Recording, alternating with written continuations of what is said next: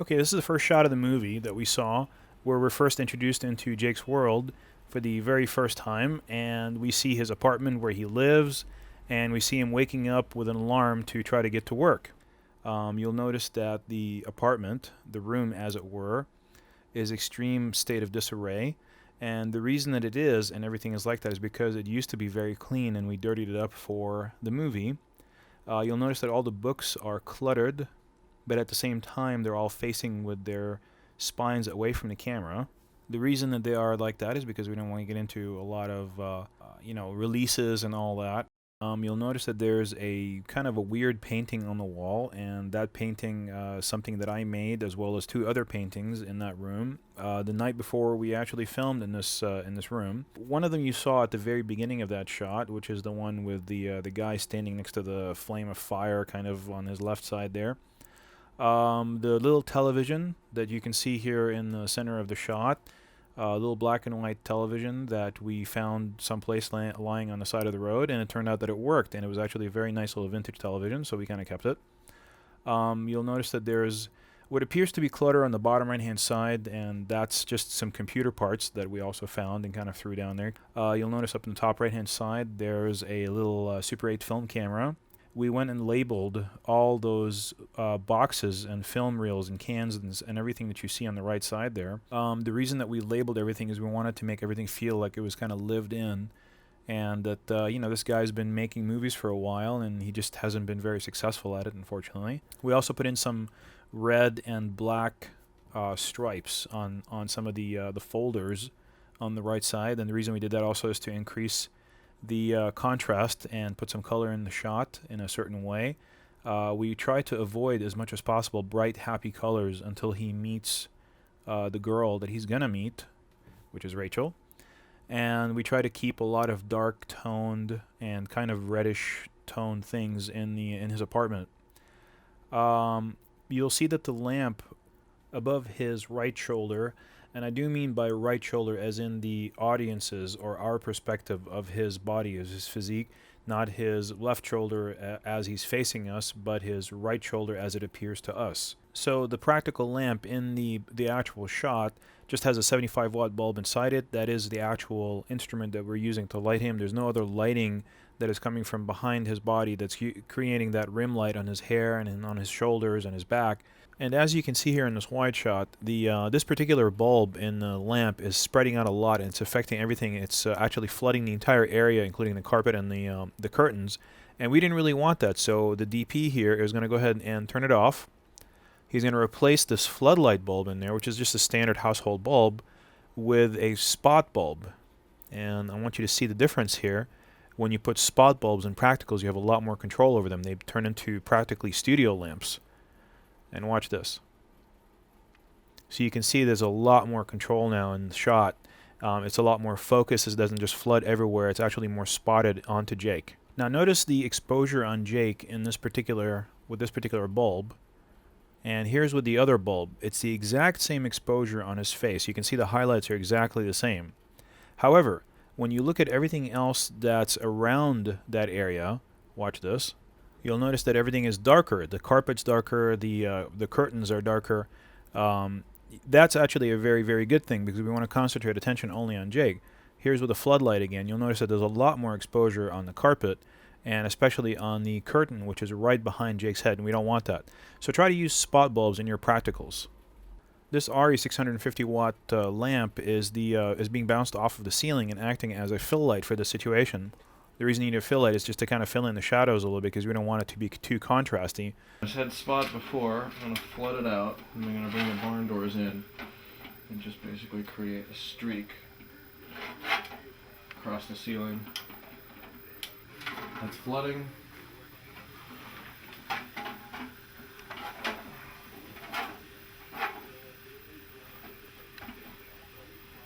And that's our streak.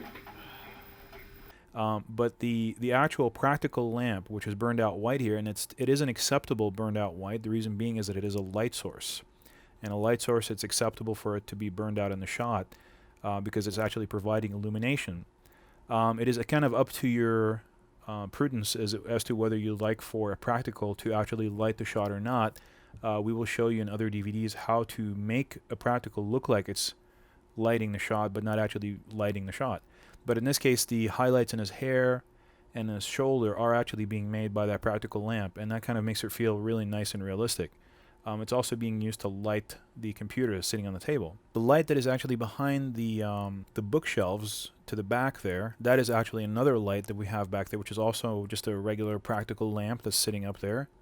Here is a little bit of a shot where we're showing essentially what it's going to look like when the lighting is bad.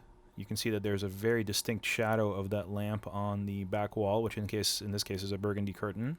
Another thing about this set you'll notice is that the light feels kind of fake. If you notice that the wall on the right side is kind of burned out, and there's a little bit of a gradient there. There's a shadow from the painting on the wall. There's a lot of light hitting that white bookshelf on the in the center top of the frame. It's not a badly framed shot. It's just that it just has horrible lighting. At least in my opinion. It just doesn't feel natural, doesn't feel right. The shot from before, when we switch back and forth from this shot to the shot from before, which in my opinion has proper lighting, you'll notice that there's a lot less shadow in the frame. You're more concentrating on Jake himself rather than on this, blaring white object in the top center of the frame, which is the bookshelf. And, Jake is just kind of another occupant of this habitat. You have to always look at a room as a two-dimensional object when it's being photographed, because you're no longer perceiving in 3 dimensions. You're not perceiving Jake or the countertop or the table or the bookshelf in the back. You're just perceiving one whole frame with items inside it that are either white or dark. You can see that another problem with using any kind of direct harsh lighting like that is that there's a lot of shadows in the frame of the crew members right now moving around inside the shot, and that will happen in any situation. Sometimes you won't have a nice big monitor like we did on the set, and you won't see those kind of things, but they do happen. So lighting soft and using bounce for the ceiling or the walls for bouncing the lights is always going to give you a little bit of a easier frame to work with if you have any kind of dollies, jibs, or if you have people moving about the set, or in a situation like this where we were just essentially in about a 15 by 15 room. It was a very tiny little space, and any little bit of movement was very big. So I'm going to go ahead and repeat the action that Jake is doing here. I asked him to over-exaggerate his movements on this shot so that you can see kind of how a performer to over-exaggerate and overdo his action on something like this. You'll see that the yawns are really big and everything's kind of like a big movement. And then you'll see the stark contrast when we actually get back into the shot and you see him kind of being a little bit more subdued and more filmic. So here's where we get into cycling through all the different gammas that certain cameras can do. You can see a lot of different looks that we can achieve by virtue of just varying where the tones, the midtones, are actually falling, because where the midtones fall in a frame is going to vary the colors as well. You can see that the couch changes color dramatically, and so does the burgundy background, but also the noise level goes up too when we go to certain higher gammas than certain lower gammas. Here's where we're going to actually turn off the fill light. Here it is off. And you can really concentrate and see what we're losing. We're losing all that detail on the left side of his face, as well as all the detail in the background. It kind of looks like just a big black thing back there. You don't really see that there's a contour of a curtain anymore. It is extremely contrasty frame at this point. If that's the look you're going for, that's great. But in this case, we weren't. Here's yet another example of the same exact kind of thing. You can see us turning on and off the fill light there. Here it is off. You can see that you really can't see much of the frame. You can see the edge of her body and the background there. It's here it is when you turn it on. It feels like you can actually see the subject. It feels like it's an interior proper tungsten light, which is kind of yellowish and warmer tone. So let's talk about the dolly shots and all the different things that we did on each individual take, and the reason why we kept or scrapped individual takes. The dolly track is on the bottom left-hand side of the screen right now. It's just out of frame, just off of to the left side of the frame. Here's another one coming up where you're going to see my hands in the right-hand side there on the frame, which is, we had to scrap that shot, of course. Another thing I want to mention is that the reason that my hands are there is because I'm actually clapping for him to wake up at a certain time. We actually had to try to pace the dolly and the jib movement with his action and my hand with that clock that's in the background that's going from 7:59 a.m. to 8 a.m., which is when he's supposed to get up and actually go to work. So I would set the clock to 7:59 and I would run back and I would keep track of the time on my watch, and right when it was about a second before, I would clap my hands so that he would wake up and jump up at the exact same moment when it hits 8 a.m., and then in post I added the alarm sound. And here's David, the actor, asking me about what exactly he's supposed to be doing and how he's supposed to be acting when the alarm goes off. And he's asking me if he's supposed to be over the top or subdued. And I said, no, we're going to do it real natural, real subdued. And so when the alarm goes off, you're just going to open your eyes, a little bit and kind of get up and then try to shut off the alarm. But you're not going to get up and just kind of jump out of bed and like we were in a comedy or something. It's just not going to work for this particular scene. So here's a little bit of a cut in or a close-up of the action from a little bit of a higher up angle. And you can see him reacting to my hand clap every single time. And then he goes over and kind of tries to turn off the alarm clock and gives up. And the reason that you want to be able to give a close-up from a different perspective is, as we discussed before, you want to always, whenever you go in to get a different shot, you always want to vary the angle of the shot and also the height of the shot and the framing. Now here's something called a jib down shot, where we're actually using the jib to come down closer and closer to Jake and kind of do a little bit of a rotational move too at the same time. It's a really interesting thing. It takes a real steady hand to get these shots off really well. You'll notice that the DP is extremely well practiced in this craft, and he's actually taking his time making sure that the shot is being executed very well. On a lot of times when you end up on larger sets, you'll have somebody doing this for you, but on smaller sets, you're going to probably, as a DP, end up doing all these things yourself, and it's better to practice at your craft very well. Here's where you can see the track on the left side as we're dollying in with the jib still attached to the tripod. And this is kind of a reveal, because you're not tilting to reveal something by using the tripod. You're actually using the jib to come up on the subject and reveal them slowly. You do that usually to reveal a costume. You'll find that reveals are probably the most powerful weapon you'll have as a filmmaker, because it allows you to maintain a close-up or a medium shot and interest in the subject, but at the same time keep moving into other facets of the scene. Here is a Dutch shot where we're actually rolling the camera to the left and to the right in order to change the entire cant of the camera. Now you can use a Dutch angle anytime you want to alter the audience's perspective on a certain normal shot and make it feel kind of like something is out of place. In this situation we tried it. We didn't really like the way that it looked, but there's a lot of other situations where you would want to cant or roll the camera to the right by using the tripod legs and shorten the tripod legs only in one direction to kind of make that kind of frame seem kind of odd. And they've been using that since the days of the black and white films to kind of force the audience to look at the scene in a whole different way, as though something is awry, something is wrong with the frame, something is wrong with that world, and something is happening that is unusual. You can use that as a device, just try not to overuse it, because then you end up with something that looks kind of precocious. Okay, this is a scene where we're going to be walking back with Jake into his world at home, and this is right after he comes back from work, right before he enters into his dream world, and he sits down, turns on the practical lamp.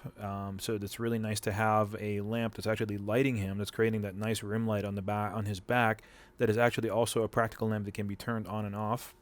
He lays down in the on the couch, and the jib kind of floats closer towards him. He starts reaching towards his dream world. What I want you to think about is, in this moment, essentially, what you're seeing in front of you is like all of your hopes and dreams, even though it's just like this kind of like this little crime scene and everything. Right. But you got to imagine that in your mind, to him, to Jake, this is like everything he wants to be in life, everything he wants to do in life is happening right in front of him, and there's some kind of a barrier that's impeding him. He cannot cross this barrier. It is physically impossible for him to cross over that threshold and get into that world. He just can't. He can't do it. But everything he wants is like right there, and he wants it so badly. He's forcing himself to hallucinate to get to that world. It's the only way he can do it. The only way he can do it is to come back home and go to sleep, to get himself into that dream state. Right. so that he's able to feel like that he's in that world. So how that works for you personally, okay, is I want you to think about what you want. And when I see you on that camera, I want you to be reaching out to what you want. I want you to get into that sense memory and think about either something in the past that has happened to you, or you really wanted, or currently right now, what you hope to aspire, right. And see that you're imagining that right in front of you. And it'll take us three or four more times to get it, but I just want you to kind of perfect that idea in your mind every single time. Okay. Okay? All right, let's try that. What we're going to show you first is how to do it badly. And you can see that there's a lot of really bright light up on the top of the wall there. The framing is off. You see the back of his head in a very unflattering kind of way. You can see that the jib is kind of dodging back and forth and not really floating. Jake is behaving kind of, he's moving around in an erratic way, not in a smooth, controlled way. There's a shadow on the background, on the curtains, where essentially one of the crew members is moving his head back and forth. That is kind of like a worst case scenario, and we're going to do it one more time, and we're going to get him to sit down again. There's a lot of shadows again on the background. It looks absolutely horrible. The framing is off, and then when he sits down, he's going to lay down with his blocking in the completely incorrect direction towards the camera as well. It seems kind of amateurish when you see it already in a good way, and now you see it in a bad way, but it's just one of those things where you really want to think about the blocking and the subject and the direction of the face way before you even arrive on the set, preferably in a storyboard. Here you can see the track on the left side. That's scrapped that shot. We caught that later on, actually. And then you can see that the jib isn't following properly with him. It's kind of descending after he sits down, where it's supposed to really keep track of him. It's cutting off the top of his head right there. And then when he lays down, you can see the jib is also not keeping track of him, and it kind of floats back down towards him, and it makes a hard stop at the end. So all those things make the shot essentially unusable, and then we have to do it again. Also, Jake wasn't exactly sure which hand he's supposed to reach out with because we hadn't gone over that.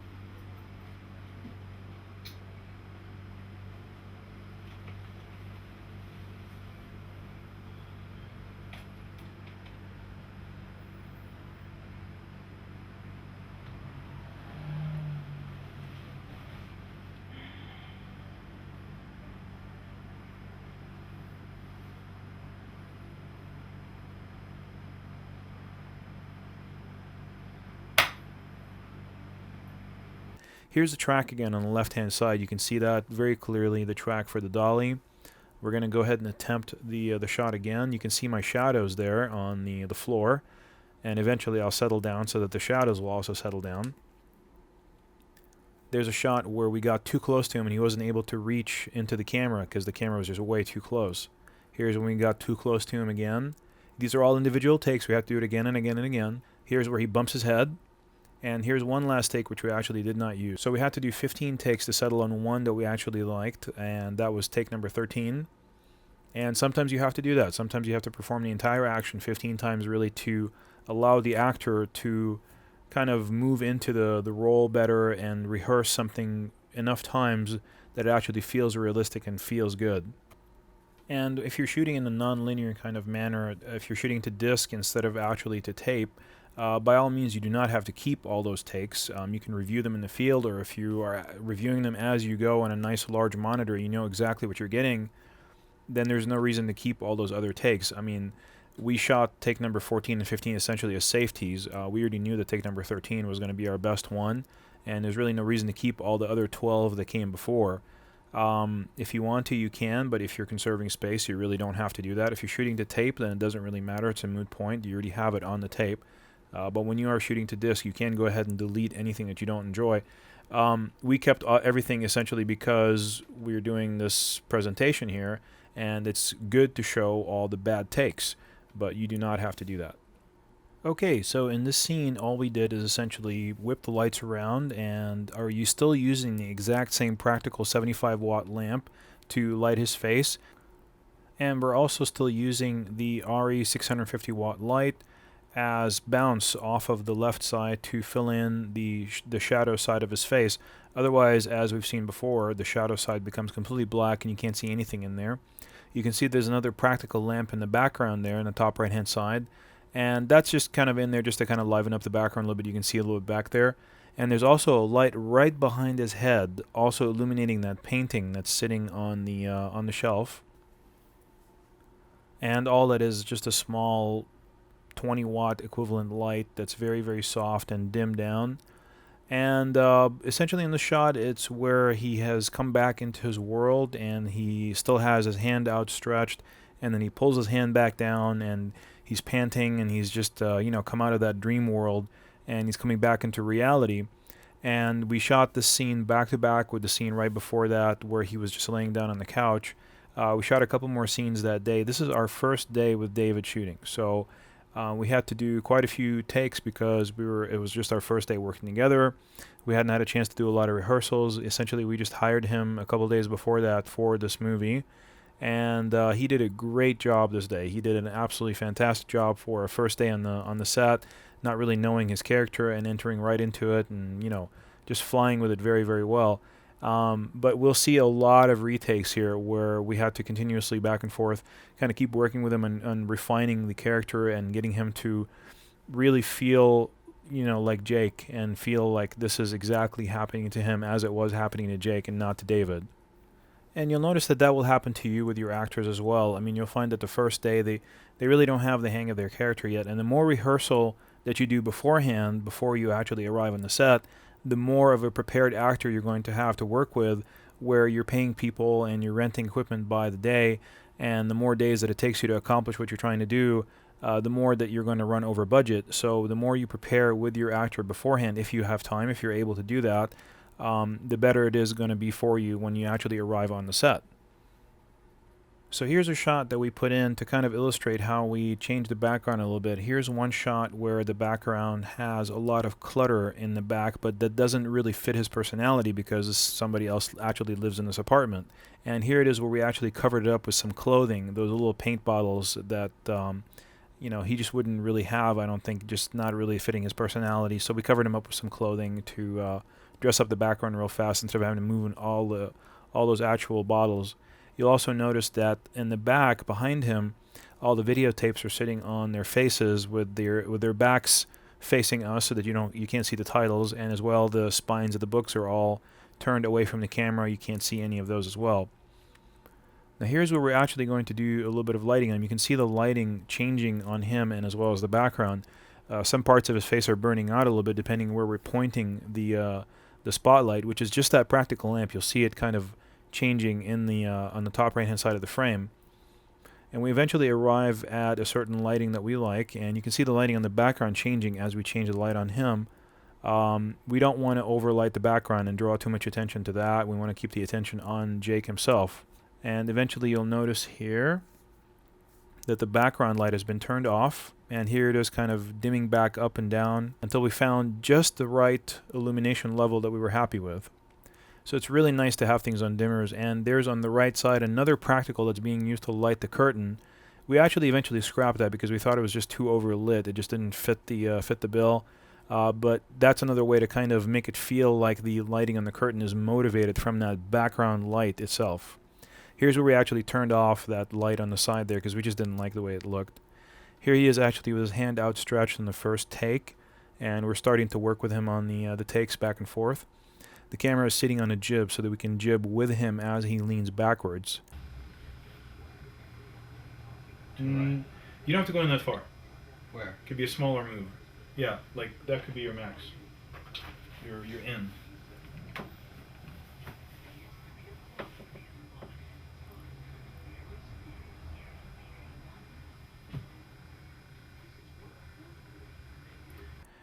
And here I am actually telling him to raise his hand up a little bit and adjust it a little bit, and we pull the camera back.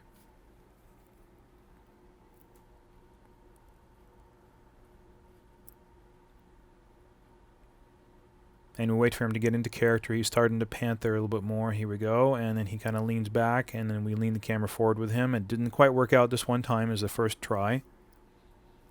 And here he is adjusting his hand again. He was panting, get into character, leaning back, and then we kind of move the camera in.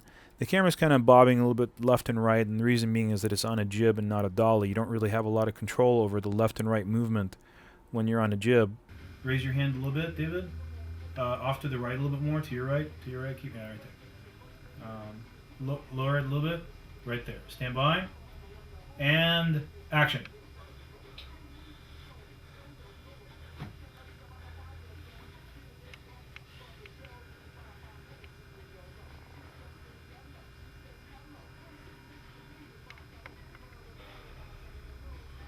One more time adjusting his hand up into the frame. A little bit more to the left of the frame to kind of fill in that dead space. And here he is starting to pant and get into character, and then he leans back and we move in with him. Very slowly this time. What the DP is giving me is just a lot of different takes on the same kind of an action from the camera side. And that's a really good thing because it gives us a lot more options later on in post-production. And here's when the DP is setting up the camera on a tripod so we can get a more steady shot, because we realized that we didn't like the whole bobbing left and right of the movement of the camera there, so we wanted to get at least a couple of steady shots before we closed that scene. And here he is hooking up the YRB component cables so that I can watch what he's doing on the monitor, on the professional monitor. He's leveling the camera right there, adjusting his LCD, panning the camera, taking a focus, getting into position. And here we get back to Jake, and he's raising his hand, getting it into position, getting into character. Here he is starting to pant, and he drops his hand and leans back. And this was just a zoom, just to kind of illustrate the difference between an actual camera moving in or zooming in. Here he's dropping his hand again, leans back, and we move in with him again really slowly.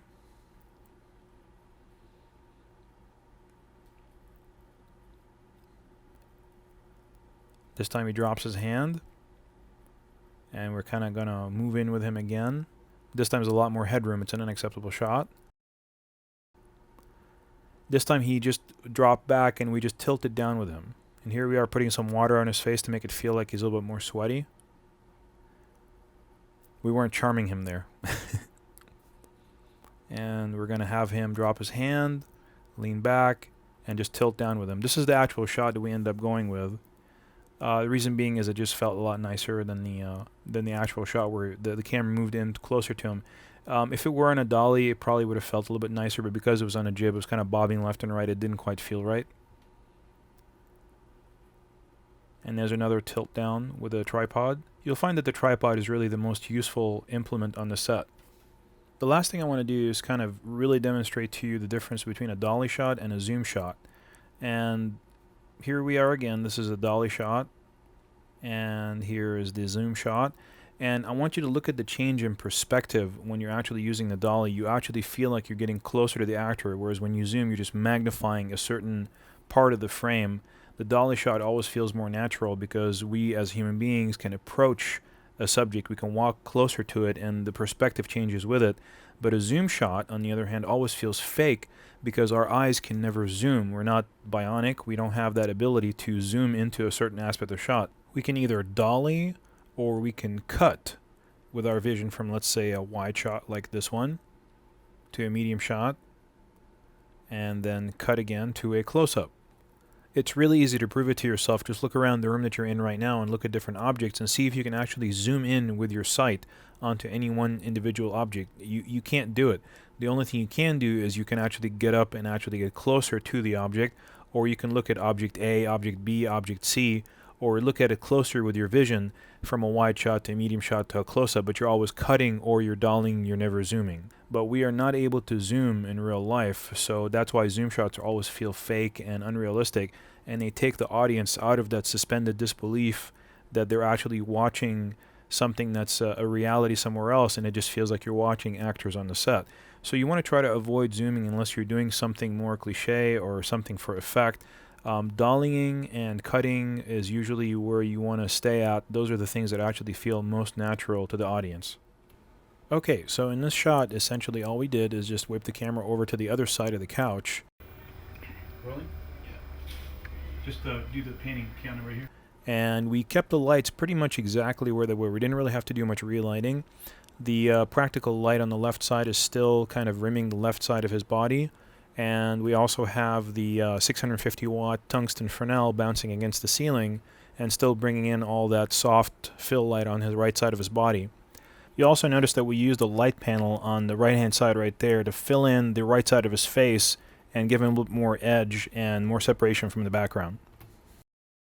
The reason we did this shot for is because this is when he comes out of his world, and we wanted a shot where we see his face from the front and then also from the back, and this matches up with where he's on the crime scene and he's watching the two detectives.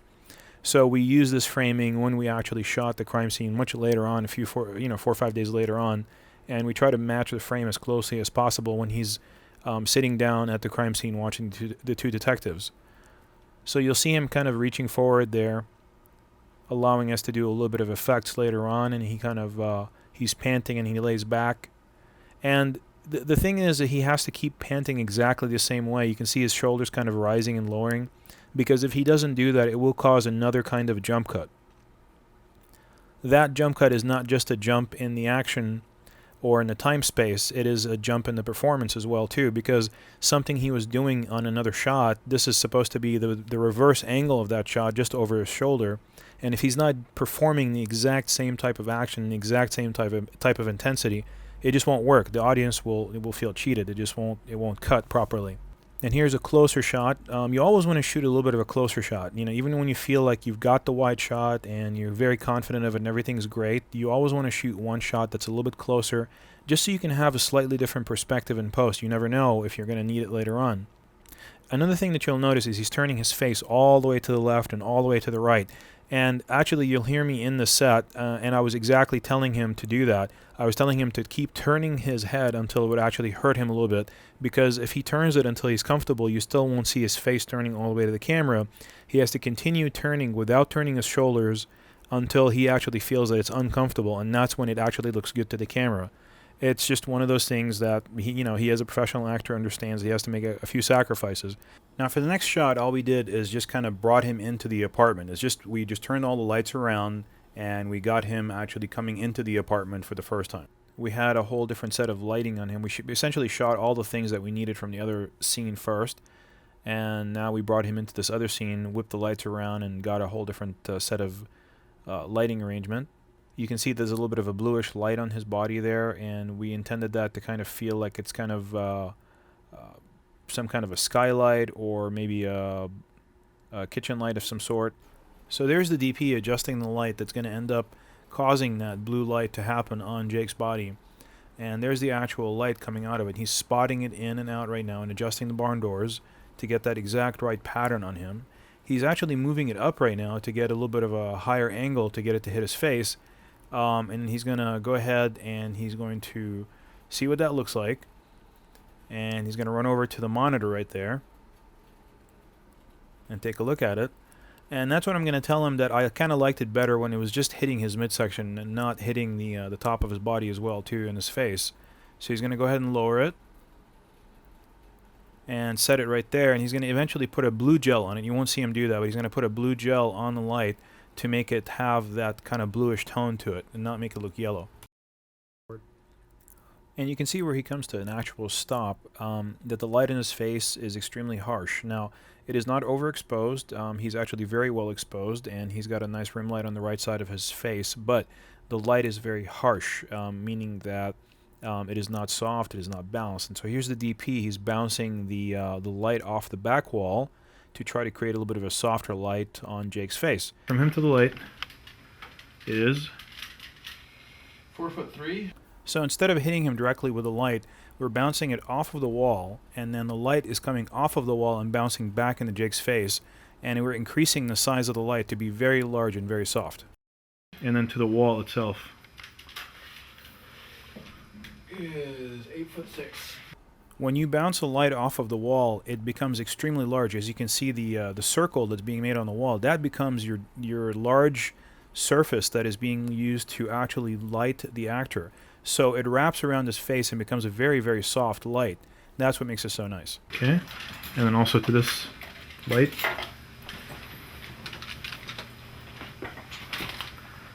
He is 7'10". And here we see the before with the harsher light. And here's the after. You can see that the light on his face is a lot softer, more natural, and it seems more realistic. Here's the hard light again. Here's the soft light again. And we inadvertently gave him a little bit of a greenish cast because by bouncing light into the wall, which has a little bit of a green kind of tint to it, we ended up bouncing back a lot of that greenish kind of cast back into his face, and that's something we're going to fix later in post-production. Here we are also measuring the distance to Jake at position 1 at the door. Pull a little tighter. Which number? Just a feet. I'm confused. 18. 18. And 18 we feet? move Yeah. him to position 2 and take another measurement reading. And then we essentially look at that on the camera and make sure that he moves between those two parameters for the focus, that we're not overshooting the focus in any direction, either before or after that frame. Okay, and go ahead.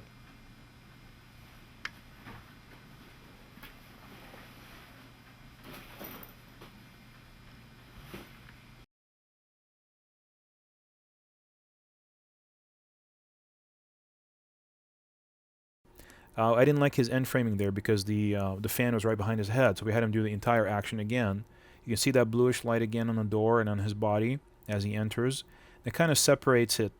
We have a very small area to work with, and we wanted to make it feel like he's traversing a larger distance, and the only way to do that is with lighting, to kind of create pockets of light. So here's pocket number 1 with a little bit of the bluish tone on his body, pocket number 2 with the light coming from the right side, and pocket number 3 with the light coming from the left side again. So 1, 2, 3, it feels like he's traversing a larger distance. It makes it feel like it's a natural environment with a lot of different practical element lights inside the shot. It's just a nicer, more realistic appearance to the environment rather than just having one blaring light in his face as before. Here's yet another example why you don't want to have any hard light sources hitting your subject on video, because you notice that the subject casts a shadow on the background, which is actually moving. We'll repeat it again here so you can see it. You see the shadow is actually moving with the subject. It's very distracting and not very pleasant. Here it is nice and soft. It's just a nice fill light. You can still see her. You can see all the details in the set, but there's no distracting shadow moving against the background with her. It feels more natural. It feels more realistic. It doesn't feel like it's just a set, and it doesn't feel like video anymore. It feels like it's a movie. Here it is with the soft key turning on and off that does not cast a shadow. And here is the hard key that actually does cast a shadow.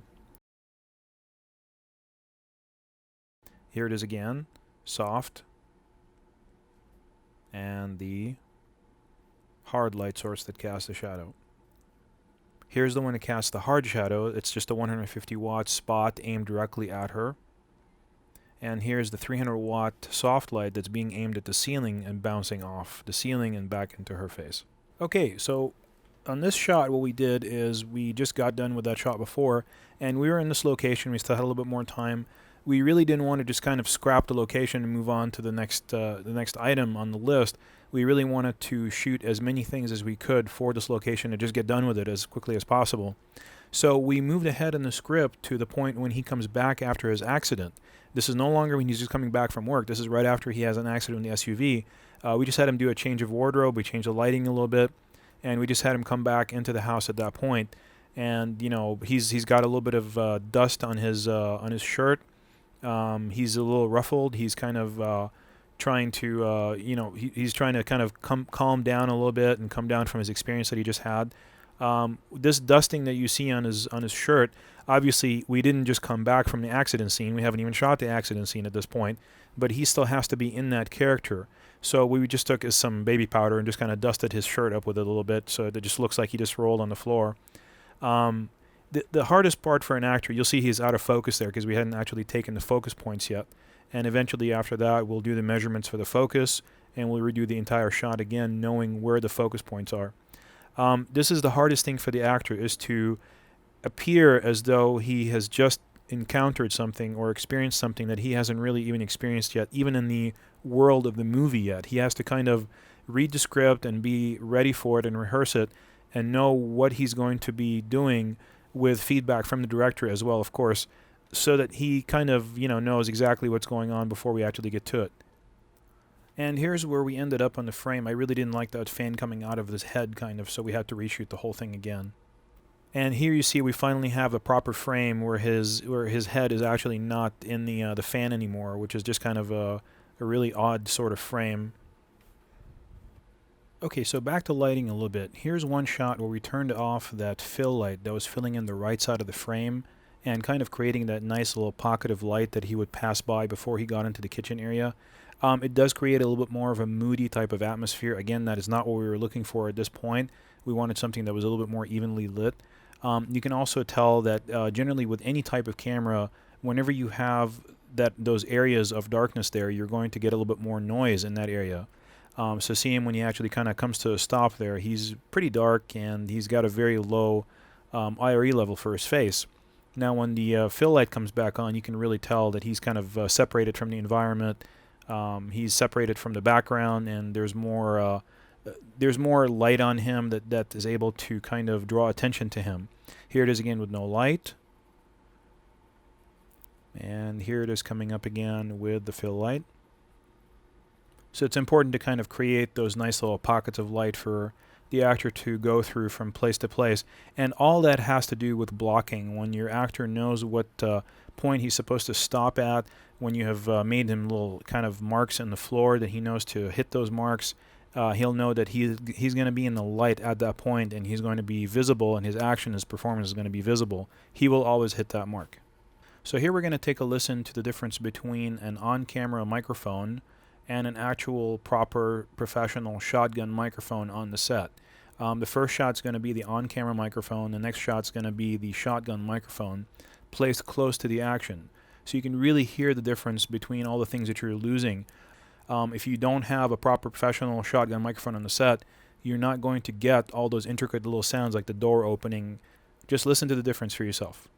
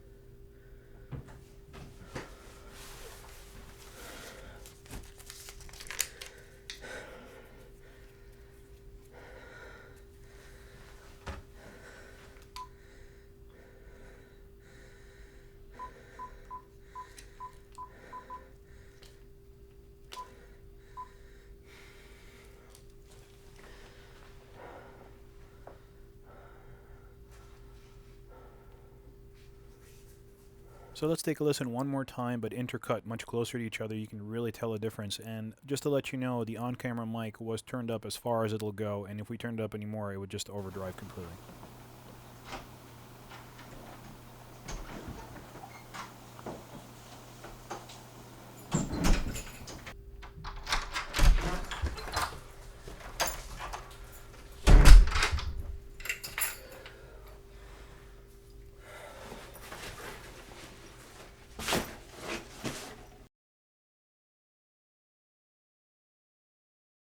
Okay, this was another fun thing that we got to do. This is all still in the same day. We shot everything in the same day at this apartment. We got all the scenes done pretty much for the entire movie in about 2 days, and this is still the same day. You'll notice that the daylight is pouring in through the window on the right side. On the left side, all it is just a little bit of a pocket LED light that we put in there, which is also daylight balanced, that creates that kind of blue effect. This is done in broad daylight, by the way. It's actually about 3 o'clock in the afternoon. That is actually full sunlight streaming in through the through the curtains, but we underexposed it to a very high degree, and also just by very selectively opening the curtains. Here's what happens if you were to do it badly. He opened the curtains too far, the exposure wasn't proper, the framing wasn't right. You can see the background, the white wall in the back, and that kind of gives it away. Okay, this is for the bad one. We're going to let in more light and frame it up where we see this thing back here. Roll camera and action.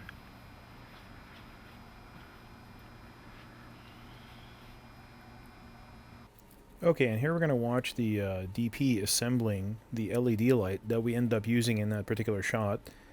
He's going ahead and putting it with its battery on this device right here. It's a couple of clamps joined with a rod, and he's going to attach the clamp to the tripod.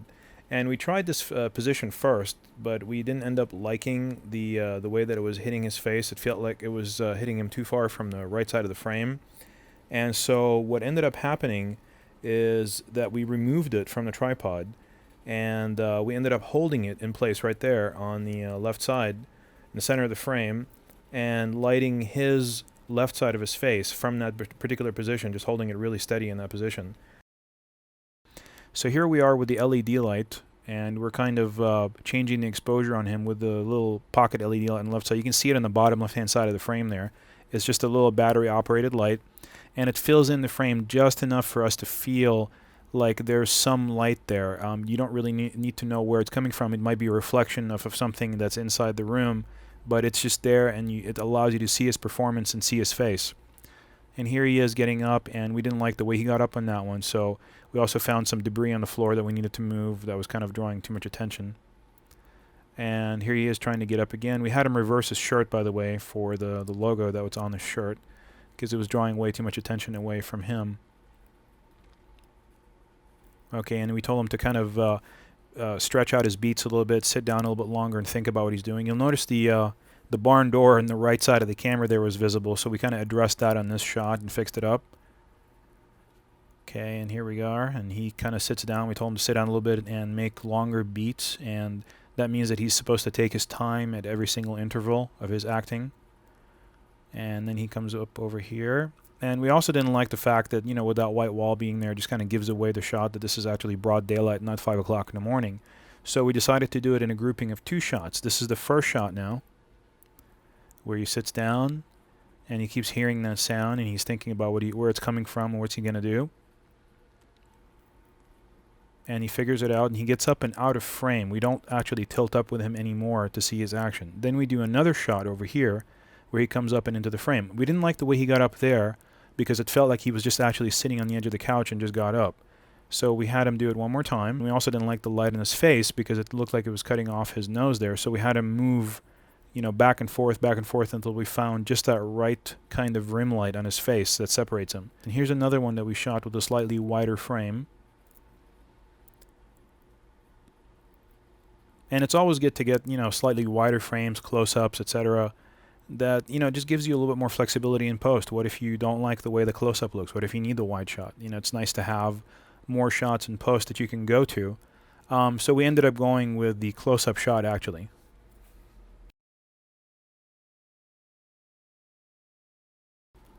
Wardrobe continuity is very important, and especially on these independent films, you usually don't have a continuity person watching, the wardrobe from scene to scene. So it's important for you as a director to keep track of what the actor is wearing on the actual script, and kind of just jot it down, just so you remember from scene to scene and shot to shot what each actor is going to be wearing. Everybody like his look? Is that cool? Yeah. Definitely wardrobe is something that it's not a bad thing at all to get other people's opinion on it, and also to ask particular performers, and ask them, what do you think you would wear in a situation like this? You may agree, you may disagree, but sometimes you're going to end up agreeing with the performer, because they've probably worn these clothes for other movies too, and they may know what works for what kind of particular scene. So always ask. The worst thing that's going to happen is you'll choose something else. Okay, this is another interior scene that's in the exact same location as the last one. We just moved further along to the left side of the curtain. And this is when Jake is telling Rachel that he is losing confidence in himself and he's giving up on writing. And we're going to discuss primarily acting and communicating with your actors, then audio, and then after that we're going to discuss lighting, white balance, and framing. So first, acting. Okay, I'll give you guys a way out of it. All you have to do is, after you kiss him, lay your head on his chest facing me. Oh, that would be so much better. Try Okay. that. This way? Yeah. Are we holding hands? Hold the hands up high. No, up high. Yeah, there you go, up high. Give her the kiss. And immediately lay your head on his chest. No, further down. No, I'm sorry. Okay, No, I see. wait, hold On his shoulder, on his left shoulder. Oh. No, just on his left shoulder. There you go. Oh, There you go. go.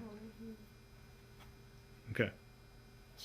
This is when, take a listen to this. This is when Rachel is telling me, or actually Laura, the actress, is telling me that she's a little iffy on the dialogue and she's not feeling very confident. So here's my response to her as well, too. Yeah, if I'm iffy on the dialogue, though. Well, Be patient we'll with try us. it. Yeah, don't worry about it. We'll try it a couple times. Anytime an actor is trying to tell you that they're iffy on the dialogue or nervous or anything like that, just let them know that it's okay, and we'll try it a couple of times, and we'll see what happens. Whatever you do, don't take the position of, well, you should have read your script, you should have practiced your lines, you should have rehearsed, etc., etc. It's too late. Always remember to be kind, be gentle, and be caring.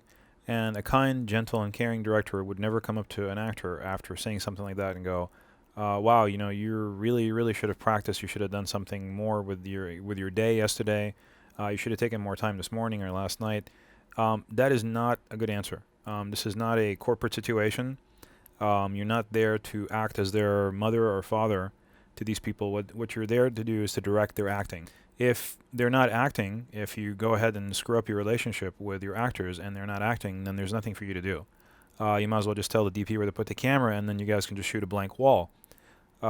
It's very important to be kind, gentle, and caring with your actors, and always remember that more than likely they're giving you their best. And so if there's situations in their life that have predicated them to not be able to rehearse the day before or to practice their lines in any way, you have to be understanding of those situations. And yes, this is your time, and you're paying for the set, and you're paying for the gear and the people to be there, but now is not the time. Go ahead and move on with the scene, do your best, see what you can do. Even if it takes 10 or 12 takes, no big deal. Just go ahead and get the shot. And later on that night, maybe sit down with your actors and rehearse for the following day. So just whatever you do, don't be scolding on the set. Don't ever put an actor down for not preparing as you would have wanted them to. Just move on, do your best with your shot, do your best with the scene, and at the end of the day, try to fix it for the following day. Stand by. And action. I give up. I just don't have the strength to do it. I thought that car almost killing me would be like a wake-up call to live again. I thought it would give me strength. But instead it just gave me fake courage. I'm right back where I started. Another roadblock. Just this time at page 25. I know where you're coming from. But it's not just going to be one thing, and all of a sudden it'll happen for you. And you can't wait for that one thing. It's a process. You can't let it get you down just because one thing didn't work out for you. You're at page 25. You have 25 other scripts that are at page 5. It's a start, right? Okay, so let's talk about audio. Right now, each one of them is wearing their own lavalier mics. Those are the little lapel mics that pretty much have a little microphone that sits near your mouth, and they have a transmitter, an audio transmitter, and that transmits back to the receivers at the camera. And also at the camera, because of the camera that we're using, it also records its own internal microphone on channels 3 and 4 all the time. So why don't you go ahead and take a listen to what my voice sounds like through their lavalier microphones. I'm about 15 feet away from them. So their lavalier mics are transmitting back to the camera. Let's hear my voice through their microphones. Stand by. And action. Okay, now let's hear my voice through just a microphone that's built into the camera that's really close to where I'm speaking. Stand by. And action. Okay, now we're going to listen to Jake's audio through his own lavalier mic. Then we're going to listen to his audio through Rachel's lavalier mic so we can understand clearly just how important it is to have proximity when you're dealing with lavalier mics and to try to get him as close to the actor as possible, as close to his mouth as possible. I give up. I just don't have the strength to do it. Okay, so that was through his lavalier mic. Now this is through her lavalier mic. I give up. I just don't have the strength to do it. Okay, and so hopefully we've heard the richness of the voice when it comes through his own microphone as opposed to when it's bouncing off of the glass and back into her microphone about 2 feet away from his mouth. It's just more tinny, it's more thin, there's no depth or bass to it at all, whereas his microphone is very nice and crystal clear and has a lot of depth to it and bass. So you want to try to get the lavalier microphone as close to the actor's mouth as possible. Okay, so now you've heard how when you use one microphone to record both people's audio, one of the people is going to end up paying the price if you're using lavalier omnidirectional microphones. So this is a lavalier microphone, the lapel mic, or the neck mic or the tie clip mic. A lot of different names for it. It's just a little microphone that clips usually to the shirt or the tie, or you hide it underneath somebody's shirt in order to record their personal audio. You do not want to record other people's audio on that particular microphone because it's designed to record within about a 1 to 2 foot radius of its own element, of its own recording element. When you go and record other people's audio around it, you're going to end up losing bass, you're going to end up losing the life and richness in the voice, and it's also going to get a lot lower too, as you heard from the tests. So if you're recording 2 people and you want to use lavalier microphones, make sure you have 2 of them, or at least have them repeat the scene, do one more take, but switch the microphone over to the other person and so that they can have the benefit of the better audio too. Ideally though, it's better to have 2 lavalier microphones, 1 in each person, both transmitting simultaneously to the camera and to channels 1 and 2. And you also got to hear the difference between that audio and the on-camera microphone's audio. So you want to try to always never use the on-camera microphone for any reason other than just, I guess a scratch track, just so you can get life sounds out of the scene. But all the dialogue should be recorded in lavalier mics or a boom microphone. Either you or the audio person or someone who's watching the script has to always have a set of headphones on their ears all the time. Don't just trust the level meter on your camera. You have to always have a good set of headphones and always listen to the dialogue through the headphones. If you're sitting in the same room and you think that you can hear everything, you're not hearing the whole thing. There's little things that are going to happen to that microphone that you just will not hear unless you have a good set of headphones on your ears. Okay, now let's also talk about how Jake stumbled in his line a couple of times. Here we go. I thought it would give me strength, but instead it just gave me fake courage. Okay, so when an actor is stumbling over his dialogue like that, there are 2 cures. Number 1 is to just do more takes, and eventually he'll, eventually work it through, and he'll learn the lines through repetition. The other way is to stop for a moment, give them about 5 minutes, and allow them to go ahead and re-rehearse the lines back and forth, give them a moment to take a breather, and then go ahead and move on again to take number 2.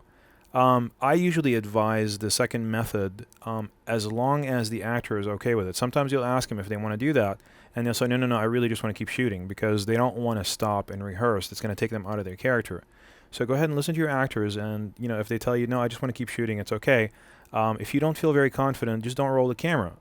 But by all means, don't just force them to do one thing. Don't force them to stop and rehearse. That usually puts them on the spot and ends up being 10 times worse than just allowing them to do what they want to do, which is just to do a few more takes. Now, as a director, once you notice that if they're doing 2 or 3 more takes and they're still stumbling or stuttering in the exact same spots or in different spots, then you just need to make a judgment call and stop it and say, okay, I want you guys to, let's have a powwow and let's sit down and rehearse the whole scene again, just in case, just to kind of make sure everybody's got their lines straight. But before that, give them a couple of chances to kind of redeem themselves and go ahead and try to do the scene again without stopping to rehearse, because you really don't want to put the guys on the spot. Once you put them on the spot, they're going to lose confidence. And when they lose confidence, they're going to end up losing all their lines. And you'll find that it just goes downhill from there. They start stumbling everywhere and stuttering, and they just can't get the hang of their character anymore. And you end up having to do 27, 28 takes just to get a barely usable take that doesn't even work. And it also affects your relationship with your actors. So don't put them on the spot. If they're stumbling, stuttering, or if they're having problems with nervousness, always ask them, what would you like to do? Would you like to keep going, or would you like to stop and rehearse? And they'll tell you how they feel and go with them on their feeling.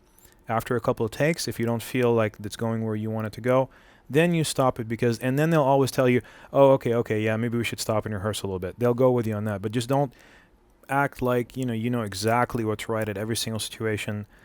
Be gentle, caring, and patient with your actors, and ask them how they feel and what would they like to do, and then go with that. That way you allow them to save face and remain in character and feel confident that you still have confidence in them as actors. Now let's go ahead and hear both of their audios through the camera microphone. Let's just say if you just had the camera microphone on there. I give up. I just don't have the strength to do it. I know where you're coming from. But it's not just going to be one thing, and all of a sudden it'll happen for you. Hurts your ears, doesn't it? Especially when you hear it first through the lavalier mic. The only thing really you want to use the on-camera microphone for is if you're using a camera that can record 4 channels of audio, you want to use the on-camera microphone to record your instructions or your notes without letting the actors hear what you're saying. So let's just say if you want to say, well, that was a good take or that was a bad take, and that way you can hear it later on in post-production when you get there, you can just kind of whisper it into the on-camera microphone where nobody can hear you. The reason that I like lavalier microphones so much as opposed to boom microphones or on-camera microphones especially is because you don't require a second person on the set just to hold the boom mic. You can just give each individual actor, as long as you're doing most of these things as shots with 2 people in them talking to each other, which is what most independent films are really. You don't really need a third person on the set to act as a boom microphone holder and just stand there with a boom mic the entire day and then have to worry about getting the boom mic shadow in the shot. Lavalier mics, especially wireless ones, just give you a lot of freedom. You can walk with your actors, you can send them wherever you want in the shot and not have to worry about cables dangling everywhere. And each one of them has their own personal microphone that always gets you the best audio possible for that person. There's a lot to be said for boom microphones. They're fantastic devices. Most professional productions use them, but they just complicate matters a little bit for small independent productions. Unless you're doing shots where you're dealing with more than 2 people, where you're doing 3 people or more, you don't want to give each one of these people a microphone. You got to just have one shotgun mic that records all their audio. The other situation is if you're on a very, very tight budget and you can't even swing, for instance, the $1,000 that it takes to buy 2 wireless mics, then you can go ahead and just buy a $300 boom mic and just be done with that. Just get a boom pole, use that, and you're done. You can buy a really, really, really good boom mic for about $1,000, which is what it would take to buy 2, good wireless transmitter receiver combos. So you can definitely get more bang for your buck with $1,000 and a boom mic than with wireless systems. However, the wireless systems just give you the freedom that independent production usually demands. Here's another downfall of wireless microphones and any kind of lavalier microphone, is that when the actor is moving, it picks up every little scraping of their clothing against that microphone, depending on how you put it on their body. So go ahead and listen to the scene and listen to all the different noises that are being generated when the actor walks and rubs against the lavalier mic. Lavalier mics are definitely something you want to be careful when you're using, because they're easy to distort using clothing, because when the clothing rubs on it. So if you have a lot of movement in the frame, that's definitely something you want to use a boom mic for.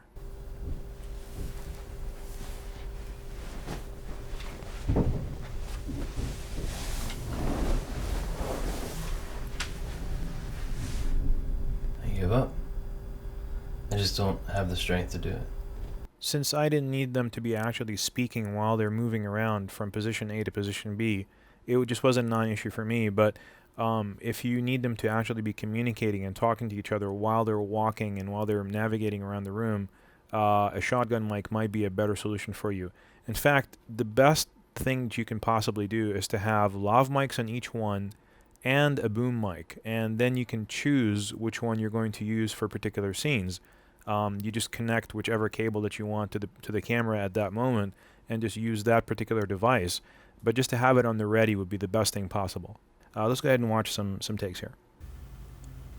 It would be like a wake-up call to live again. I thought it would give me strength. And you can't sit around waiting for that one thing either.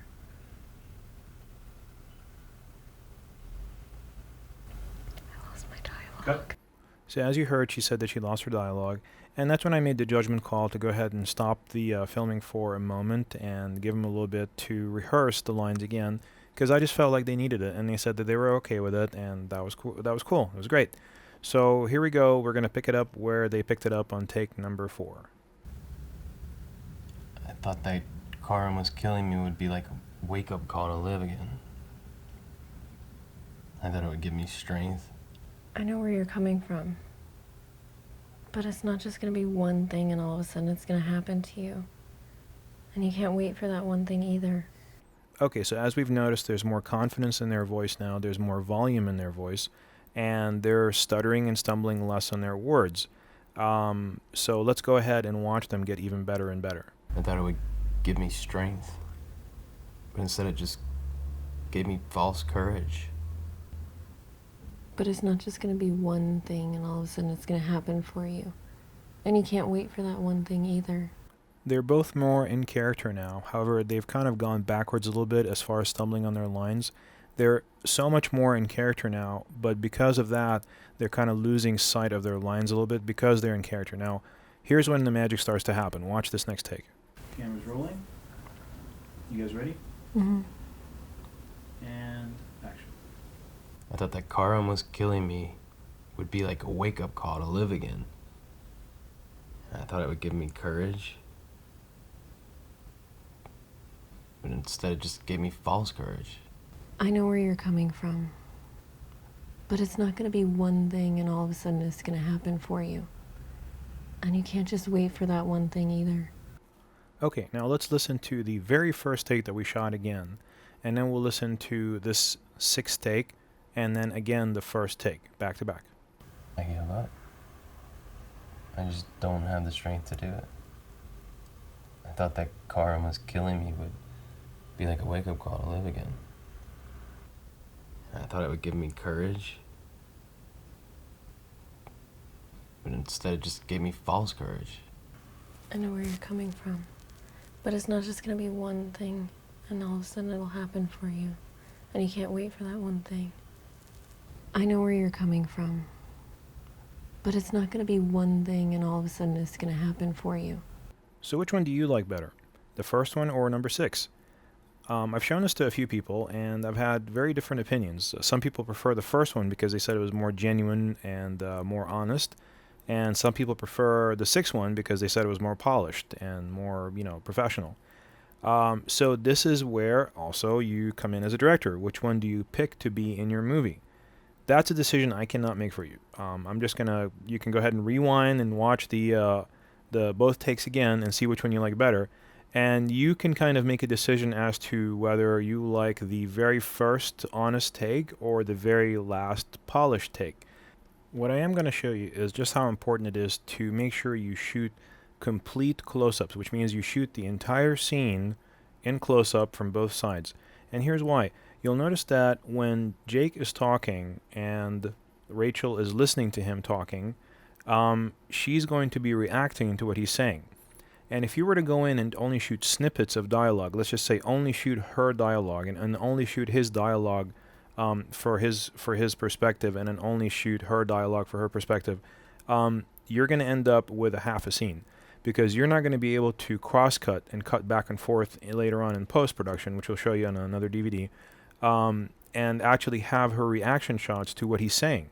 And to be honest with you, a character's reaction to what another character is saying is sometimes 10 times more important than what the original character is saying. It's so important to get those reaction shots. Human drama is all about reactions. It's all about her reaction to him telling a story. Now watch her reacting to him telling his story. I give up. I just don't have the strength to do it. Okay, now that we've seen the importance of reaction shots, let's go ahead and watch her close-up. This is after she's had 10 or 11 tries to practice her lines and her dialogue, and also to make sure that she's perfectly in character. And this is also her shot. She knows that this is her close-up. And you'll notice that from any actor that you work with, you're going to get the most out of them when you tell them that you're going to go ahead and do the close-up. They know that they're pretty much the focus of the frame, that this is their shot, and they better do a doggone good job, otherwise they're going to pretty much lose out on the whole scene. So, this is her close-up.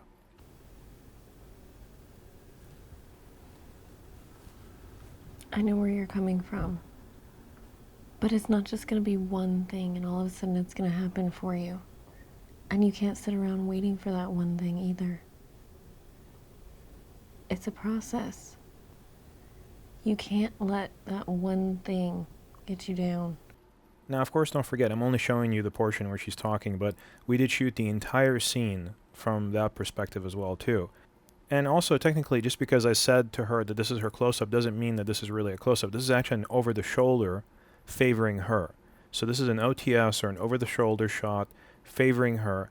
And it's got close-up framing. It's from the top of her head down her shoulders, which is pretty much technically a close-up framing, but it is an over-the-shoulder shot. Now watch her original wide shot in comparison, stark comparison to her performance in the close-up. But it's not just going to be one thing, and all of a sudden it'll happen for you. And you can't wait for that one thing. It's a process.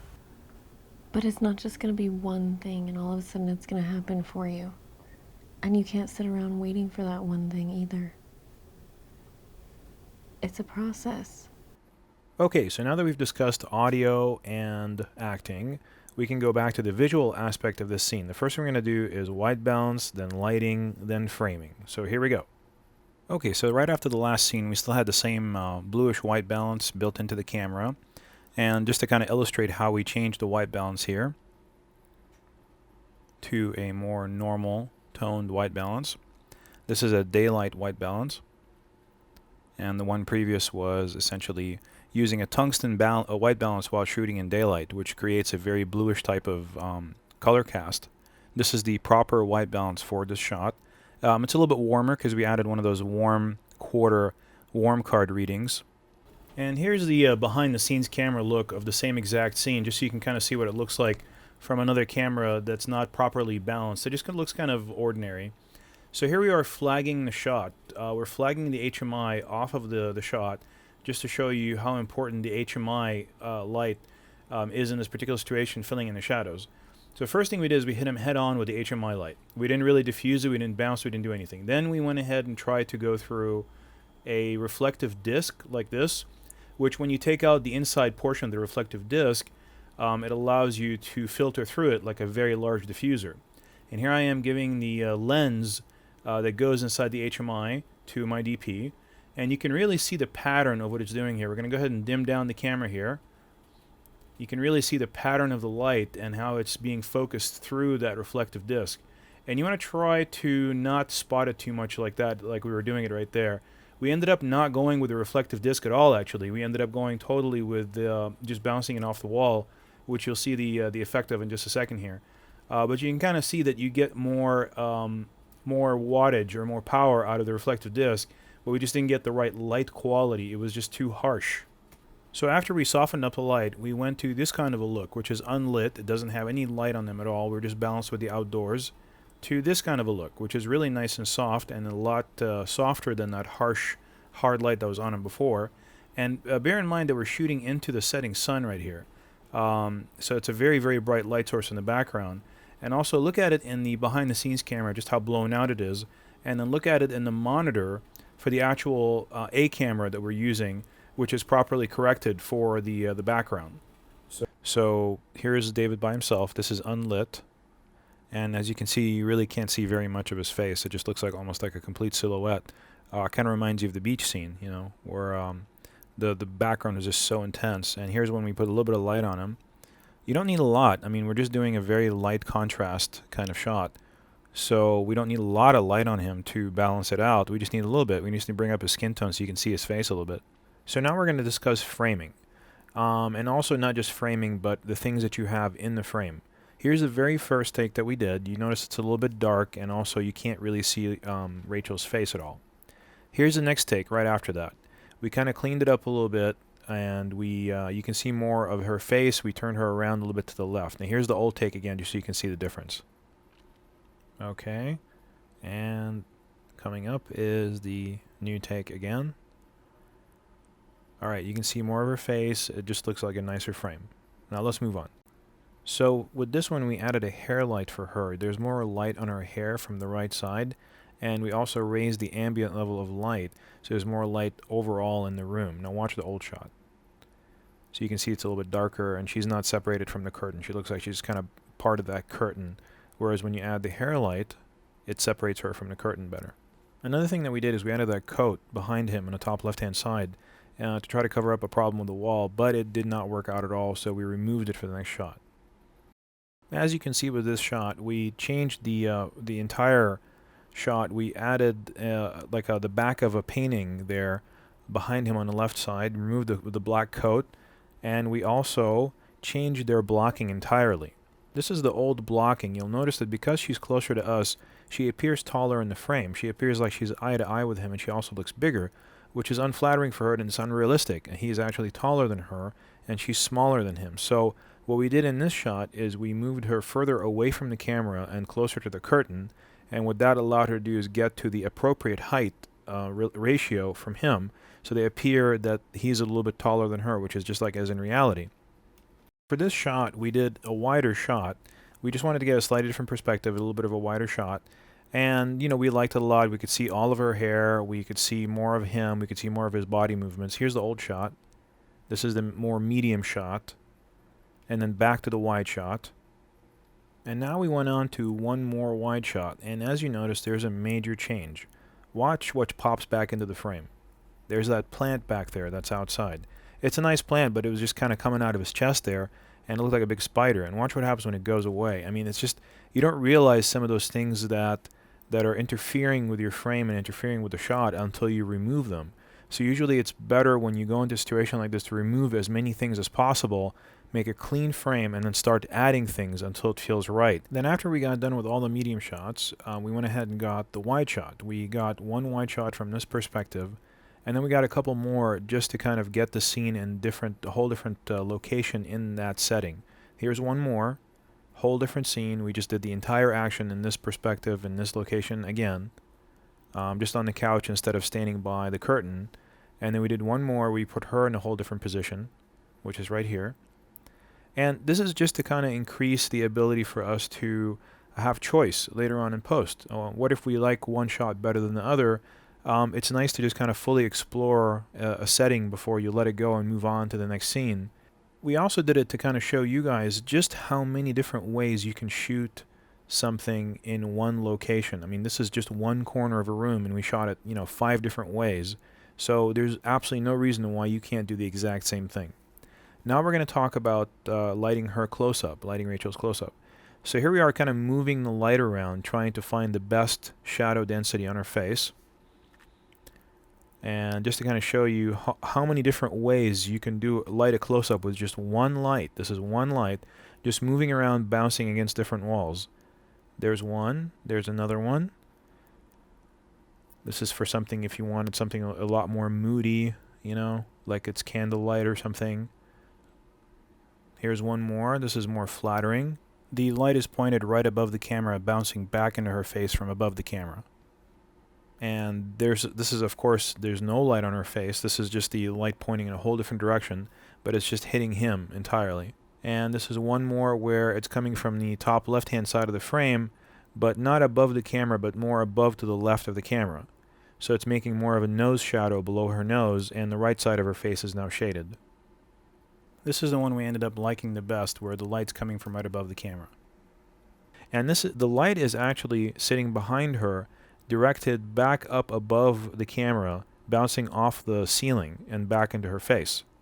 So it's just a really, this is one light. This is what you can do with one light, one tungsten light in a room, and it's just kind of bouncing around everywhere trying to find the best way to light her. And it looks great. There's no reason why you would need any more lighting. You could probably throw a hair light in there if you really wanted to kind of separate her from the background a little bit, but you really don't need to. It's just whatever you feel is necessary, whatever you feel is enough. Just go ahead and light it, get it done, and get on with the scene and get on to the next scene.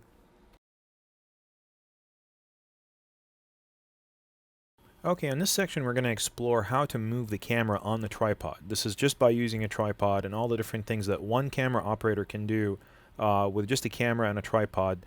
and by changing the focus rather than zooming. That's the first shot right there that we're going to talk about. This is another shot, and we're going to talk about a bunch of series of other shots that we did at the same time while we were doing these two shots. We did a whole series of locations. This is the first location, just a couple of street sides that we did down in Los Angeles. We selected this particular background because of all the different signs that said wrong way.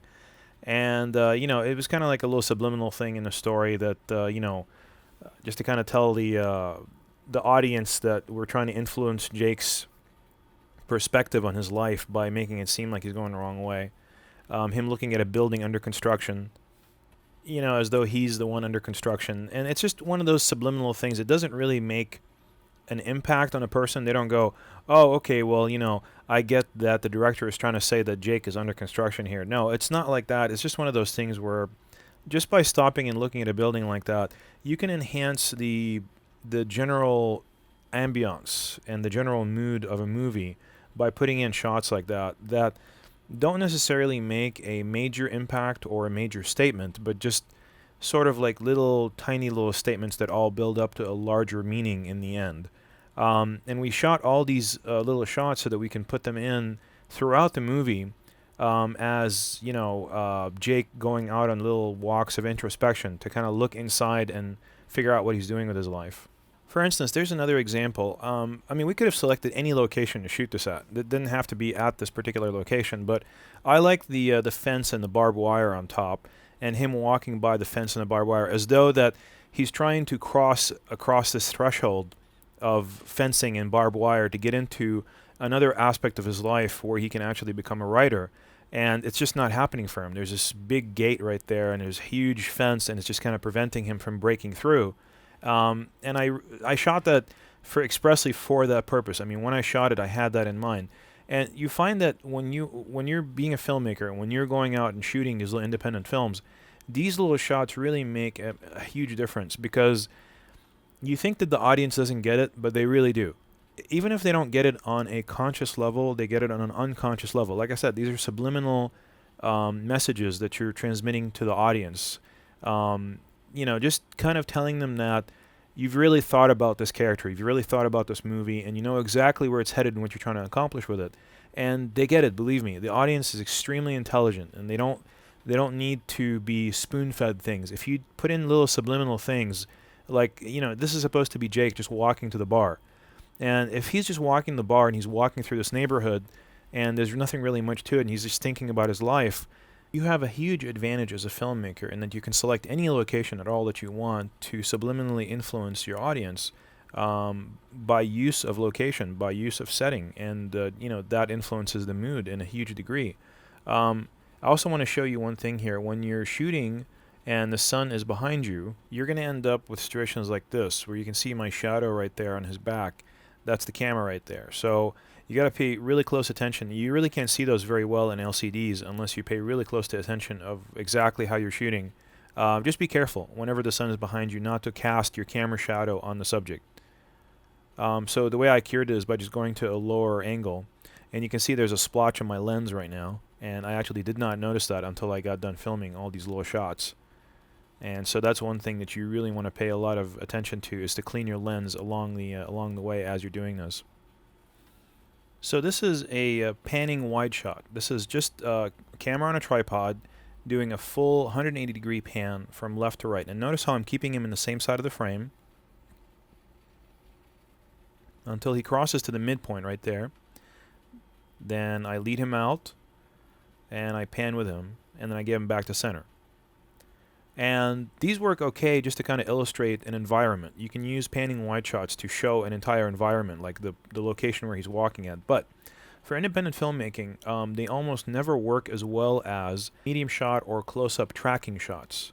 A tracking shot is similar to a panning shot, except that you're pretty much tracking the subject like that, where you zoom in, you track the subject, and you get a good frame where you justify him to the left, and you give him a good face room to the right. That's called face room.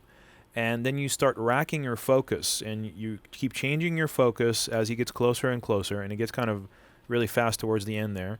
And then you pan with him as he passes you, and you get that wonderful kind of panning approach where the background is going so much faster than him, and it just gives you a sense of movement that a panning wide shot would never ever give you. However, it also does not illustrate the environment or the location like a panning wide shot, because it's primarily focused only on the subject. So when you want to draw attention to the subject, you go to a tracking medium shot or close-up, and when you want to draw attention to the location or the setting, you go to a panning wide shot. Okay, the other thing we're going to talk about here is a tilt down. You can see how I'm at a lower angle than Jake right here, and as he's walking, I'm just tilting down and panning to the right. What that allows you to do is to kind of create a sense of grandeur to the person, the subject that you're trying to glorify. As in the subject, Jake, is kind of larger than life, and he's carrying a lot of weight on his shoulders. So here's the tilt down again, and as you can see, it also allows you to illustrate the sky and kind of blend the subject into the sky as he first enters the frame. When we go to a slightly higher angle, we can still tilt down a little bit. As you can see when he kind of walks in right there, I'm still tilting down with him just a little bit and panning to the right, but it's not as profound as when you start at a much lower angle and tilt down and pan to the right. It just has a more of a sense of purpose when you're at a lower angle. Let's watch that again. Another thing I also want you to notice is that I stayed on the correct line of sight. I'm always on his right side of his body. When I'm doing all these moves, I never switch to the left side of his body. Notice how they cut very well together. It feels like he's always walking from left to right, of the frame.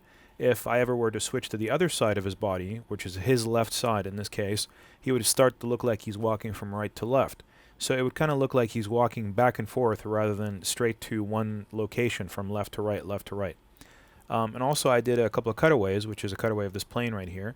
What a cutaway allows you to do is, as we discussed before, to pace your editing. Let's just say there was a glitch. Maybe he started one shot from left to right, and then at the end of that shot, he did something that wouldn't cut with the shot that you wanted to go to. You would insert a cutaway in order to make sure that you can kind of bond the two shots together without making it feel like there's a jump in the action or a jump in the time somehow.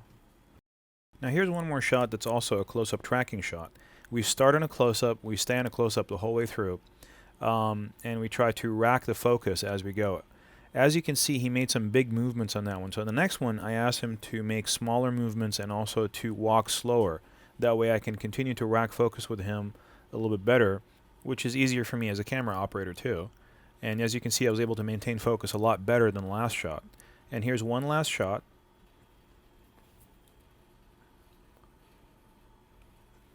And this one I had him walk really slowly, just so I can show you just how much easier it gets to maintain the focus the slower your subject gets. That's another aspect of blocking. The more you block your actor better, the easier of a time you're going to have as a camera operator. Okay, now let's talk about diagonal lines. The diagonal line he's about to walk on extends from near the left of the frame towards the right side of the frame. That is going to be a powerful line for you to add to your images to influence the audience, where he comes in and he kind of walks to the left and then finds the line right there that he wants to walk on and then starts to walk along the line. There's a lot of subliminal messages being created by this shot. First, he's being forced to walk along the line, and he looks like, because he's not succeeding as a writer, he's going to continue walking along the straight line for the rest of his life.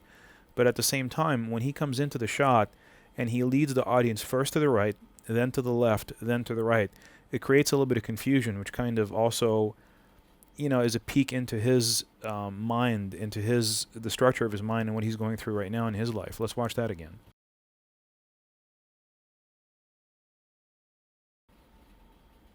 So what do we have in this shot? We have a very strong diagonal line that extends from the bottom left-hand corner of the frame all the way to the extreme right-hand side of the frame along the middle. Then we have a subject that walks into the shot heading in that same direction. But then as he progresses into the frame, he completely switches directions and walks towards the left side. That leads the audience's eye to the left side now, because no longer is the eye following that very strong diagonal line of energy that goes from the left to the right. Now it's following the other line that's created by the motion of the subject towards the left. Then he straightens out again and he walks towards the right side and he kicks the rock. Now, what that does, it also forces the audience's attention to go back to looking down that strong, energetic diagonal line that goes from the bottom left to the top right. So what you're doing is you're creating a line of energy with the diagonal line from the bottom left to the top right. Then you're inserting the subject into the frame, twisting the audience's perception by taking their eye on a whole different path than when they were looking in, which causes discomfort, and then putting it back along, realigned with that original diagonal line. So putting it back the way it was supposed to be. So you're forcing the audience into a slight bit of a state of confusion, which in the end subliminally affects the perception of the scene, and they feel for the subject. They feel that this subject is going through a confusing time in his life. When you look at it in a grand perspective of all the shots that we just saw, the shot where he's walking by the barbed wire, the shot where he's kind of alone in the frame as he's walking towards the desolation of that construction area, and this shot right here, within 3 shots, that's all you did, 3 shots, you've kind of externalized the character's emotional state. What does that mean, to externalize the character's emotional state? You step into novel writing as opposed to filmmaking, which in a novel, you live in the character's mind. You know, you can read their thoughts, you can read about what they're thinking from moment to moment, whereas in filmmaking, you can't do that. In filmmaking, you have to illustrate the character's thought process by either dialogue or action, physical action, of course. So when you don't want to illustrate something by dialogue or physical action, and the audience already knows enough about this person's life to understand that they're going through a hard time, you want to externalize what they're feeling more by not the use of dialogue or physical action, but just by the use of form and framing and composition. That's how you do it. You take something that, you take an environment that the character is walking through, and you make that a voice for their internal machinery of their mind. And we just did it with 3 shots. That's all it is, just 3 shots. Just the one with the barbed wire, the one where he's walking through the construction zone, and the one where he's defined the logic of the diagonal lines. And you'll notice in all these shots that the character, I mean, this is something that we predicated, is walking away from the camera. And we discussed before that when a subject is walking away from the camera, he's diminishing in size, which means he's getting smaller in the frame as he walks away from the camera. Why isn't he walking towards the camera? We decided before that when a character or a subject walks towards the camera, they increase in size and that increases action. But that's not what we're trying to do here. We're trying to make it feel that Jake is just getting smaller and smaller and smaller because of his problems. Those are choices that you exercise as a filmmaker. These are all definitely your choices. They're in your mind and in your hands as creative filmmaker. Framing, composition, and form in the screen, which is the form of the lines, diagonals, all that wraps up into itself. Instead of, you know, when somebody says when you can't tie a knot, tie a lot, that goes true for composition as well too. If you need 20 shots to illustrate someone's difficulty that they're having in their life, but you can do the same thing with 3 shots, do it in 3 shots. It's going to mean more to the audience to have 3 very well composed shots that mean something rather than 20 that don't really do anything and instead take away from the movie. So think about your shots, make sure that you think about them before you actually step into it. Make sure that they all have the same kind of mood, form, and appearance, and think about everything subliminally, because don't ever think that the audience is not going to get it. Even if they don't get it, like I said, on a conscious level, they're always going to get it on an unconscious level, subliminally. They're a very, very intelligent audience, and they're going to get it. So put in the clues, put in all those little hints and all the little bits of form and composition, because your audience will appreciate it.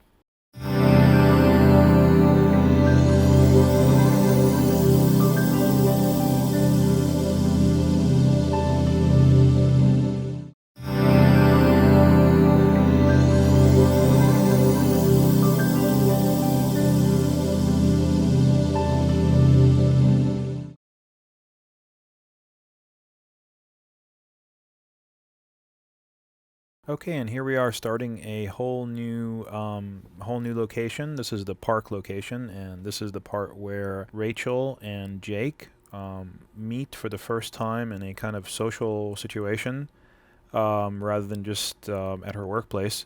And here comes Jake, and he kind of sits down over there. She notices him. She makes up her mind whether she's going to go talk to him or not, and she does. She gets up. We switch to the reverse angle of her walking over. and she makes the initial contact, and he looks up, and he's, very, very shy person by nature, and, he kind of responds to her, but doesn't really give her anything to go by, and so eventually she just kind of says, okay, great, and I'll see you later. And, they just kind of have an exchange of looks there, and she walks out of frame. And the first thing we're going to talk about is white balancing. On this shot, you'll notice that everything here looks kind of nice and golden. That is not proper white balance. This is kind of a modified white balance that we did with the warm cards that we showed you guys before over on the restaurant scene. And what we did is we did a white balance at about a warm half for this, and that kind of creates that golden kind of feel to it. You'll notice that on his left shoulder, those highlights that are from the sun are supposed to be white, but they're not. They're actually golden, kind of yellow. And here we're going to switch very slowly to the proper white balance that you're supposed to have for the scene. And you can see the grass is changing color, and his shirt and everything is changing color. It's becoming a lot more bluish and neutral. The reason we did not go with the neutral standard white balance is because to us as filmmakers, we wanted to go with the perceptual feel of what we feel is the right white balance for the scene, and not what the camera or engineering dictates to be the correct white balance for a scene. We wanted it to look nice rather than look right. So here's what we went with. We went with this golden kind of warm tone to it. And that is definitely a creative choice that you have as a filmmaker. You do not have to go with what the camera tells you is proper white balance. You can go with what you feel is necessary, as long as you have a properly calibrated monitor on the set, which we're going to show you here in a moment, that is telling you that the color that you're seeing on the set is actually the real color. And you've learned in another DVD how to calibrate a monitor, and so you're going to use that calibrated monitor to see exactly what your camera is giving you and what's providing you at that point. And if you have that, then you can make creative choices on the set. And if you don't, then you can't. It's better to just shoot neutral and change the colors in post. But you will get a much more natural, organic type of image if you do all of your colorization on the field rather than in post at the computer, because you're allowing the camera's hardware to detect the colors and change them properly, rather than computer software to do it. So it's a much more natural, nicer look. Now here we are changing softly back to the golden tone color that we went with. And here's our DP going into our hooded, the major large car hood that we had for this monitor, so that we can see the monitor's results inside of a vehicle or inside of a hood that's isolated from the sunlight. And the best way to do that was inside of the car, and it was actually a very nice response and a very clean response. And we powered the monitor using the vehicle's battery, as you can see with that cable. It's just a 12-volt DC output on the car power, and the monitor takes a 12-volt DC input, so we converted and used it.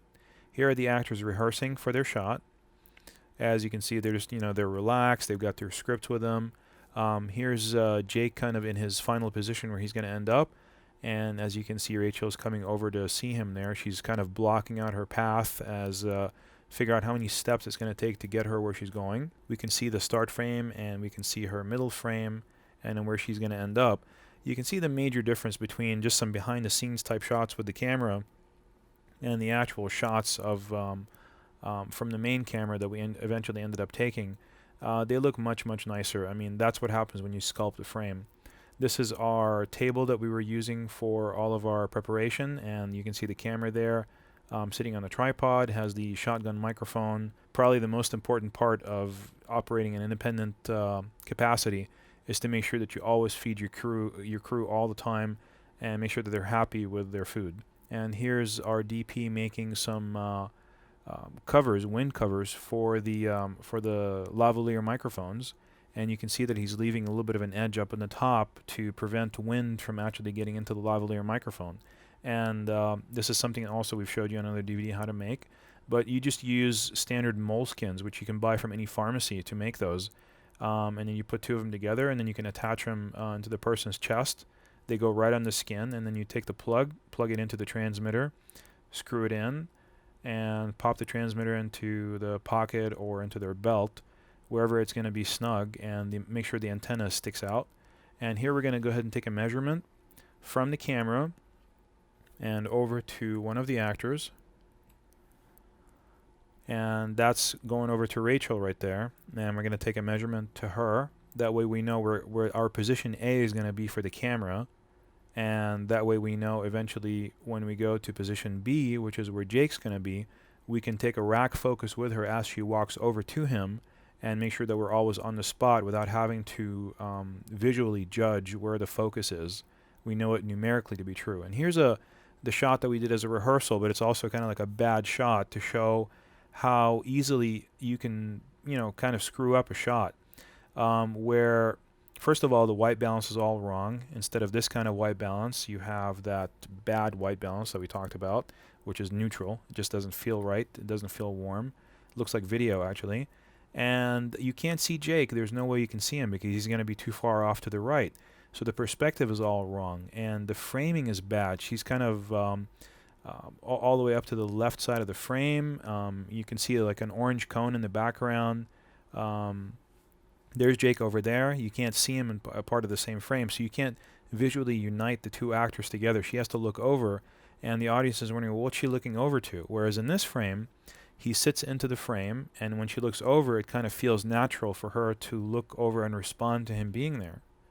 And so here, when she looks over, it just doesn't look right, what's she looking over at? And then she gets up, and she starts walking, and the camera beats her to the right. I mean, she's totally out of frame. And then we're gonna see her. The camera makes an adjustment to the right there, and it's just a bad frame. All the cars being there, the framing is off. So this is our very first take. She was holding the camera to her face a little bit too long, and also she looked like she was miserable, kind of being there. We didn't give her enough action to kind of get her through the shot there. And I eventually, I came over and talked to her, and I said, well, this is your break. You're on your break from work, and you're supposed to be enjoying yourself. This is your time of day that you prefer the most. So I want you to be a little bit happier about what you're doing. So here she is. She's got a little bit of a smile on her face. She's more relaxed. She's holding the camera less to her face and allowing us to see her more. Don't forget, you don't want to allow the audience to be broken away from the actor's face and eyes for more than a second or so. Because they kind of lose that connection. And we also told her not to look too far to our right anymore and face more towards the camera right up until she's ready to go see Jake. And she looks over and sees him there and just gets right up and goes over there. She doesn't really kind of ponder her decision, doesn't think about it at all. So on the next shot, she starts off and she's very pleasant. She takes brief shots, looks at them on the LCD display, even though the camera's not really working at that point, and takes only a couple of shots, and she looks over and sees Jake there. She thinks about her decision. She smiles a little bit, thinks about what she's going to do, and then she gets up and goes over there. So it was kind of a little bit more of a realistic interpretation of a woman in a situation like that, thinking about whether she's going to go over and talk to this guy or not. It didn't feel like, well, okay, the actress was told to just get up and just go over there as quickly as possible, and then so she did. And here she is again, and she looks over, sees him, thinks about it. There's a little bit better action there. It's more genuine. She gets up, and she goes over and talks to him. This is a whole nother take. And here's one more. This is kind of better overall action. You'll see that she tightened up her beats a little bit, and she's more thinking about other things outside of just her pictures that she's taking. And here comes Jake right there.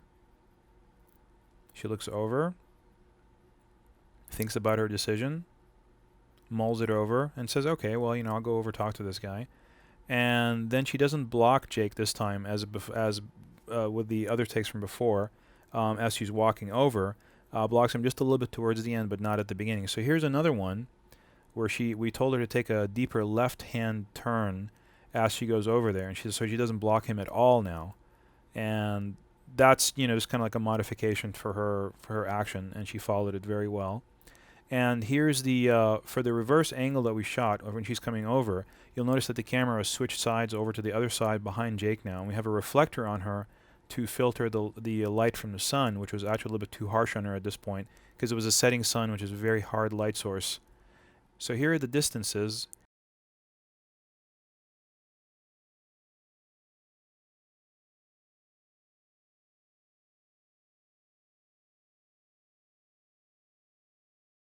That's how far you have to be from Jake and from her to get this kind of a look where you can change focus. And here she is asking for some direction. She forgot where she's supposed to go. And here we go with the take one and the reverse angle. Jake sits down, she looks over, and she gets up, and we tilt up with her. And we start to change the focus with her as she walks over, and that's why we did the distance measurements, because she traverses a lot of distance really fast. And, you know, it took us a couple of takes to get that right, but look at the distance. I mean, that's a lot. You have to really space out your actors really far away, as you can see with this distance measurement here, in order to get these types of shots. You can't be right behind Jake and get that kind of a shot. He'll just be too large in the frame. You have to be equidistant just about behind him to get this kind of a shot. Okay, so let's talk about eyelines. The eyeline is this magical line. It's drawn between two people or three people who are talking to each other that the camera has to stay on one side of in order for you to have proper cutting in post.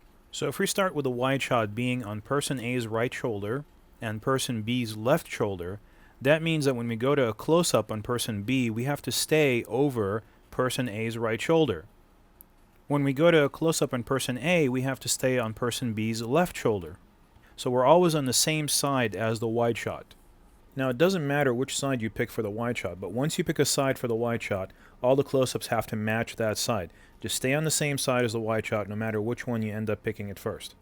If we take the wide shot again from the bottom, which means from person A's right shoulder and person B's left shoulder, and then we cross over to person A's left shoulder to take a close-up on person B, that means we've crossed that magical eye line that's in between these two people. And then we go over to person B's right shoulder to take a close-up of person A. Again, we've crossed over the eye line. You can't do that because the shots will not cut in post. So we're going to put up these diagrams for the next few minutes when we're talking about this one scene again, and watch how it correlates to the action between Jake and Rachel as they're having this conversation in the park. And when we're talking about eye lines, it's going to be the only time in this entire video series where we're talking about left shoulder being her left shoulder in real life and his left shoulder being his left shoulder in real life, as opposed to just what it appears on the frame, because otherwise it gets way too confusing. So think of this as being reality. When you see it in the frame, his left shoulder means his left shoulder in reality, her right shoulder means her right shoulder in reality. So we've established the wide shot as being over her right shoulder and over his left shoulder. So subsequently, any close-ups that we want have to follow those rules. So if we want a close-up of him, it has to be over her right shoulder. If we want a close-up of her, it has to be over his left shoulder. We don't actually have to show his shoulder in the shot. That would be an over-the-shoulder shot. If we just want close-ups, we don't have to do that, as long as we maintain the correct side of their body so that the eye line is not broken. And now this is for the close-up on Jake now of her perspective of him. This is the wrong side. This is the wrong way to shoot this. And the reason that this is the wrong way is watch what happens when we dissolve from her to him. They're both looking in the same direction. He's looking up, she's looking down, but they're both looking to the right side of the frame. This is the wrong side because we crossed the eye line. So we're going to pick up the camera, move the camera over to her right side, and now and we're also going to be higher, like so it feels like she's looking down at him. So we're going to go from this perspective over to this perspective right here. When we go over to this perspective, then that cuts with her shot a lot better. You can see when we dissolve, it's almost like they're looking at each other through the frame. So the audience doesn't feel jarred as when you have this shot. And this is, of course, the wrong shot from this wrong perspective on her left side, whereas we should be looking at him from her right side, which is this is the correct perspective.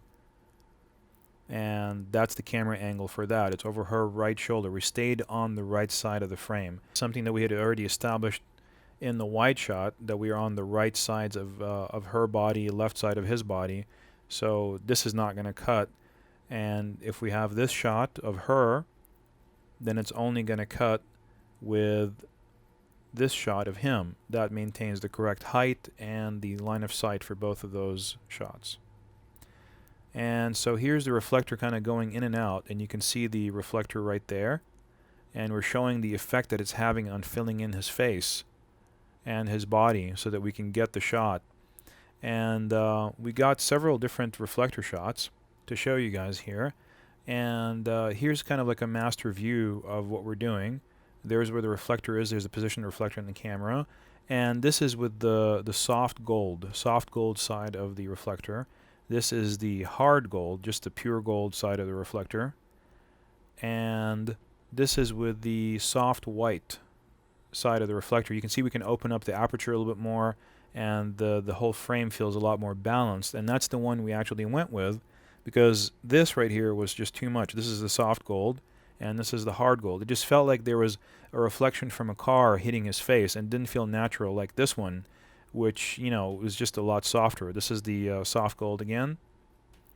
This is the hard gold. And then back to the white again. And as you can see, the white is just the most natural one that feels also the most flattering to him. We could have used the gold if there was maybe a reflection on the other side from a car that was reflecting the sunlight back into his face, and we wanted to go with that kind of a look, but we did not want to go with that kind of a look. We just wanted a nice, soft kind of frame, which makes the whole scene feel soft and nice, in stark contrast to his existence in the restaurant.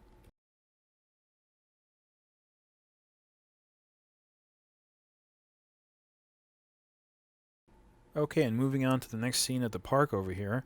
This is the one we shot on the same day, and this is the one where he hadn't called her, and he kind of just hung up on her, and she just wanted to make sure that he was okay. So she found him at the park. She knew that he takes breaks there, and so this was a really nice scene for us to shoot, because we got to do some really nice shots and some creative angles to show you guys. And here's the tripod position for doing that shot that we just showed you. We're going to show it to you again here in just a moment. You can see the camera is pretty much parked right on top of him and looking almost straight down to get her perspective. This is the shot that you get when you do that. It feels natural when you're watching, and it feels like this is, you know, a good over the shoulder, over her shoulder, favoring him. Now, if you switch to this angle right here, which is more further away from him, kind of pulled back a little bit lower, the camera's a little bit lower, then you get this perspective. It's not quite as high and as kind of forced as the other perspective. It's more natural of a two-shot. This was the original perspective that was right above him, and that's the image that gets you. So again, we've picked the right shoulder for her and the left shoulder for him to do the scene. You don't have to do that. You can do the other side, but if you wanted to, you could do this side. It doesn't matter as long as you stick to the same side for the rest of the close-ups. So if we were to take a close-up directly from where the camera is located right now for the wide shot, this is what her close-up would look like. If we were to take a close-up of him, this is what his close-up would look like. They don't look very flattering, do they? Now that's why we have to switch to different angles to get close-ups, because we want to get angles and frames that are more flattering for the people, and also because it allows it to cut better with the wide shot when we're changing the camera height, angle, and framing when we go to each one of the close-ups. If we were to go to a close-up directly from the wide shot perspective, any small movement in her body or his body is going to be extremely noticeable when you're cutting back and forth from the wide shot to the close-ups. So when you change the perspective and go to a whole different perspective to get the close-ups, it allows you a lot more room to have her arm in a slightly different place, his arm in a slightly different place, him looking slightly off to the left or to the right, and it won't be as noticeable as if you cut directly from the wide shot. So that's the best way to avoid jump cuts in action, is to go to a different perspective. And here we're going to show you what the reflector is doing, and here it is the reflector kind of coming in and out and showing you where it's actually lighting. This is the hard gold side of the reflector, and here it is out of the frame and not working. And here it is coming back in. You can see the effect on his face. So you can see that on the left side of his face there. I mean, it's really obvious, the effect of that reflector. It just kind of brings up the exposure of the face a little bit more, and also adds a little bit more of a golden tone to her coat as well. So this is her close-up. This is the correct perspective. This is the correct eye line. We stayed on the correct side of their eye line, which is on the right side of the eye line. So you can see what on the two shot we established where the eye line is, and we cut to her shot, his over the shoulder, and it cuts very nicely. It looks proper. I mean, they're not cutting this no jump cut. Now this is the incorrect side to be on. This is his right side, and you can see what the reflector is. And here the actress is asking me, Rachel is asking me if she's slouching, which I've been telling her that she's been slouching too much. It doesn't look good. You can see the shadow on her face from the reflector. If you use the reflector incorrectly, you're going to end up casting a shadow like that, which we did not, but just to kind of show you that you have to be careful. So here rises up into the frame, and you can see that we're on the incorrect eye line of him. And this is the correct eye line because this cuts with that. We're on the same side of their bodies, you know, on her right, his left. This is the correct cut, the correct eye line. This is the correct two-shot. This is the incorrect two-shot. You can see that their sides have switched. It doesn't look right, you know. She used to be on the left side, and now she's on the right side. And this is the correct one. You can see when you dissolve it that they're on the correct sides. Here is the incorrect one. You can see when you dissolve, she switches to the right side of the frame, and that is an incorrect cut. That makes a jump cut. Generally, if you want to shoot properly, you want to stay on the correct line of sight. So this is our first take. You can see that he's kind of rubbing the book there, and I told him that that was very distracting for him to do that. It distracts away from his face and from his action. And so here she touches his hand to wake him up in the two-shot, and that's where we enter into this scene, and he kind of sits up on his elbows there and talks to her. You'll notice that this is a very nicely lit scene. He's got a backlight in his hair. She's got a rim light on her face. The reflector is filling in her coat on the left side. Everything is just really nice. There's some light on the grass back there, and I really wish this would have worked out as being the correct frame, but it didn't. We had to do it a couple more times for their actions. And so in this shot, you'll notice that we've lost a little bit of the light in the background. There's still some light on the grass back there. But as we continue going on and doing more shots, you'll notice that this shot, the grass is even dimmer than the last shot, and she's slouching more. And that's something I didn't notice at first until we kind of got further and further along. You can see us actually losing sunlight there in the middle of the shot. Now here the sunlight came back in, but I also didn't notice that she was slouching, and so I was not able to modify her performance for the next take. And so it took me one more shot until I finally kind of realized, oh my God, you know, there's something wrong here. I don't like the way that she's doing that. And I modified her performance to over here and told her to keep her back straight, which was very difficult for her to be in that seated position and keep her back straight and still do a good performance. But she did it. But you notice that there's no more light in the grass. Here it is when she was slouching. There was a lot of light back in the grass, and when you switch over to the shot when she's got her back straight, you'll notice that there's no more light in the grass, even though her posture is a lot nicer. So you have to make a decision. I mean, you know, when you get to the post-production, which one you're going to use? Are you going to use the one where she's got her back straight and she looks great and she's doing a good performance, or are you going to take the one where the grass was lit properly and the background is a little bit nicer? You know, it's just a difficult decision. Here's a shot, and here's a shot with her slouching with the grass lit again. And here she is with her posture that's straight. And, you know, you just have to make a decision. Which one are you going to go with? You got to go with probably the performance, the best performance. No matter what, that's what ends up selling the movie rather than a properly lit background is what's the best performance. So you go with that. And here is the over-the-shoulder that we ended up doing. We already showed you how to achieve this over-the-shoulder and where's the camera position for that. But this is the actual over-the-shoulder that we got. We didn't like the fact that their faces were too close there on that one, so we did one more. And when he gets up there, there's more separation between their faces, and we did one more again. And you can see when he gets up here in a second on his elbows, they're still a little bit too close to each other, and I didn't like the fact how her head was tilted to one side. So we did one last one where we kept her face way off to the left there and straight up and down, and that's the one we liked the best. And you'll notice that we had her looking not quite dead into his eyes, but off to the left side of his face a little bit, which made it feel more natural for the camera. A lot of times you'll have to do that. You have to ask the actress to look at something that's off the other actor's eyes, and that's when you'll find that they have a very difficult time performing. except for when you have professional actors and they're used to doing that sort of thing, and they can still give their performance properly even when they're not looking directly into the other person's eyes or directly at the object they're supposed to be looking at.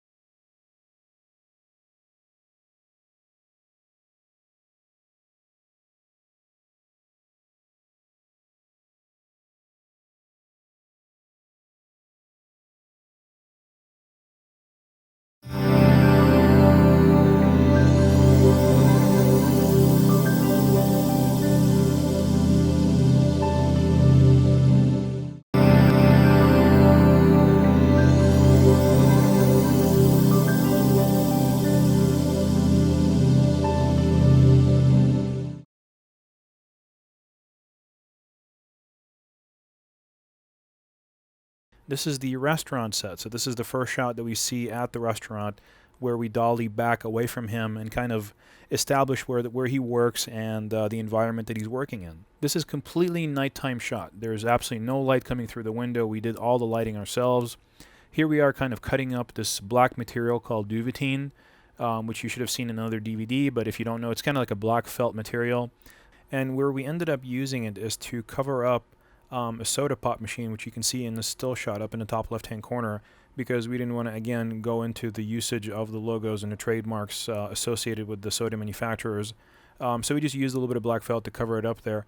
And it's really nice because it's a very non-reflective black material. We're cleaning up the area for the dolly where we're going to be putting the dolly track down. There's the actual restaurant manager helping us out. He's a really, really nice guy. Pretty much helped us the entire process and acted for us. And I'm sure you remember him. He is an actual restaurant manager. Here's our director of photography assembling the dolly that we're going to be using in the shot.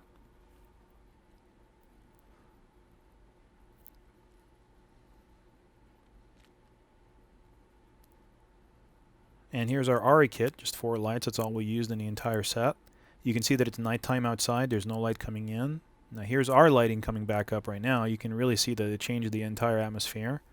There's our main light that's being used for his face. There's a waveform on our monitor that we're making sure that we're not losing too much of the data in the whites. Here's our DP cleaning the side of the metal housing there so that he can put in a little pump cup, and which he's going to use to attach the backlight, this is a 150 watt RE Fresnel light that he's using as a backlight.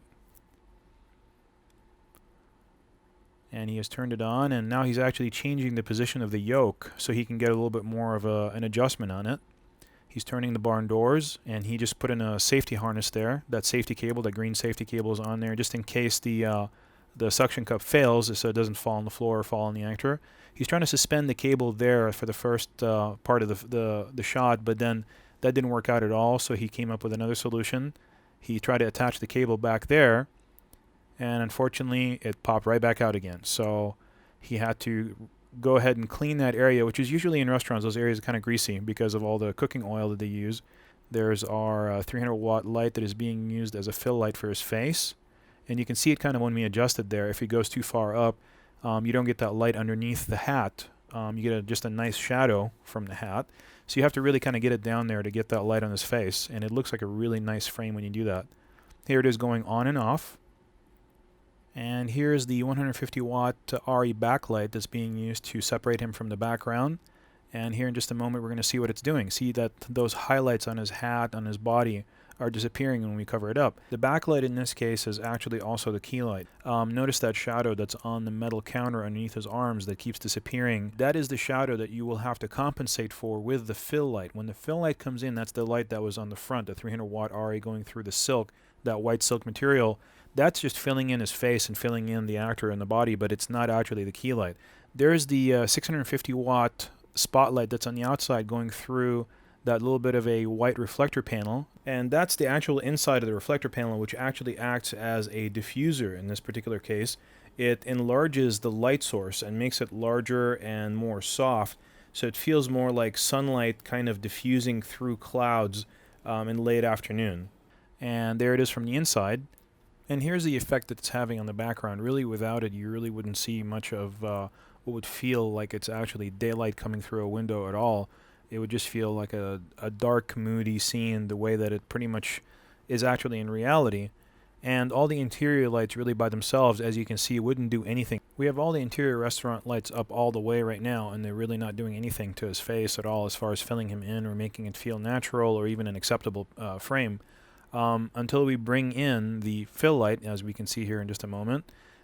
It's just not, you can't see any part of the frame. It's just not acceptable. And then the combination of the fill as well as the outdoor light is going to create a really nice frame that feels like it's actually daylight coming through the window.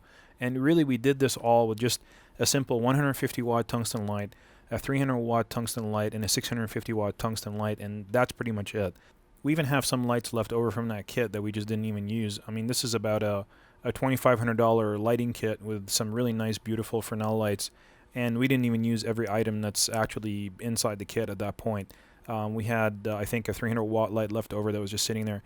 Just because you have 4 lights doesn't really mean that you have to use all 4 of them. You really just need to use as many lights as you need to make the frame look the way you want it to look, and anything more will actually take away rather than add. It's true that we can always add more lights to a frame. We can always liven it up or enrich it in some way, but you also have to balance the time that you have against how much lighting are you going to do.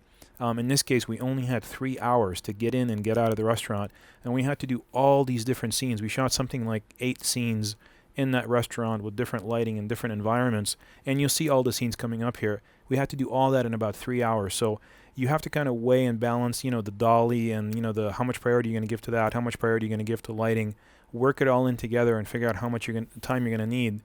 It really helps to visit the set ahead of time and make sure that you know what you're going to do ahead of time. I was able to actually visit this restaurant ahead of time and make sure that I knew exactly where the lights are going to be and how we're going to achieve this daylight look, without the use of expensive lighting. True, I could have done it also with HMI lights, and I could have, spent thousands of dollars on rentals to try to, achieve the same effect. And all it would allow me to do is just kind of widen out the frame a little bit more and see more of it. But I didn't need it. All I needed was just this much frame, and all I needed for that is just a very basic, ARRI lighting kit. And personally, whenever I can just buy a kit, instead of renting something for 2.5 days or 3 days and, spending the same amount of money, I'd personally much rather buy a kit, and that way I get to keep it forever and keep using it.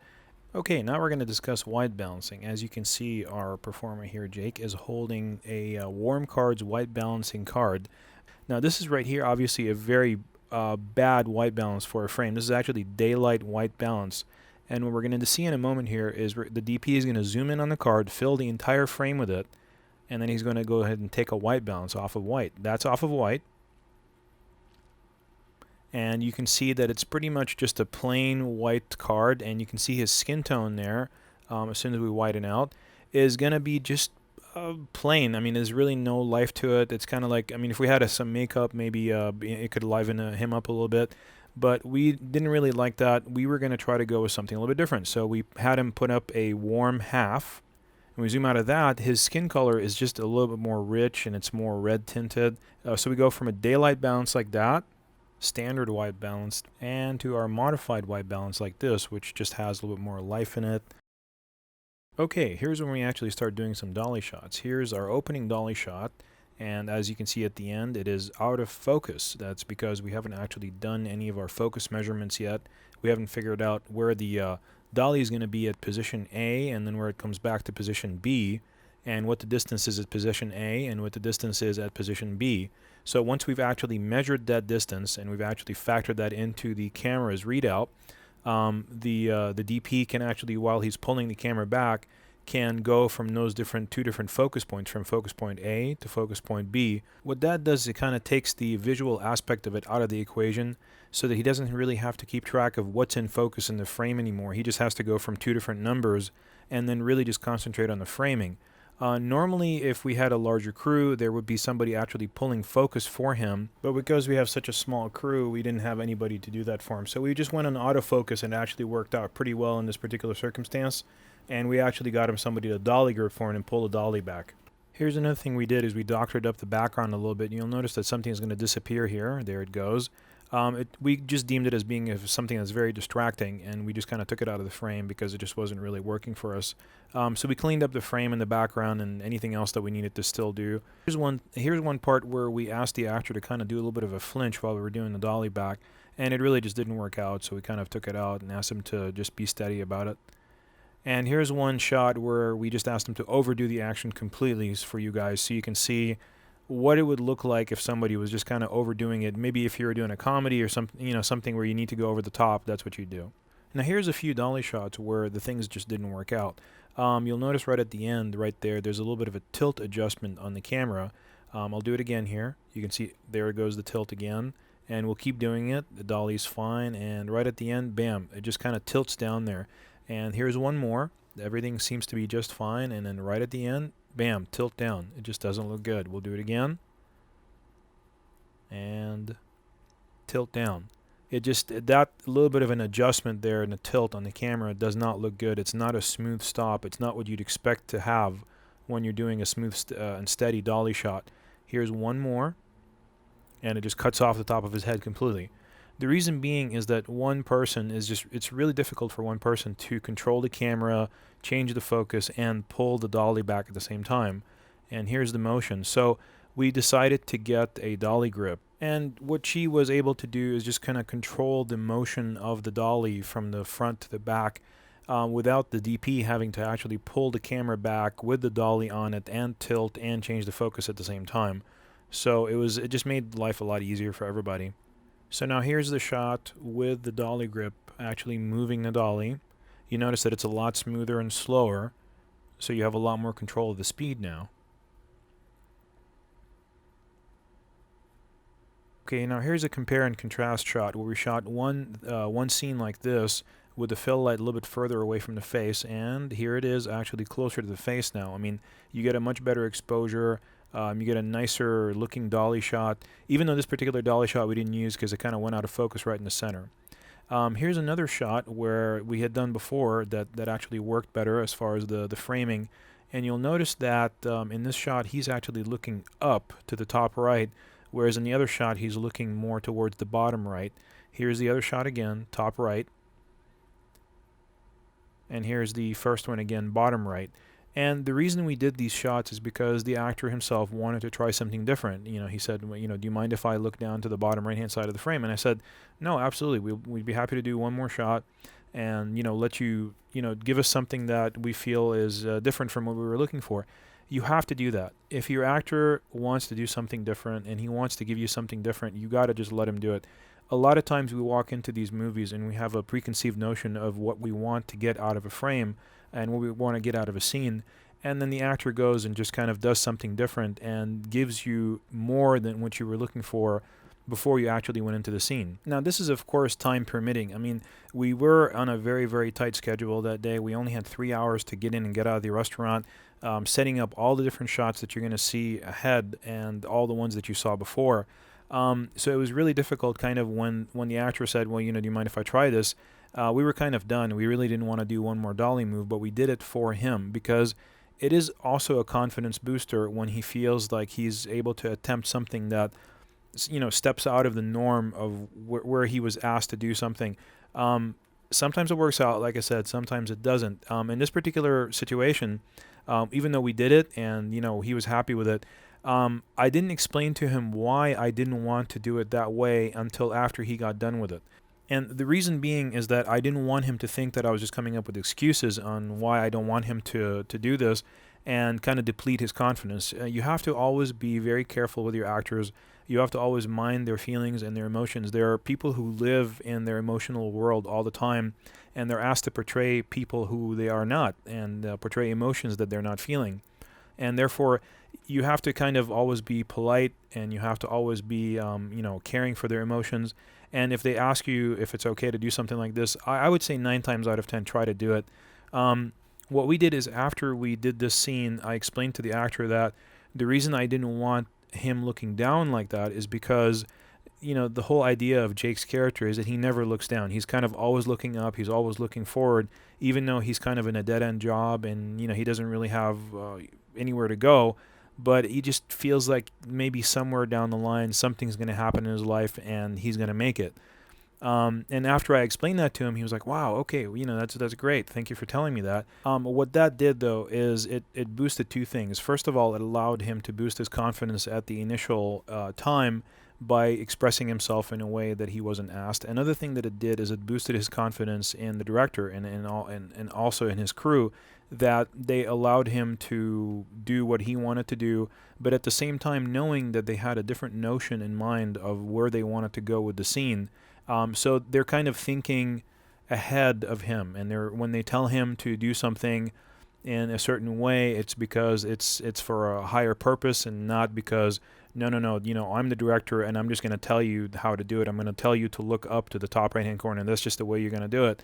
That there is a higher purpose behind it, tied into the arc of the character in the script, as we had learned before, and not just the director just telling him to do this or don't do that. Okay, now here's the scene where Jake is frying the French fries and his manager comes over and tells him to hurry it up and then hits him on the shoulder. And what we're going to discuss is how we did the lighting for this and how we orchestrated the whole thing. The set back in the frying area of the same restaurant. And essentially what we did is added a couple of light panel battery operated lights.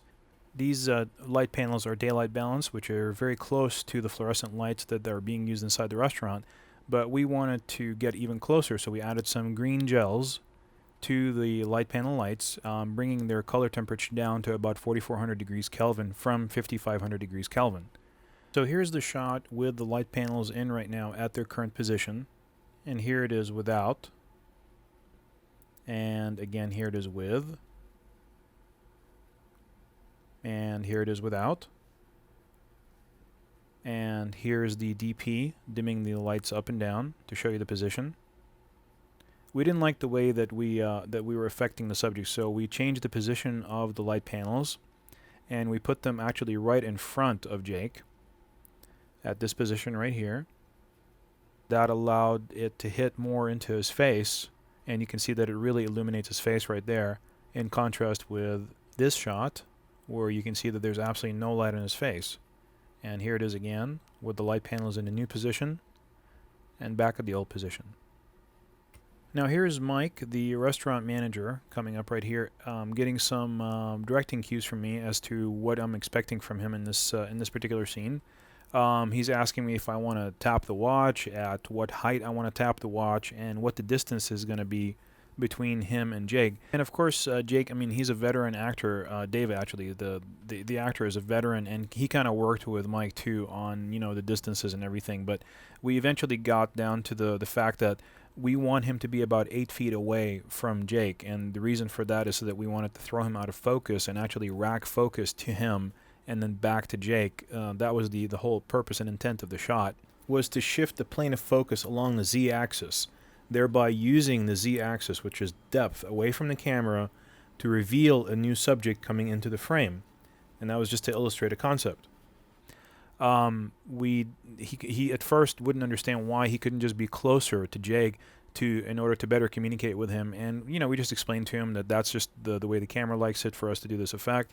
He understood right away, and he accepted the fact he was going to be about 8 feet away from Jake for the shot. So here he is. He's about to come back in. Here we go.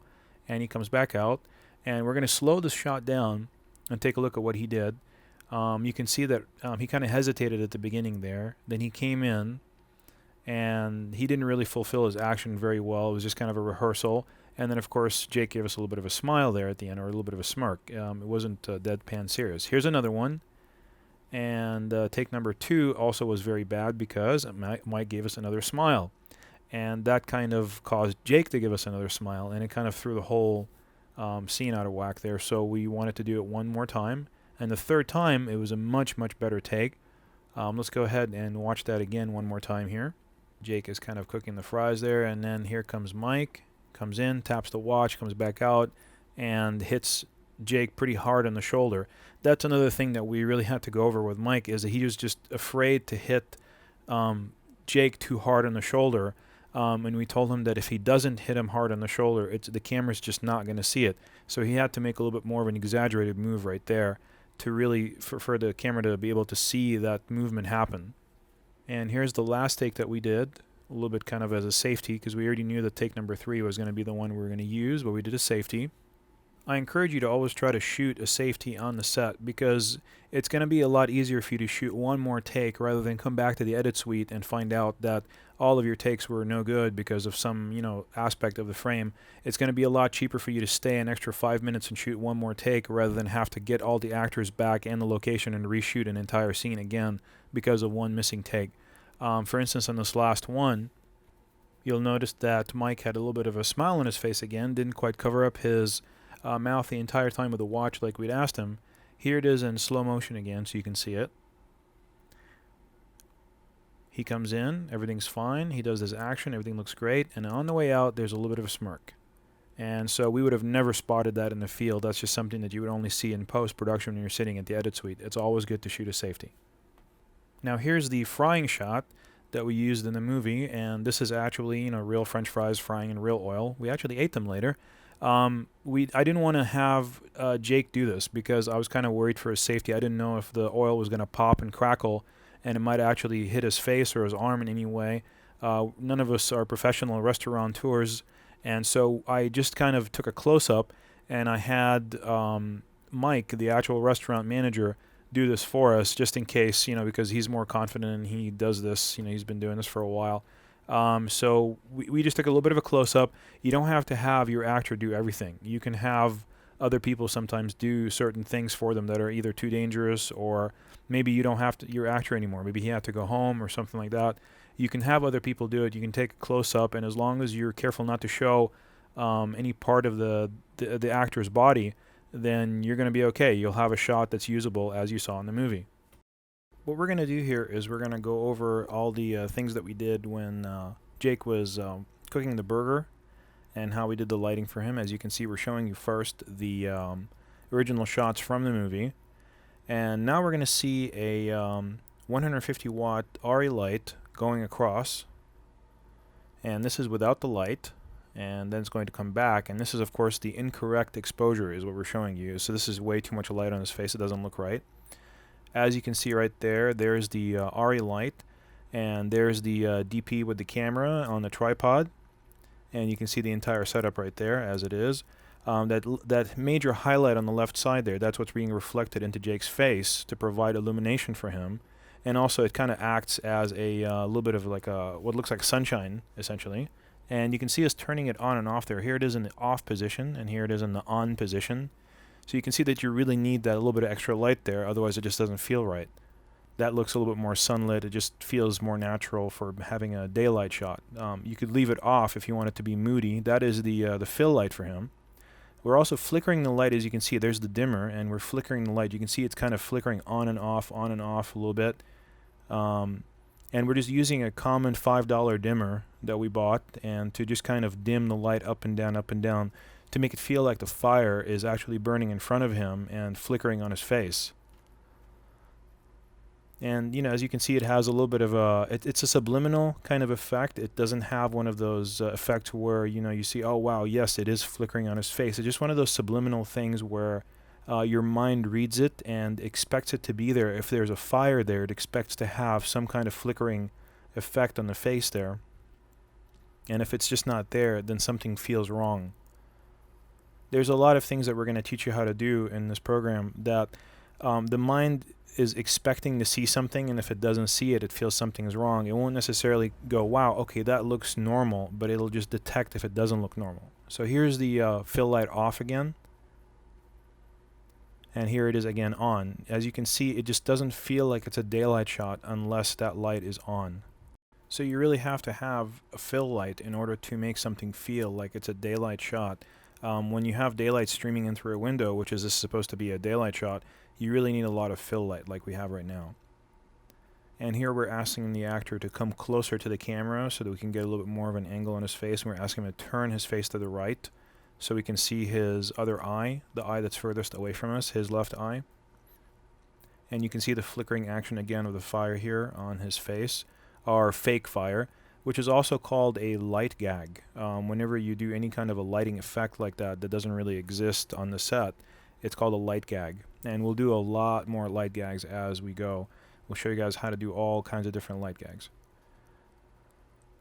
And here's when the actor, we asked him to wet his face so that it looks like he's sweating, and you're going to see the difference in the organic feel of the frame when he has wet his face as opposed to before when it was just perfectly dry and he just looked like he was comfortable. Here it is perfectly dry, he just looks like he's comfortable. And watch, this is when he wet his face, he looks like he's sweaty, he looks like he's uncomfortable. Again, dry and wet. And so when he goes and wipes his sweat, it's just a little bit more convincing. You know, it feels like he really is kind of sweating over a hot stove as opposed to just having fun at work. And there we adjusted the frame to the right, and we're asking him again to turn his face to his right, our left, turn more towards the camera.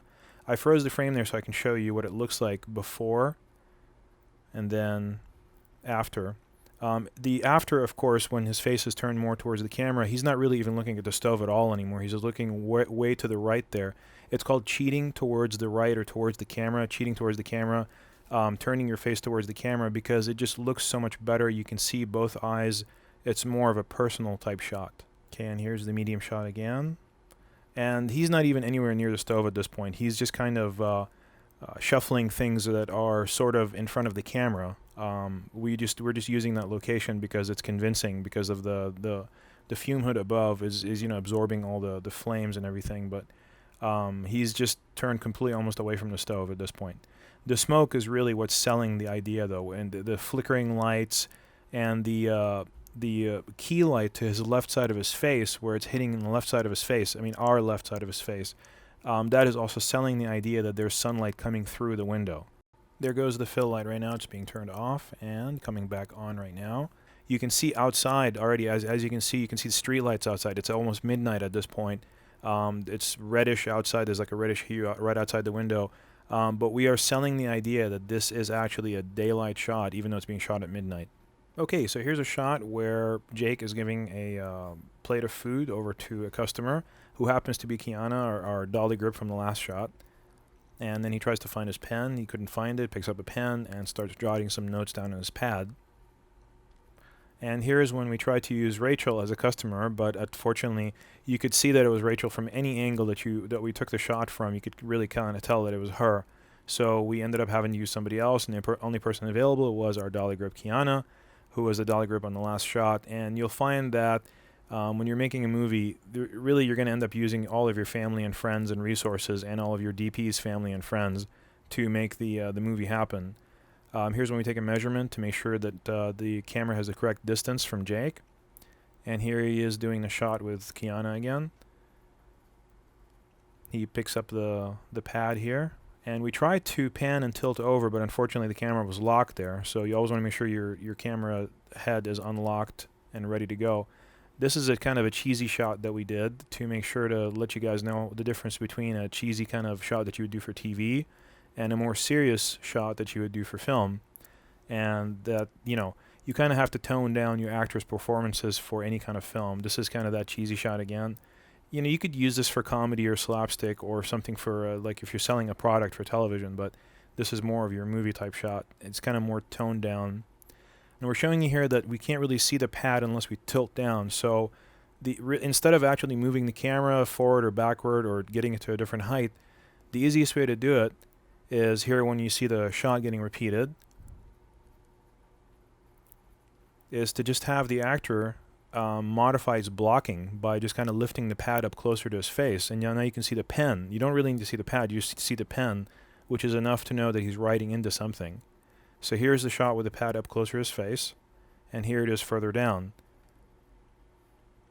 And here it is again closer to his face. So really you don't have to move the camera, you have to do anything, you just ask the actor just change his blocking, move the pad a little bit closer to his face. Okay, and this is our famous fry throw scene that kind of got the whole crew laughing for a little bit. And here we have Mike there, and he's playing the angry customer who smells the food and doesn't approve of it and starts throwing it into Jake's face there. And of course, Jake's performance is the one that sold the whole thing. I mean, it wouldn't have been anything without that. It would have just been actually kind of mean if it weren't for that. Here's our DP adjusting the light panel to use as a fill light or a fill source for Mike on the other side here, as you can see. He connected two of them together to get a little bit more punch out of it. And what we ended up doing is using one for Mike and one for Jake. And as you can see, there's the one for Mike.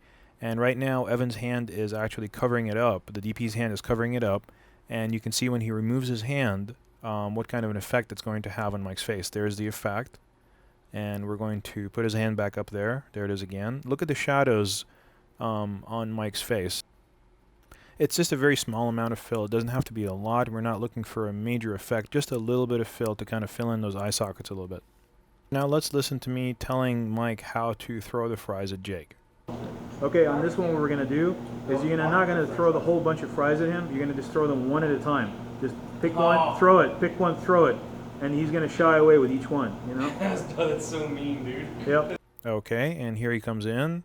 And he's just going about his business and doesn't like him. He starts throwing at him, hits him in the chest first, then keeps hitting him in the chest. I actually only asked him to hit him in the chest, and actually on the next take, it was Jake's idea to be hit in the face because he said that it was going to improve his performance.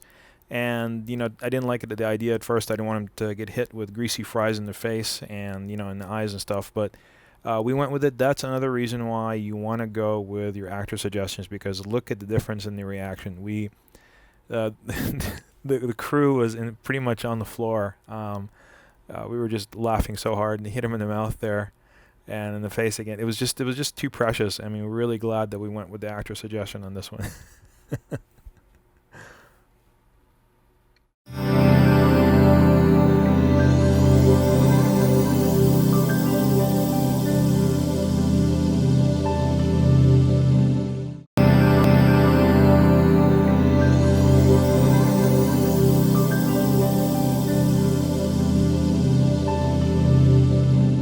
Okay, and here's a scene where Jake falls asleep on the job. He's just sitting there. He's been up all night. He never got any sleep, so he comes into work, and he's really tired, and he's starting to fall asleep. Okay, and so we noticed that there's a lot of shadow on his face there, especially from the cap, so we start bringing in the fill light to get in under the cap for this one. And here we go. We'll notice that these top lights up in the ceiling are actually spotlights, and they're creating a shadow underneath his hat, and you can see that shadow right there when we turn it on the left side of his face, and it just makes kind of like a slash across his face that does not look very flattering. So we're asking the restaurant manager right now to turn off those lights so that we can get that slash off of his face, and there they are, kind of flickering on and off, and we're trying to find the right one because there's several different spotlights, and this one is just affecting the background.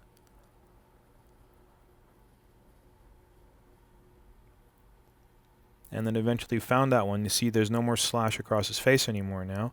And we're going to go ahead and cut back to the one right there where you can see the slash across his face now. There was a little bit more light on the background, but it was also not very flattering so on his face. So we had him turn it off, and here it is on again. And we also added some highlights, our own highlights in the background by using a light panel. And here it is actually coming on, and you can see the highlight coming on in the soda machine back there in the metal part, and all that is just a little pocket LED light panel kind of coming on at about daylight balance and adding a little bit more highlight in the background there. Okay, and here's Jake, and he's about to fall asleep there, and you know, we told him to take his time and, you know, get his beats very long, which means to take his time, you know, to not worry about having to contain his performance in a very small amount of time. And being the actor that he is, he dropped the pen there, you know, because it's just a natural thing to do. And here comes Mike, the manager, and he's trying to figure out why Jake is sleeping on the job, and he flips his hat off. So, and as you can see that Jake right there, he went out of frame. We were cutting off his face entirely. We didn't expect him to come up that far, but we didn't want to really do any adjustments in the frame. So what we had him do is adjust his blocking. I mean, again. This is something we wanted the frame to stay exactly the same way, so we just had him not rise up and out of the frame. So there's the second take. He stays where he is. He does not rise up and out of the frame.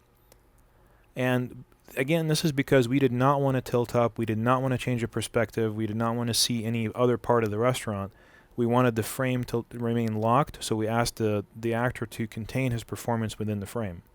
There's the camera 2 shooting concurrently. It was shooting at the exact same time as camera 1 so that we can get both the same action on both cameras at the same time. We don't have to keep repeating it again and again. There's definitely a lot to be said for having 2 cameras on the set at the same time that are perfectly synchronized with each other as far as the look and the appearance, and possibly even timecode if you can.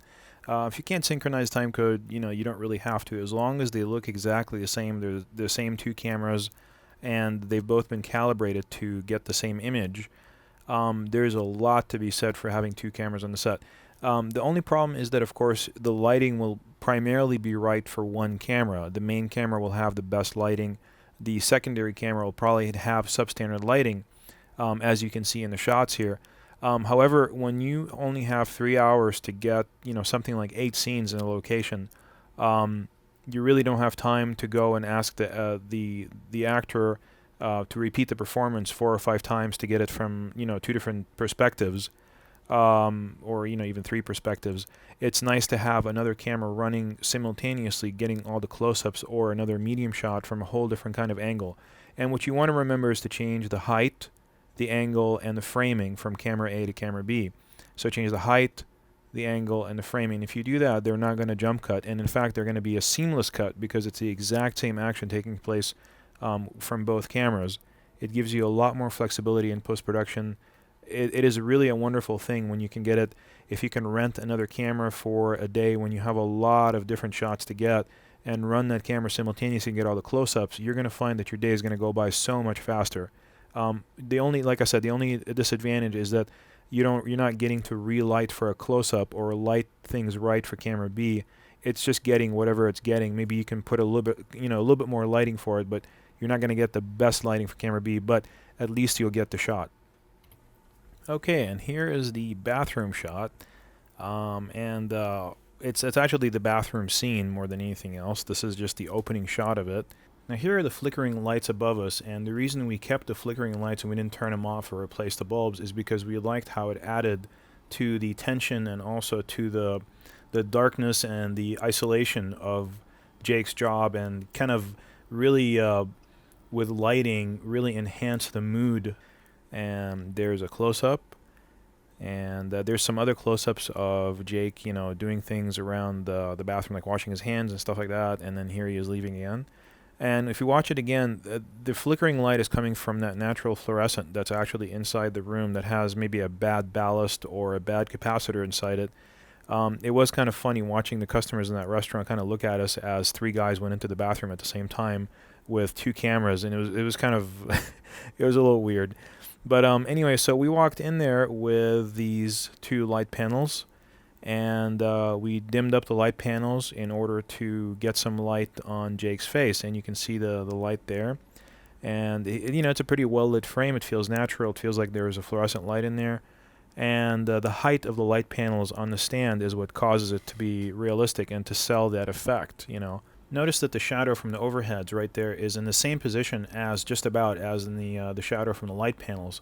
That's also what sells that effect because it's consistent exposure. We motivated our lighting directly from the overhead lights. And also watch what happens when we add the second light panel right there. You get an even better exposure on the frame. Here's what happens when you add just some gain from the camera if you don't want to do any lighting in a situation like this. So this is with 12 decibels of gain. That's if you did not use lighting. This is what your frame would end up looking like. Not very good. Very heavy flicker. But if you use the light, then that's a continuous source of light, and it kind of balances out the flicker in those overhead fluorescents. There's our DP. He's got camera A, and he's practicing his move at this point. And here comes Jake into the door. We're just rehearsing at this point. So he's got his bag on and his white T-shirt. And he practices changing into the green T-shirt, which is the one he's going to be wearing when he's on the bike. Puts on his bag, looks at himself in the mirror, and kind of evaluates his life a little bit, and walks out of frame.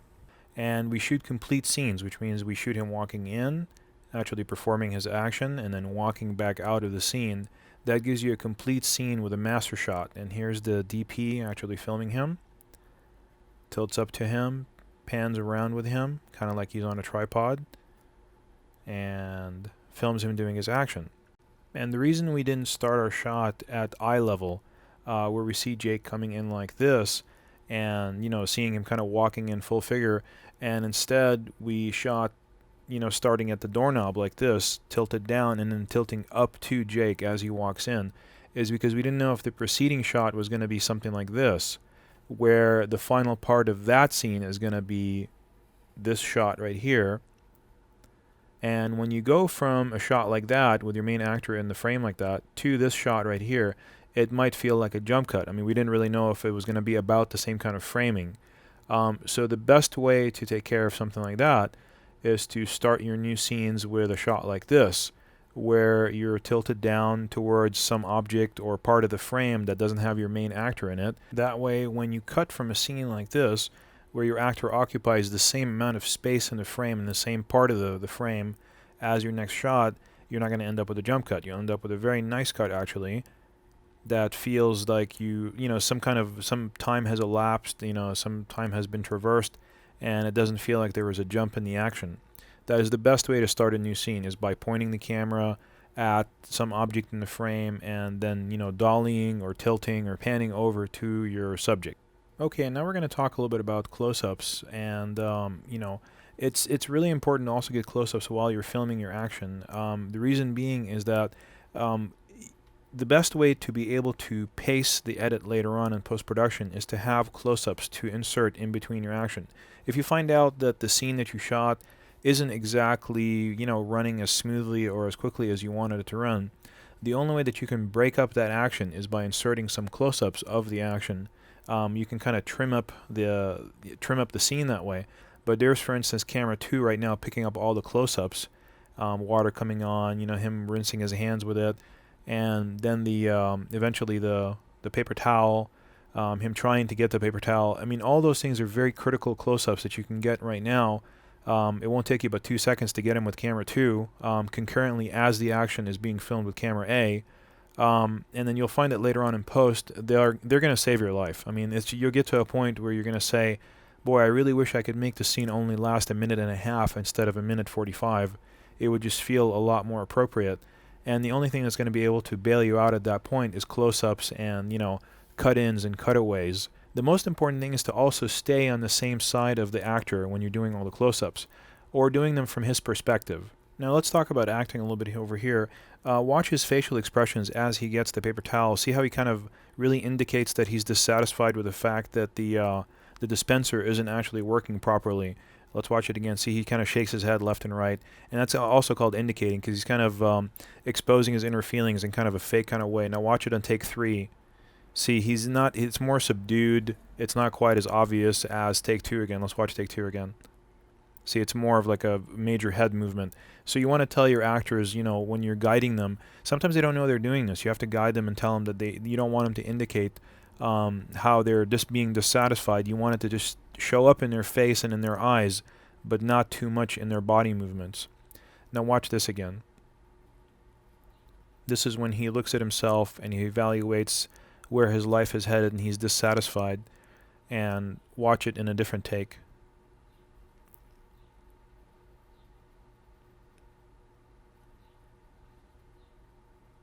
See how he kind of puts his hands on his sides right there? Just kind of, it's another method of indicating where he's just, oh my God, I'm going to put my hands on my sides. I'm just so dissatisfied with my life. But watch take 3 again.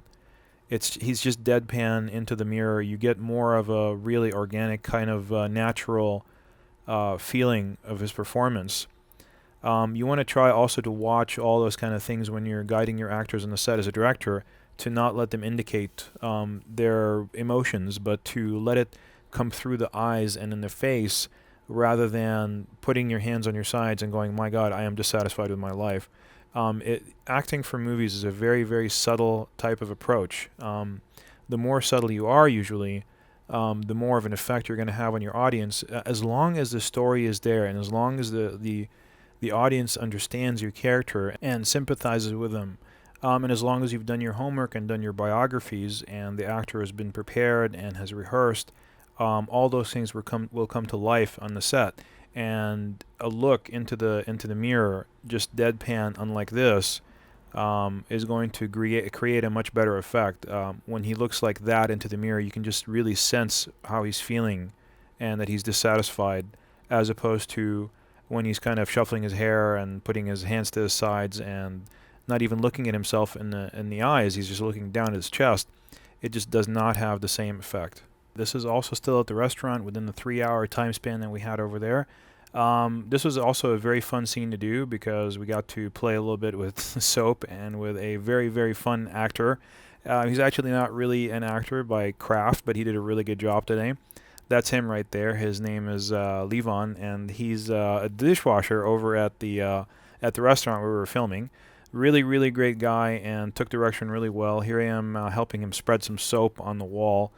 And here comes Jake right there, and you can see the light panel up in the top right-hand corner and our DP on the left side with the camera. You can see that Jake is passing very close to the camera. And you can see that on this shot coming up over here, Levon is saying goodbye to him, and that's one of the things that kind of bolsters Jake's persona in the movie by exploring his relationships with his coworkers, as we mentioned in DVD 2. Does he get along with his coworkers or does he not? Yes, true, he doesn't get along with the manager. I mean, not by his own fault, because the manager just doesn't maybe like him or doesn't like him when he does certain things. But how he gets along with Leon, he gets along really just fine. And that just goes to show you more about Jake's personality. So here's our DP adjusting the light panel. You can see one is pointing to the right, one is pointing to the left. One is pointing to the right to brighten up Jake's face. The other one's pointing to the left so that it'll put some light into Levon's face. And that way you can see both the guys. You can see that they're both pretty well exposed, considering that we're dealing with a flickering fluorescent type of area that is pretty dim lighting, and you really wouldn't be able to see much of anything in that frame if it weren't for those two light panels right there. There's our DP right there, and he's getting ready for the shot. And the two light panels, again, they're daylight balanced. In this case, they also have a green gel placed inside them, which brings their color temperature down to 4,400 degrees Kelvin from 55. Here comes Jake down the hall, and you can see that he sidesteps the camera right there, which is a very, very unnatural way of kind of getting around the camera. If there's a camera there and the audience knows there's a camera there, then it's okay for him to sidestep. But if there is supposed to be no camera there, then it's unnatural. This is part of the fourth wall theory that a lot of stage actors are familiar with, and also movie actors as well, which is that the audience is not supposed to be aware of the camera in any way, shape, or form, unless the director or a storyteller intends it that way. But in a movie like this, where you're not really supposed to be aware of the camera, the audience is just supposed to be a casual observer or an onlooker into this person's life, then you're going to end up pulling them out of the movie and out of that state of suspended disbelief if you end up making them aware of the camera and the presence of the camera in the shot. Okay, now here comes Jake coming down the hallway, and you'll notice behind him there's another worker carrying some cleaning supplies, and he's coming down the hallway too. That really also sells the idea that this is an active restaurant. You want to try to include other people in the frame. Here he is, he's not sidestepping the camera this time. Here it is again, he does not sidestep the camera. It is a much, much more natural way of kind of getting around there. He is also very, very close to the camera. I mean, in both circumstances, he was very close, but in this case, we just told him, please don't sidestep the camera, and he was able to do it very well. But on this shot, unfortunately, when we panned over to the right, camera A picked up that light stand on the right side, so we had to scrap that shot and do it again. That's another one of those things where if you don't catch those things on the set, they're going to get you later on in post. And then we get a close-up, and the reason we got a close-up is because you never really can tell when you're going to get a light stand in the shot like we just did in the wide shot, and if we hadn't spotted that in the field, we would have been, oh my God, how do we bail out of this? How do we save this entire scene? The only thing that's going to save you is a close-up. You got to shoot just a close-up like that. And it also sells the actor's performance too. It allows the actor to get really personal with the audience. Also, you want to shoot these little cut-ins too. It's not a cutaway, it's a cut-in into the action because it's part of the main action of the scene. When you shoot a cutaway, it's totally unrelated to the action, but in this case, this is a cut-in, which means you're cutting into the action that just took place in the scene, where he tosses his apron into the hamper.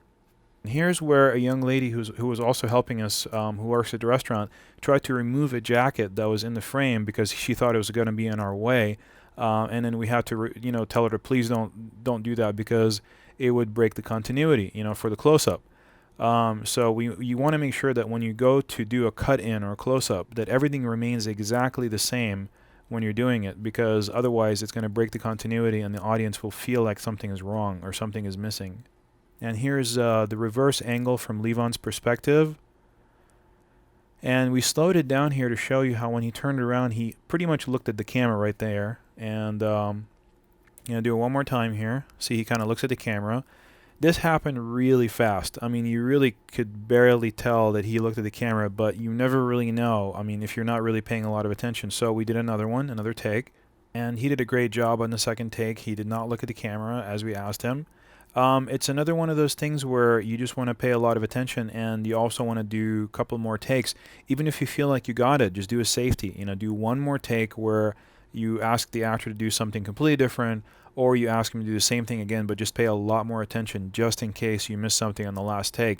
Pay a lot of attention to the frame rather than the performance in case you need to bail into that shot.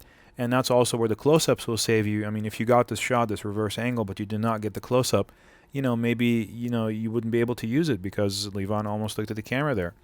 And also, another thing I want to tell you about this frame is that, see that hook in the foreground, and then you've got the foreground hook, and then you've got Levon in the midground, and you've got Jake in the background. So you've kind of got that really nice layered depth of perspective from the hook to Levon to Jake, and it creates a really nice depth to the frame. We're not even talking about the psychological impact of Jake being on the hook at the restaurant and kind of trying to break away from that kind of line of work and getting into writing. The audience gets all that. When you put it in a frame and you've got it there, really the audience picks up on it as long as you're framing everything properly and you're going about your story properly. Okay, and here's another scene that we did at the restaurant where Jake has a lot of energy because he got a lot of sleep and he's excited to go home. He wants to go home and get back to writing. So he's doing all of his work really fast. The manager stops by. He's really satisfied with what Jake's doing. He passes by and just kind of, smiles at him and keeps on going. And here's Jake preparing the frame. He's making all these little crumbs that he's going to have to wipe for the scene. And we're just kind of showing what he's doing before the actual shot starts there. When you have professional, positive actors, they really help you out on the set. They keep a lively kind of atmosphere, and they also don't mind doing stuff like that. They don't really say, "Oh, art department, come on over here and do this." They'll be perfectly willing and happy to take care of this stuff for you and make it so that you have an easier job. And so here he is, kind of cleaning the counter, and then he writes his notes, and manager passes by again, takes a look at it. And then we did a medium shot. So the first one was a wide shot. This is a medium shot now of the action. We just wanted to get slightly different perspective. Here he is. We're telling him to raise his head so that we can actually see his face underneath his hat. So we're telling him to cheat his head up so we can actually see his face underneath the hat. And if you don't do those kind of things, you're going to end up missing on the action. You won't use the shot at all. You want to try to never break the audience's connection with the actor's face and eyes as much as possible for more than like half a second. You really don't want to do that any more than that. You want to try to keep that connection because the audience is almost always connected to the actor's face and to his eyes, and any connection that is broken there is going to kind of send your audience's attention away somewhere else. So we asked Mike, the manager, to go one way and also come back the other way and do the same action. That way we can, if we can choose to use one or both of those shots later on in post. And here's another perspective where we got the camera up higher and we're looking down at Jake, and we have him pretty much practically on his knees there. And he's also doing something where he's kind of got a lot of excess energy. He's really excited to go home and start writing, and he's just beating on the pad there. And I'm giving him cues as he goes because he doesn't really know what he wants to do. So he's essentially just listening to me, and I'm telling him what to do. And here's an example of that. Look more up, almost towards the camera. And pick up that whole top sheet and start ripping it in little pieces.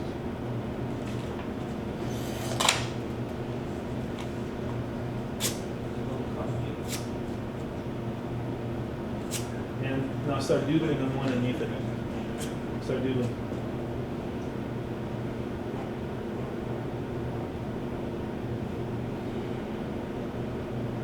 Now push the whole thing away and just start your fingers.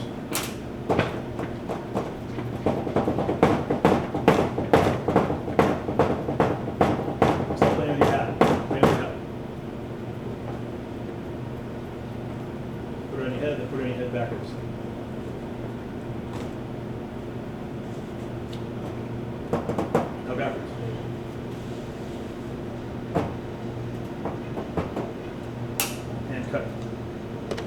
Now, by all means, I try not to do that too often. I try not to do a thing where the actor is just, essentially doing exactly what I'm telling him to do on the set. We only do that usually when it's something that's either that we're coming up with on the fly, or it's unrehearsed kind of improv type of thing, or if we're short on time and we really, really have to get through a scene and I just need to get exactly what I need to get for the editing and I just need to kind of move on to the next scene, which is what happened in this particular situation. Most of the time, I try to kind of tell the actor what I want ahead of time and then allow them to make an interpretation of what I told them to do. That's part of the bio and the rehearsal and working with your actor and then working from take to take. But during the take, you want to try to avoid giving your actor a lot of specific instructions, because then what happens is it becomes a relationship where the actor becomes kind of like a robot and he's just kind of performing what the task that you're telling him to perform on a moment-to-moment basis, and it takes away the actor's artistic input into the scene. And when you have a professional actor like David over here who's playing Jake, you really don't want to take away his artistic input into the scene, because that's half the equation. I mean, half of it is what you're doing and all your crew and everything, and then half of it is what he's doing. In fact, in some scenes, it's 90% him, and then it's 10% what you're doing. So if you go and you take that away, it's just going to be a detrimental effect altogether. You're not going to be happy with the result, and also you've just removed the emotional aspect of that scene, entirely. So try to primarily work with your actors way ahead of time by doing rehearsals, by working on the bio, by working on the script way ahead of time, and also give them a specific action, or tell them to do a scene in a certain way. Allow them to make an interpretation of that scene and do it themselves, and then once the take is done, then you can modify their behavior for the next take and say, okay, I would like for you to do it this way instead, and then let them do the take again. But try not to communicate with them during the take and give them specific instructions like that, unless it's one of those situations we talked about where it's just a time thing, or you need to get very specific things very quickly and move on to the next scene. But generally you don't want to do that. Now here's a cut-in that we did where we cut into the action of him kind of tapping his feet, and we got that for editing, for pacing later on. We made sure that the ground is dirty and his pants are a little dirty, because we wanted to make sure that it looks like he's working in a restaurant and he's not just an actor that has some nice pants and he just walked on the set. Here he is tapping his fingers on the desk, and we increased the brightness on that fill light that's on his hands. As you can see, it kind of goes in and out there, and we eventually focused and we got the brightness up on his hands so it feels like it's also daylight coming through the window. We don't want to ever lose the idea that this is actually a daylight shot, and if we ever get the sense that this is actually a night shot being done in a restaurant at night, it's going to kind of take the audience out of that feeling that we're actually watching a real event taking place during daylight, and then they just feel like, oh, well, this is just an actor on a set at night, and it takes them out of that emotional response to the movie. So we continue doing some cut-ins over here, the same kind of a thing. Then we do a cut-in into his face, and as you can see, we're lowering the fill light that we talked about before to get in under his hat even lower. Like, I mean, it's way below eye level at this point.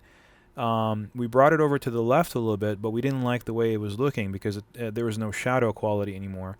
So we put it back over to the right side again, and so we can get a little bit more definition in his face, and you kind of get a sense that his face becomes more three-dimensional at that point.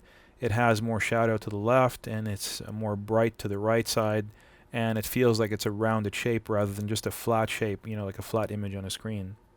And here's when we start to do the wrap. That we're done with all the restaurant shots. We did about, I think, 8 scenes in about 3 hours.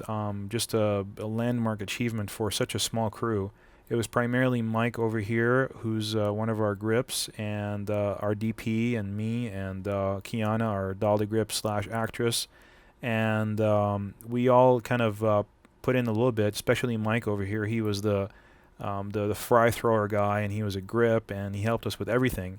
You'll find that in all these small shoots and all these small movies, everybody has to pitch in. It's just nobody's really is allowed to be a prima donna and kind of walk in on the set and go, okay, I'm the actor. I can't do anything else but just act. Here's Jake putting everything back together, putting the restaurant back together exactly the way we found it. And that also maintains a relationship with the restaurant owners and managers, who are really, really nice people by allowing us to come in at a very, very small cost and shoot at this restaurant, that they don't feel like they made a mistake. And here's Jake removing the stickers, the black stickers from all the soda pop machines, and we have the little red thing over there to cover up the brand names.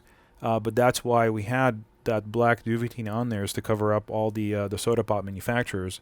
So everybody pitches in. It's a small production. Nobody can just come in and just do one thing. Everybody has to double and triple and sometimes quadruple duties on the set. I, for instance, had to direct. I had to handle, some of the lighting, and I had to shoot B camera. I had to help with the setup and the teardown after I got done filming here a little bit. I had to manage the relationships with the restaurant owners and the location. I had to do all the release forms with Levon and the restaurant manager. I had to actually pay the restaurant manager for being there late until midnight, or actually past this. We shot until 12:30. Had to make sure to go back through the set, make sure we picked up every little bit of equipment or any bit of trash that was on the ground that we maybe created or possibly created or maybe even didn't. I had to pick it up and make sure that when the guys come into work the next morning, they don't find any remnant of us being there at all. And like I said, that's how you maintain relationships with people who provide you locations and are very, very nice to you, because they know that you're a small crew and a small production, and they really are just being nice to you. They really have no preset reason for allowing you to come into their lives and just, turn their entire workplace upside down. You're not paying them $5,000 to be there. You're barely paying them a couple $100 just to kind of allow you to come in for a couple of hours. And that's a privilege, and you have to treat that as a privilege and not as a right, and just treat all the people who are on the set and all the people who are providing you with the locations with a lot of respect and appreciation. And you get to shoot one more day if you do that.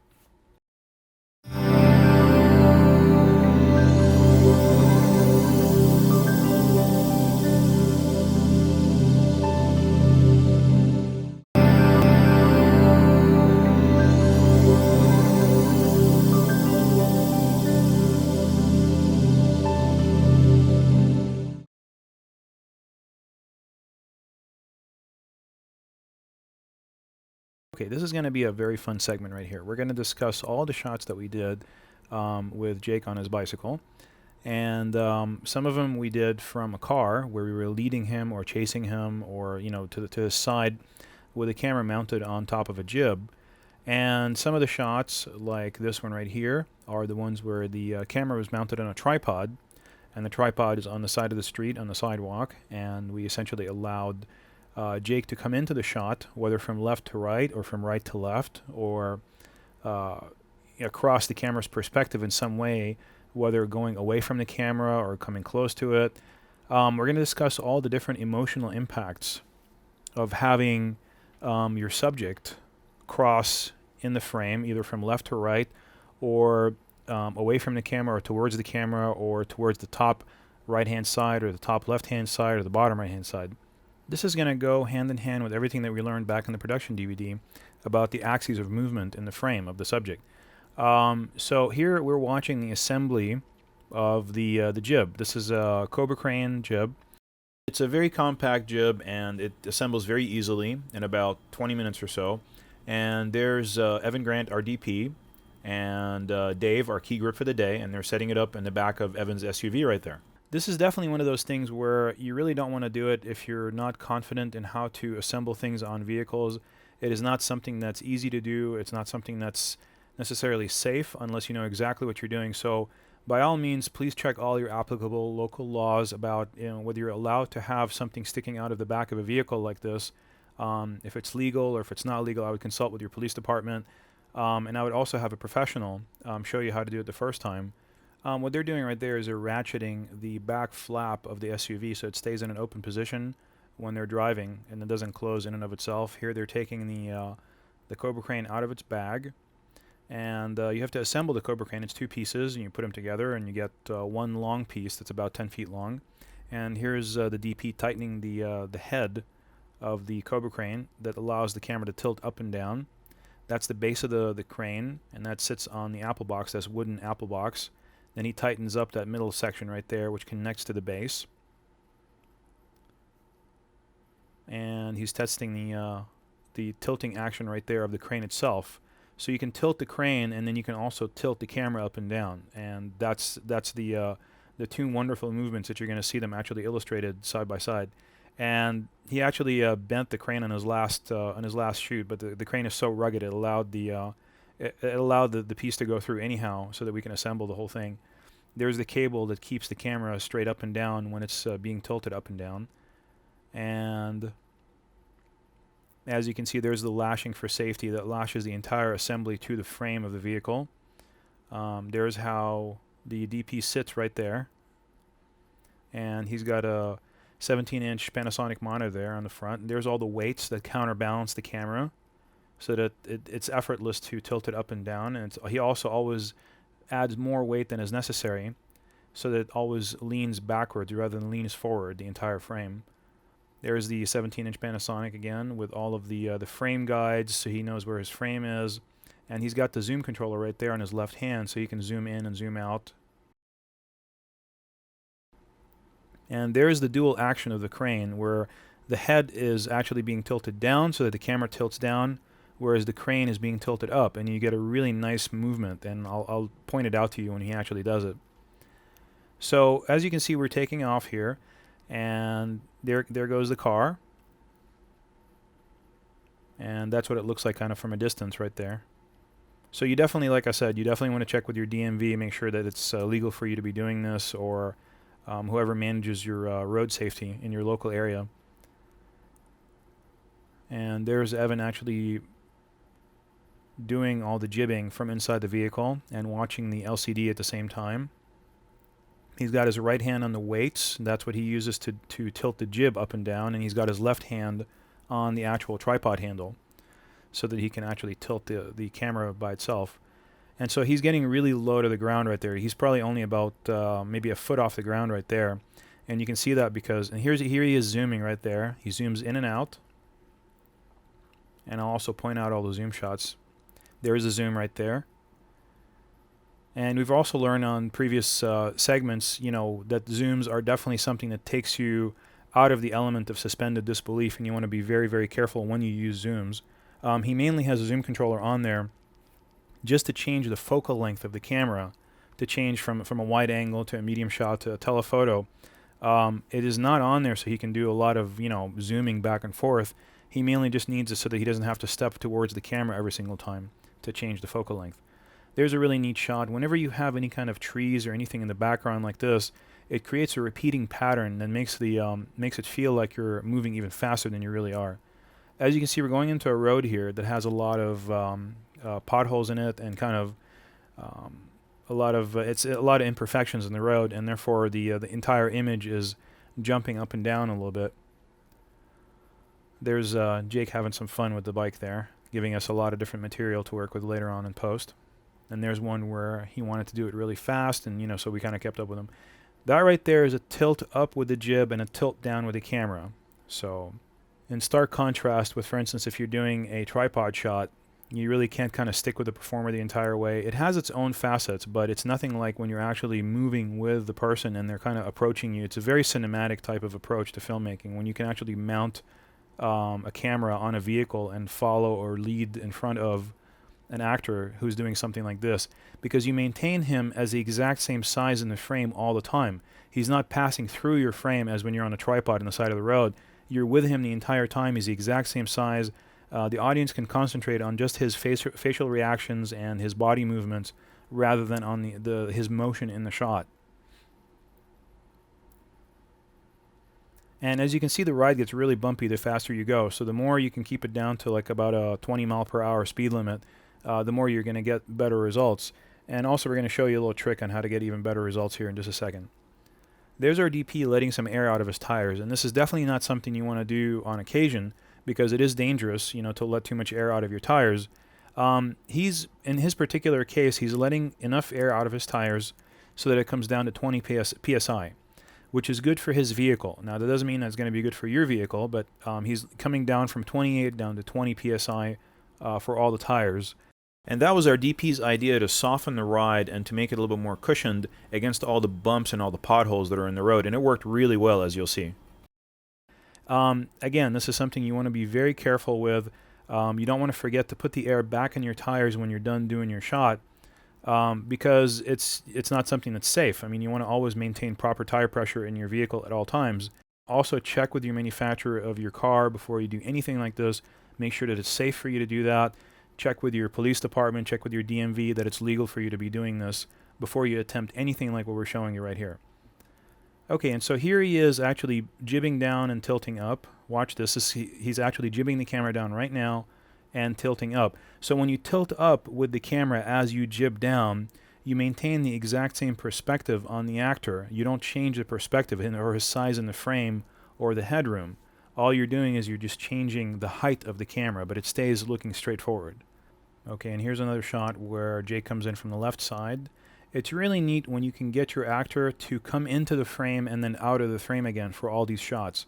Under no circumstance do you want, on most given shots, to just have the actor appear in the frame and then when you cut in post to cut out of the frame. You always want to make sure on most of your shots that you allow the actor to come into the frame from nothing, from either left or right, come into the frame, be in the frame, and then get out of the frame again. That way you can choose to use either the middle part of it or the entire scene without having to cut.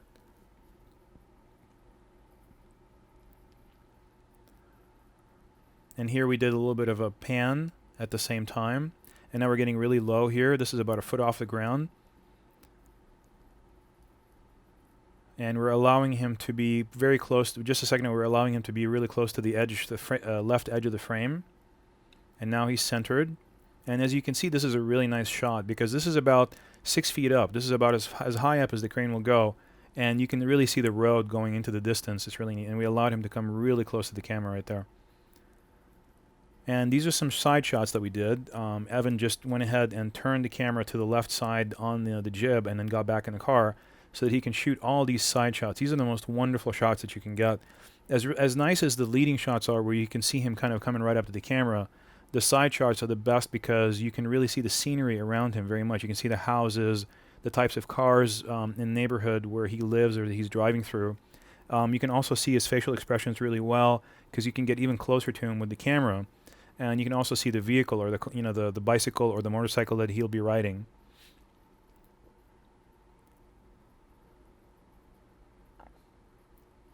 Here's some really interesting shots, that you can do with the jib from starting low and jibbing up and then starting high.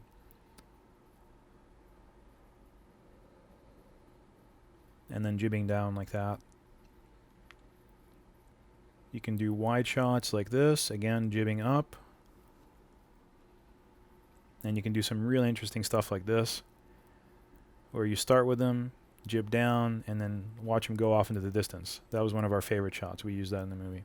And here's some Dutch angle. We learned about Dutch angles earlier. When you can't or roll the the camera to the left or to the right, so you can get kind of like an off-axis perspective. And that's a Dutch angle right there, where it feels like he's traveling up into the left-hand side of the frame. It makes the audience kind of want to, tilt their heads to the left a little bit and try to keep up with them. Here's some slow motion stuff. This is done at 48 frames per second, which is essentially 50% speed. It's overcranked. When you overcrank the camera, you're rolling it at a higher frame rate than it normally would run at. So normally this camera would run at 24 frames per second. We're running it at 48 frames per second, so that when you play it back at 24 frames per second, it runs at half speed. The beauty of doing that in the camera, as opposed to in post, is that you get all the frames, whereas in post, when you actually change it to half speed, you're actually interpolating those frames, and it doesn't look as genuine as nice as when you're doing it in the camera. We did this same thing, but we didn't have the crane. We just stuck a camera in the back with a tripod. And that worked really great. And I wanted to get into doing more automotive stuff, and I needed to compete with guys who could rent shot makers and do that kind of stuff, which I can't do. I don't have that kind of money. So I looked one day into the back when we were fooling around with trying to maybe mount the camera just to the hi-hat, just for the purposes of doing the same thing that we did with the tripod, with have a little bit more room back here. And I looked at it and I was like, I wonder. Oh yeah, the utensils. This is what happens when the guys getting the food forget the forks. We didn't forget them. Okay, so now let's talk about directions of travel and axes of movement. As you can see here, the bicycle is moving from the right-hand side of the frame to the left-hand side. And now Jake is going to turn around, and he's going to eventually come back, and he's going to go from the left to the right. Even on a shot like this, where you have a lot of depth, the audience perceives movement as being from left to right because of the camera. We can't see in 3 dimensions. The best way to kind of visualize that is to watch this shot again in extreme slow motion, frame by frame, and in black and white. Then you can really see kind of as the bicycle and the rider becomes just an object moving from the right side of the frame to the left side of the frame. In a Western society, most of us have been born and raised reading from left to right. And so left to right becomes the direction of the reading eye. The antagonist always comes in from the right to the left. That's not necessarily set in stone. You don't have to follow that. But usually you can influence the audience's subliminal perception by having your antagonist come in from right to left. That's the bad guy. And having your hero, or the good guy, coming in from the left to the right. And that's with the grain, with the reading eye. This is an object just going directly from left to right. It's going in the correct direction.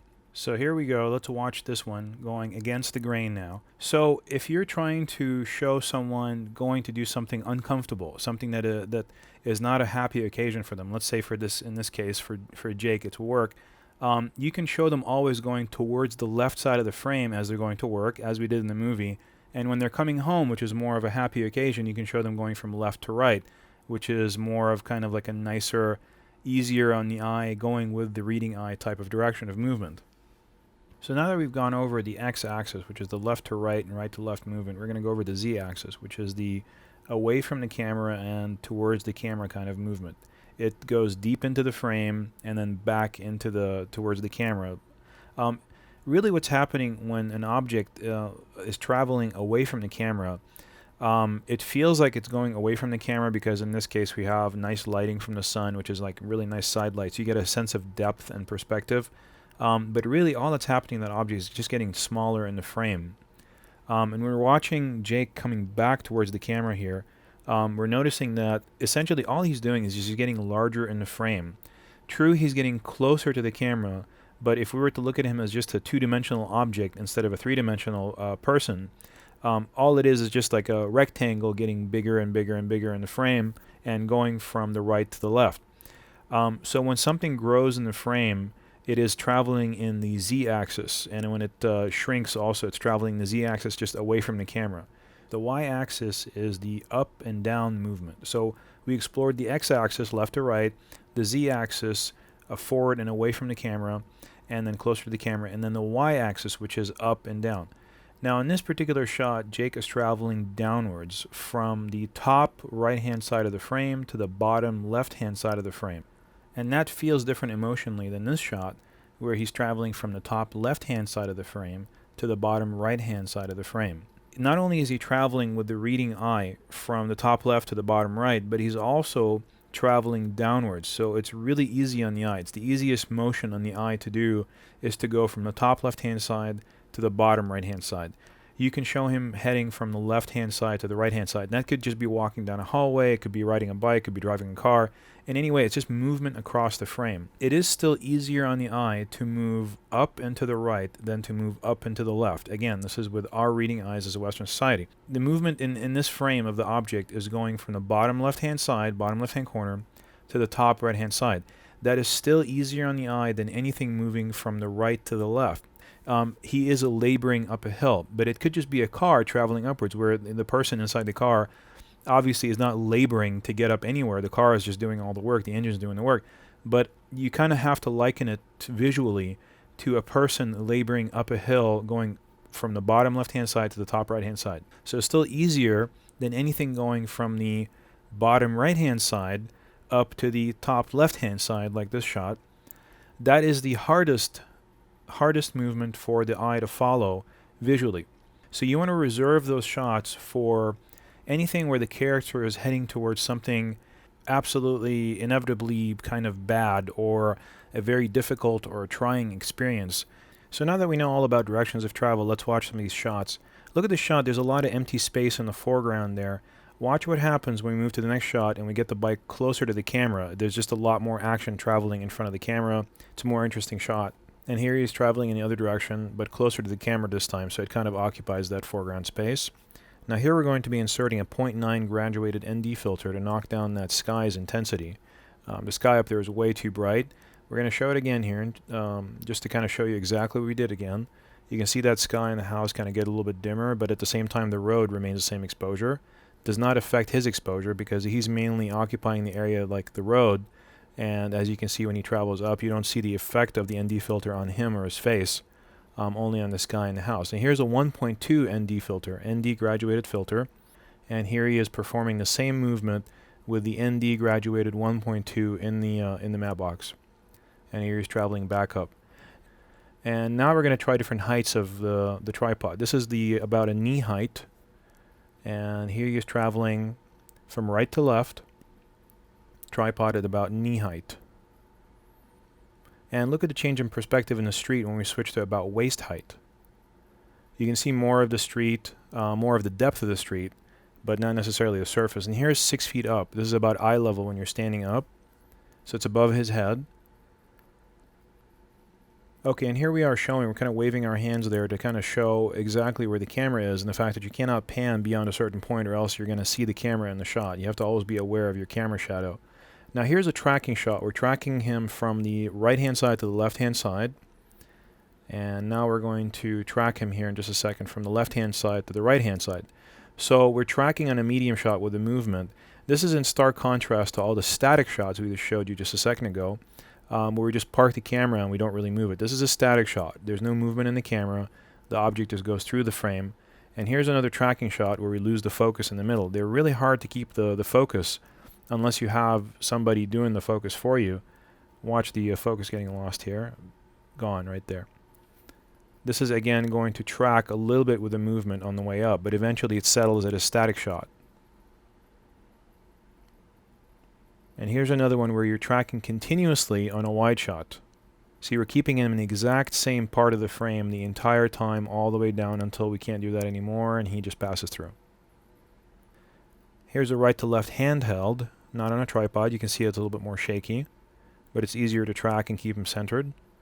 And here's one of my favorites. This is the one where the palms are, the palm trees are in the background, and they create kind of this really nice row of vertical objects that kind of track his movement. And here he is coming back in the other direction.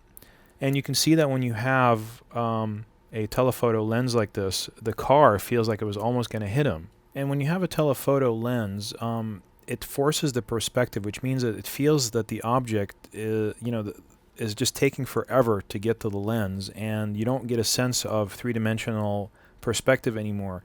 The car and the bicycle feel like they're about at the exact same horizontal plane, like they could impact each other. That's when you see all those movies, where the guy's running away from the truck and the truck is right behind him and it's about to run him over. Well, that truck's probably 50 feet, 100 feet behind him, and you could never tell because the lens has been zoomed in so far. It's a very deep telephoto lens, and you don't get a sense of perspective. You don't really know just how far that truck is behind him. Whereas with a wide-angle lens, you really get a sense of perspective. You know exactly the distances between the two objects. Let's say that car back there and him. I mean, the car just feels like it's 300 feet back there. And it really is. Not like the other shot, the telephoto shot, where it just feels like it was right behind him. I mean, it really wasn't. Even when he had passed it and he was about 20 feet away from it, it still felt like they were in about the same horizontal plane. You can really have fun with that. You can really play with perspective and just watch for shots like that in movies, and you'll notice that directors use that device a lot. They use perspective a lot because it's just one of those built-in camera techniques that you don't need any special effects for. I mean, you can build tension right there in the lens. It's a beautiful thing.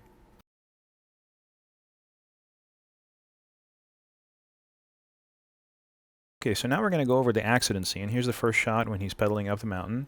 Here comes the SUV about to run him over, flashing its lights.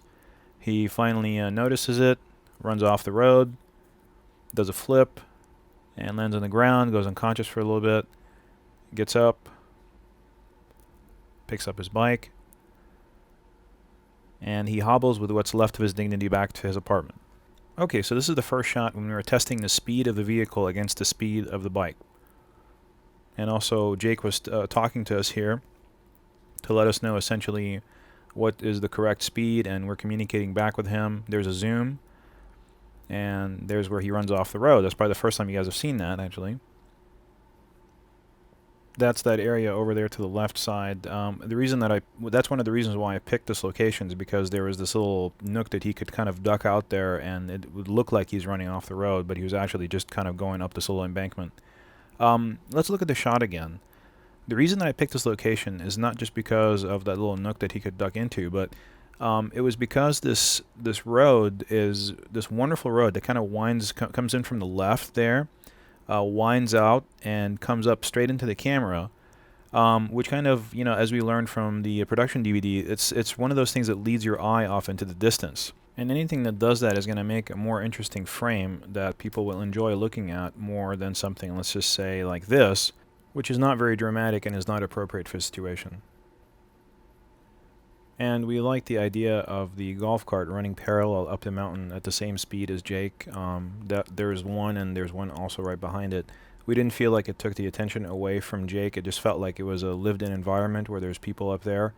And it also definitely did not take any attention away, because within a moment, Jake is all the way up the mountain, and he's, you know, right up in front of the camera, dominates the entire frame. And here's the first take that we did. This is the first take that we did, and it was kind of about a medium telephoto.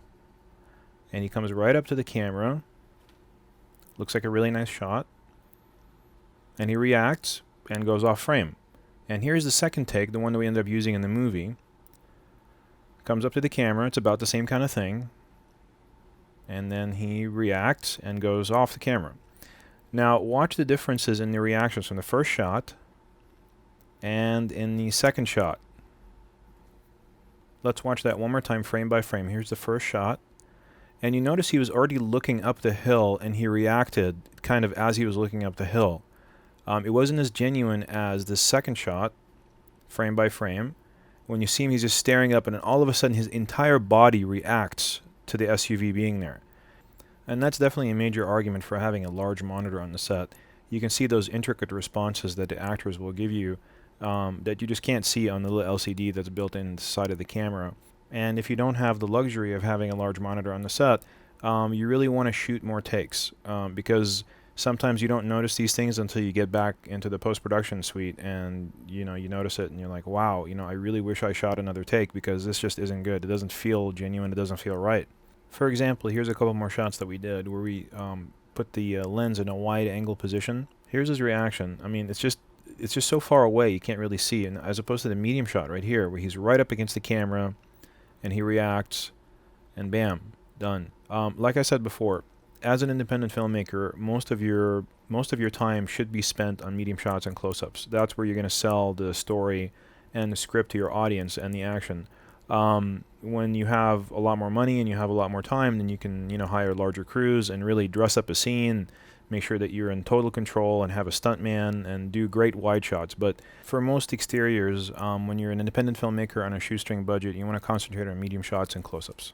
Okay, and here's the teardown of the Cobra Crane. We tore it down after we got done filming all the driving shots following the bicycle, and we were preparing it to act as a part of the movie now. And there's Dave, and he's tearing it down right there. He's holding it underneath his arm to balance the weights on the back right there until he's done disattaching all the cabling on the front. And here he is actually taking the weights off with his left hand on the front of the Cobra Crane, also to counterbalance the frame of it. And once he removes those, then he can take apart the whole thing and remove it from the base, the pedestal as we see it. And he sets it down, and he disengages the cable that keeps it level. That's that white cable right there that the DP is disengaging and rolling right now. And then they tear apart the whole thing back into the two pieces, and they put it back in the bag when they're done. And herein begins a long string of reverse angles that we did to try to get just the right truck shot where it feels like the truck is coming down the mountain, is really about to hit him. And it took us quite a while to really coordinate the path of the truck and the path of Jake on the bicycle. And when the truck comes around the corner and when Jake comes into the frame, and how we're going to coordinate this whole thing.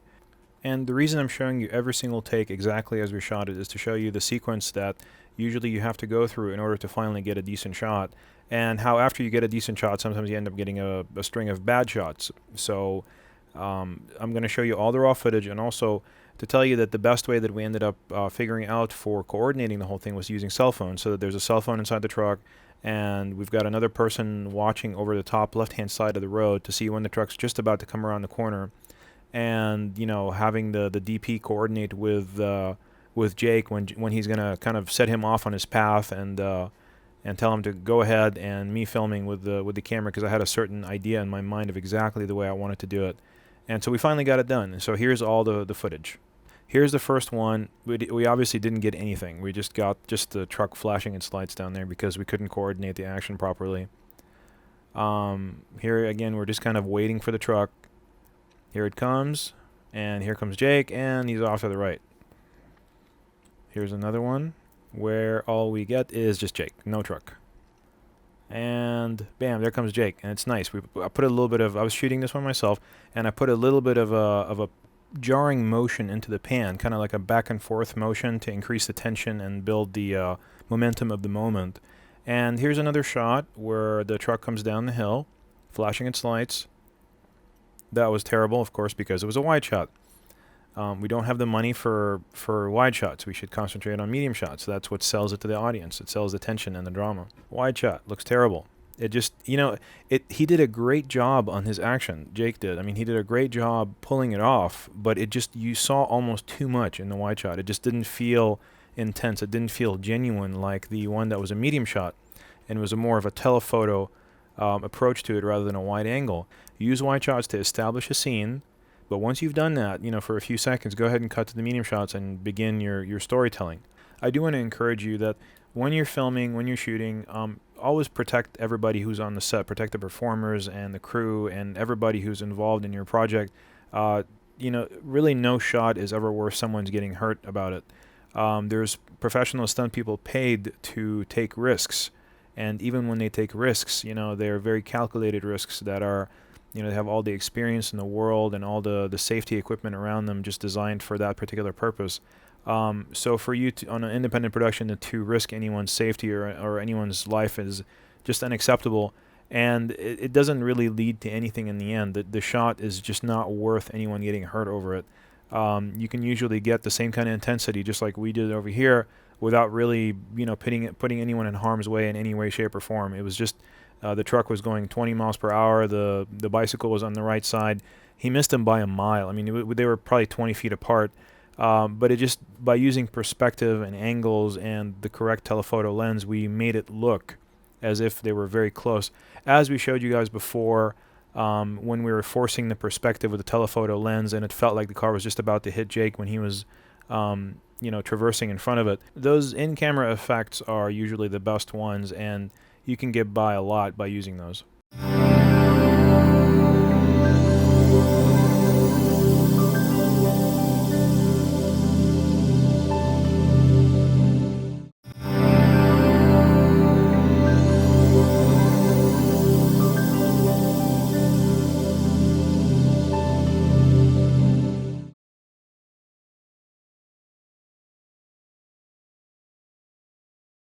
Okay, so this is going to be a section on map reading, compass reading, and figuring out exactly where the sun is going to come out and which direction it's going to come from and at what height at what time of day. And then we downloaded from the internet, which is a free download, a set of numbers that show us the time on the left side, 6:50 a.m., 7 a.m., 7:10 a.m., and then it gives us the altitude of the sun in -2.7, -0.8, 1.4 in respect to the horizon. The horizon being 0, and anything that's below 0 means that the sun is still below the horizon. Anything that's above 0 means that it's peaking over the horizon.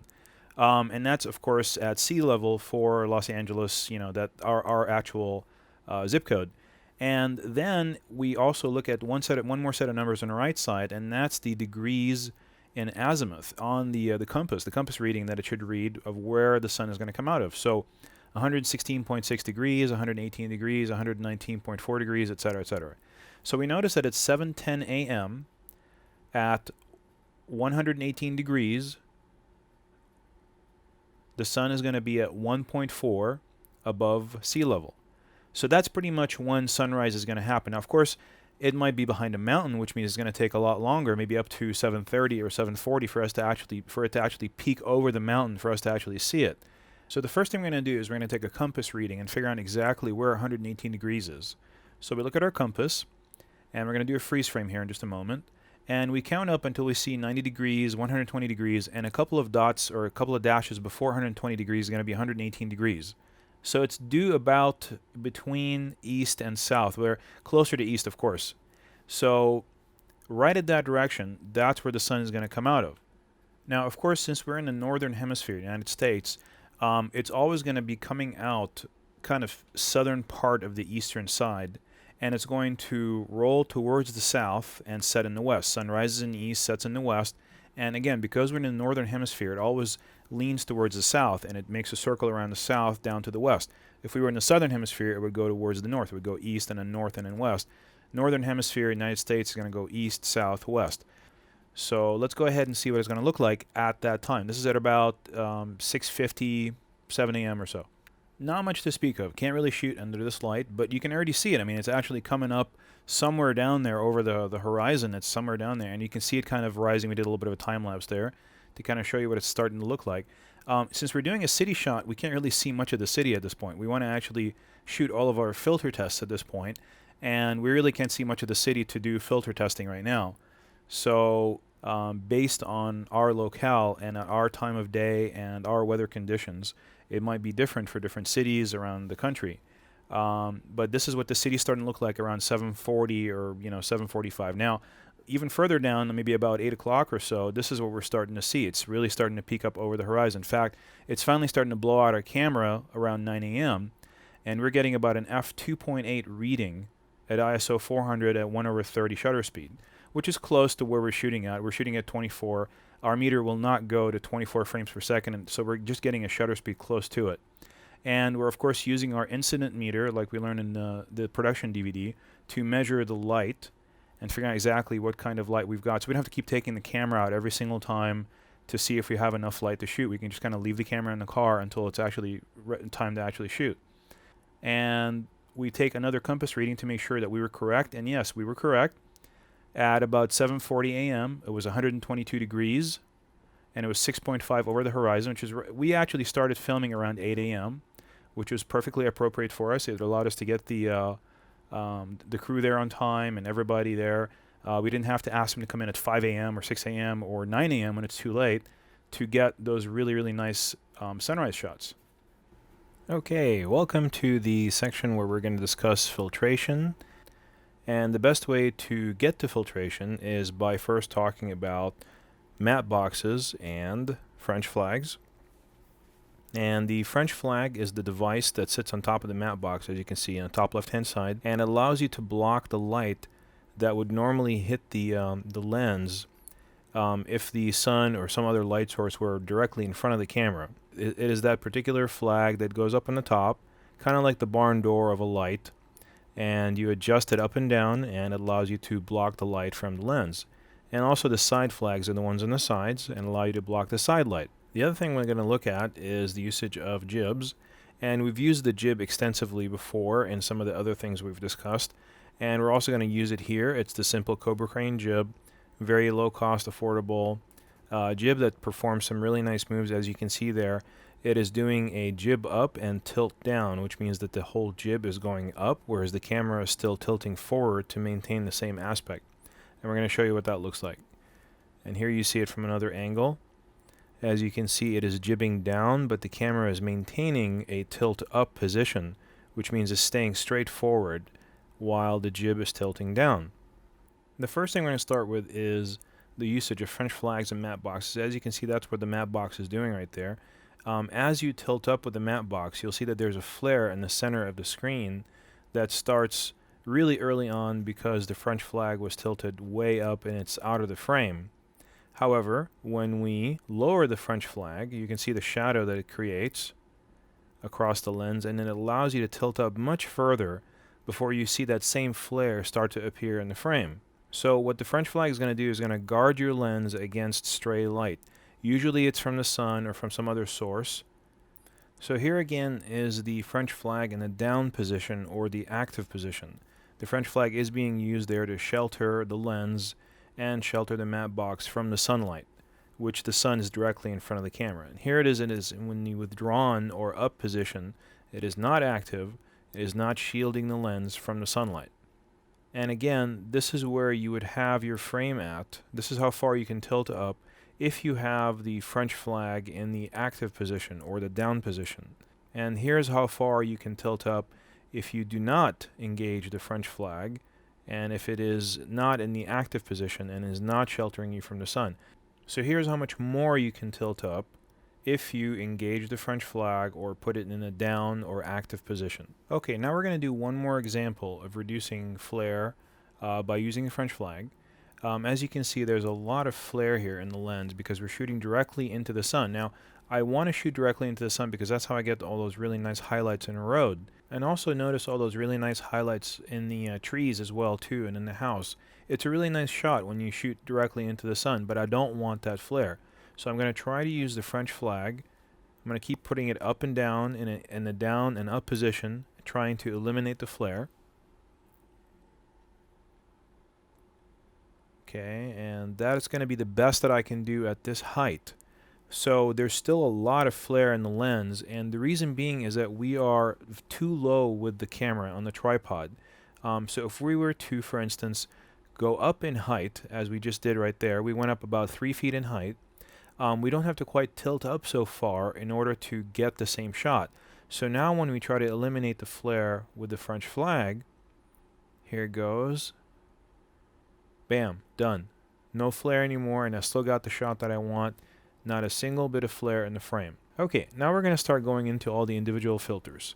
The first thing we're going to do is talk about the 0.3 soft edge neutral density filter. So here's the filter. I'm holding it in my hand. It's a 4x4 filter, and there's the designation on it. It says ND neutral density 0.3. That's one stop. SE for soft edge. So ND neutral density. That means that it is not affecting the color in any way on the frame. It means it goes in, it's just a neutral gray. You'll see the color get affected seemingly, but that's only because it's darkening the frame, which makes the color seem richer or deeper. But it's not actually adding or subtracting any color from the frame. It's just a pure gray, no color is being added or subtracted. 0.3 means one stop. That means it's going to half the light. It's going to half the amount of light that is hitting that filter from actually penetrating it and going into the lens. And as you can see, it's graduated, which means it's darker at the top and it's lighter at the bottom. It's actually clear at the bottom, and it gets gradually lighter as you go into the bottom. That's what's called a soft edge. Now, if it was a hard edge, it would just be a straight hard line across the center. But because it's a soft edge for SE, that means it gradually decreases in intensity until it becomes pure clear. The most important thing to remember about that is that at the top is where the 0.3 is, which means it's actually taking the light down by a whole half. That means that at the top of the frame, the lens will get 50% less light. It may seem like it's a lot, but it's really not a lot. And we're going to demonstrate to you in just a minute here how it's not a lot when you're dealing with the sky, because the sky is just so much brighter than the ground usually. And you need usually a 0.9, which is a 3-stop filter, which decreases the light by 8 times, not just 2 times, but 8 times, in order to usually get the sky to balance with the ground very well. So let's go ahead and watch some examples and try to learn about exactly how that works. So here we are dropping the 0.3 SE ND into the lens, and we're going to pan directly. So you saw it right at the beginning. We actually dropped it in, and now we're panning. So what does it mean for us to be able to pan with a graduated SE filter on there? It means that we can drop in a graduated ND soft edge filter, and we can still perform a move with the tripod. There's kind of a myth that once you get a soft edge neutral density filter into the lens, you're kind of stuck with the frame as it is, and you have to stay with a static shot. That's not true. You can pan, you just can't tilt, and I'll show you how that works. Now here's the ND 0.6 soft edge. This is a 2-stop filter, and as you can see right there, that's how much it darkens the frame. We're going to drop it in and out, and you're free to rewind this back and forth as much as you want and kind of look at it again if you want to. And here we are performing a pan as well. Same thing with the 0.6. And as you can see, it really darkens the frame a lot more. Now here's the 0.9. That's really dark. That's 3 stops, which is 8 times less light. And here we are dropping it in and also performing the pan the exact same way.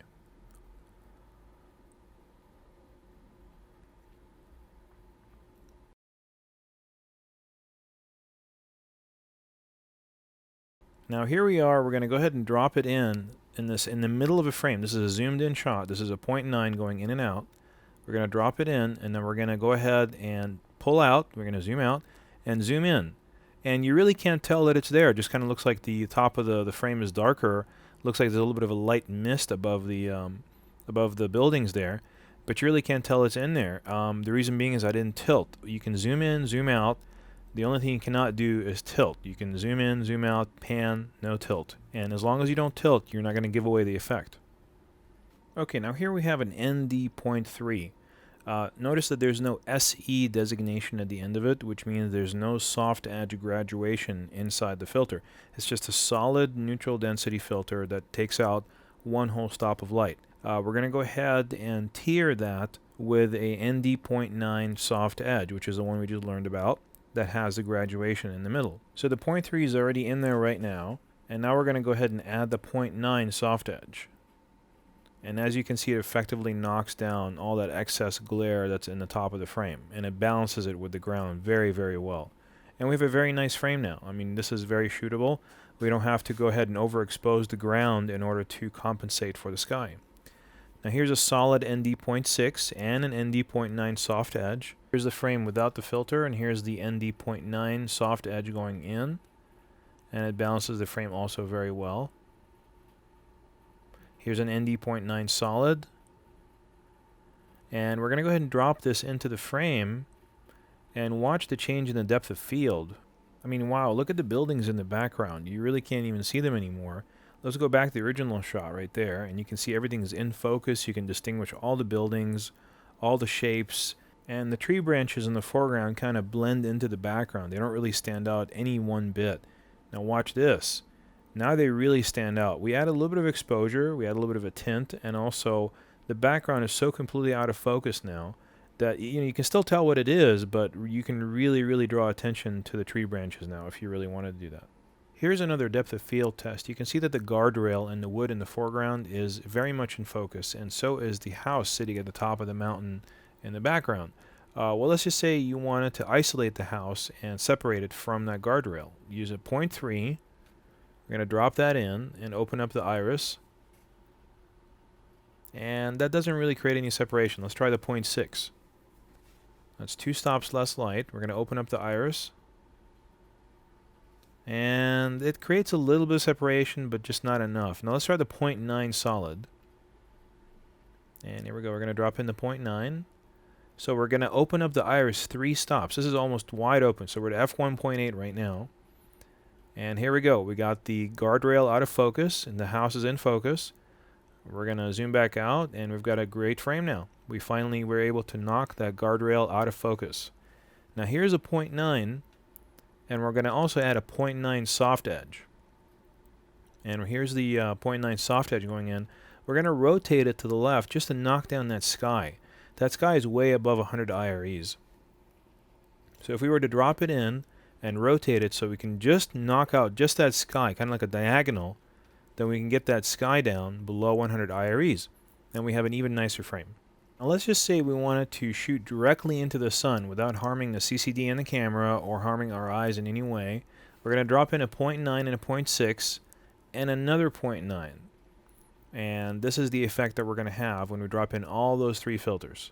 We're going to have a very bright little orb in the distance, a little bit of flare from it, but nothing is knocked out. The sky is definitely not out of acceptable norms.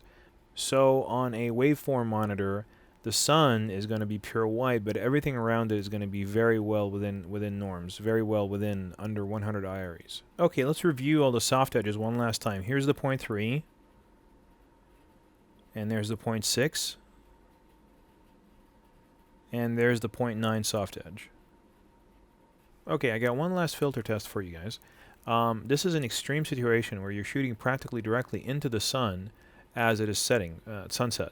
You can see it's off to the right-hand side right there, and is extremely bright in the horizon. It's very, very bright. It's probably about 8 to 10 times brighter than the ground right there. So it's completely blown out. It's way above 100 IRE acceptable levels. So here we go. We're going to go ahead and try to knock that down. This is a 0.3 solid, so by itself it doesn't really do very much at all. With the addition of the 0.6 soft edge. So 0.3 is already in there. We're going to add the 0.6 soft edge right now. And you can see it brings down the sun a little bit. It doesn't bring it down a lot, but it brings it down a little bit. It's still above 100 IREs though, so we need to bring it down again. Here's a 0.3 plus the 0.9 soft edge now. 0.3 is already in the lens. Here comes the 0.9. And boy, that really knocks it down. Now the sun, well, first of all, it feels yellow and orange now instead of just plain old white. And also it has come down below 100 IREs.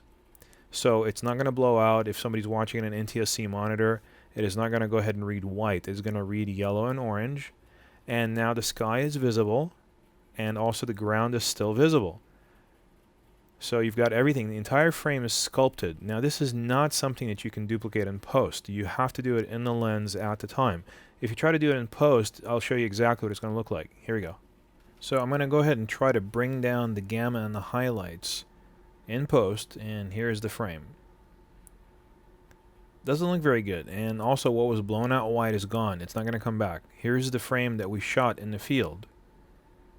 I'm going to keep cutting back and forth so you can see the frame that we shot in the field with the filters as opposed to what we did in post. Here's the post. And here's the frame that we shot in the field. You can really see a major difference. I mean, in the grass and the trees and the sky. It just looks so lackluster. I mean, this is awful. It's not something that I would want to put in the movie unless I was going for effect. But look at this. The grass is nice and saturated. The sky has a lot of dynamic range from the lightest to the darkest. It's just a really nice frame. Try to use filters in the field. I mean, if you're shooting a landscape like this and you have the filters already, go ahead and try to use them because it's really going to get you a much nicer frame in post. Okay, now that we're done with the neutral density filters, let's talk about the true pole or the polarizer filter. This is a circular polarizer filter. It is also a 4x4, and we're going to go ahead and talk about what the polarizer does. What it does primarily is it polarizes the light that is hitting it, and it only allows certain wavelengths of light to enter into the lens and isolates other wavelengths. Now here's the reality of what it actually does. You can see that as I turn my hand right there, that it's actually blocking out certain parts of the sky. I'm going to do it again here. It's kind of like almost like magic. I mean, you're looking at this thing and you're looking through the lens, and it's actually darkening certain parts of the frame as you turn it. Now here it is when you actually drop it into the matte box and you start turning it. Watch this. You can see the whole, like, part of the sky changing and then getting darker and lighter, and then the other part getting lighter. I mean, it's a really bizarre, very wonderful kind of effect, but here's the real magic. This is through a car window, and boy, I'll tell you what, that's really magic. I mean, when you can do something like that, that's just incredible. So the light is coming in and hitting that car window from the side, and it's reflecting off of that, causing glare directly into the lens. And what you can do with a polarizer filter, you can drop it in and you can remove that glare entirely. You can do the same thing with water and shop windows, any glass surface or water surface that is reflecting light from the sun or any other light source back into your lens. You can drop in the polarizer, and you can just turn it a little bit, usually 90 degrees to either side, and you'll effectively knock out all of that glare, and you can see straight through the glass or the water. Okay, so now that we learned the theory, let's put it into practice. We did a scene up here on the top of a mountain, and here's our DP preparing the matte box and attaching it to the camera. There's our actors rehearsing their scene. It's a very simple scene. All it is, they're just sitting there and doing their respective art forms. He's writing, she's painting, and she just looks over and give him a nice look, essentially letting him know that she's supporting him in his venture. And there's the DP assembling the matte box. And here's the DP mounting the camera onto the jib, onto the Cobra crane. He's tightening the little lock nut in the bottom there that locks the camera in place. He is changing the weights, adding heavier weight to counterbalance the camera. And there I'm holding the Cobra crane in place until he puts it on there. And now he put in just the right amount of weight so it counterbalances it perfectly. And now he's just adjusting the matte box, making sure that everything's ready for the filters. And there's the actors. They're kind of knocked out in the sun there, getting ready for the scene. And there's the jib going up and down. And as you can see, it's jibbing up and the camera is tilting forward. That's because his left hand, the DP's left hand, is resting on that tripod handle. So while his right hand tilts the jib up, his left hand is always on the tripod handle, keeping the camera level. And here's the actual shot. And we still felt like he was a little bit too close, even though it's not a bad shot at all.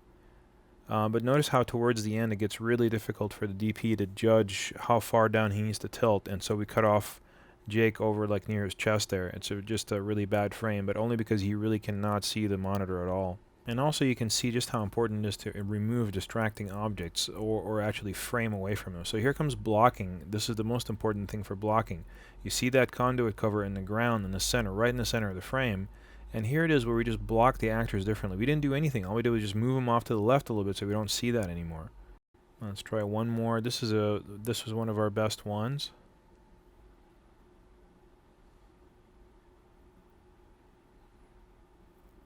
And you can see the final framing is so much better now. And I'm showing you all this raw footage because I want you to see how many times sometimes it takes to do a certain move before you get it right. And that's part of the principles of this whole program, is to not mask any of the struggles that we went through to get these shots, and to show you guys just exactly how many times it took for us to get decent shot. So now that we've done some jib work, let's go ahead and do some filtration. Let's apply the principles that we just learned. So we're taking out some brand new filters here, brand new 4x4 ND graduated soft edge filters. We're putting them into the filter frame that's going to go into the matte box. He's also blowing all the lint off of there. Solid part of the frame is also pointing towards the lens, and as he's doing it, one last brush down just to make sure there's nothing left in there. So the reason we're doing this is that we're trying to control the frame. We don't want to change the exposure on the actors. We don't want to darken them anymore, but we want to bring the sky under control. We also want to have a little bit of sky in the background to get that depth, because if you don't have that sky back there, you don't feel like there's a sense of depth. On all these shots, you want to look at the top of the frame to make sure you get the effect. So now the DP pulled that filter out, he's going to go ahead and switch it up and put in a 0.6 ND. And so that's no filter, and here comes the 0.6 graduated SE. After we added the 0.6, we knocked down the sky so much that we were able to actually iris up a little bit and get more light on the actors. That's no filter, and there goes the 0.9.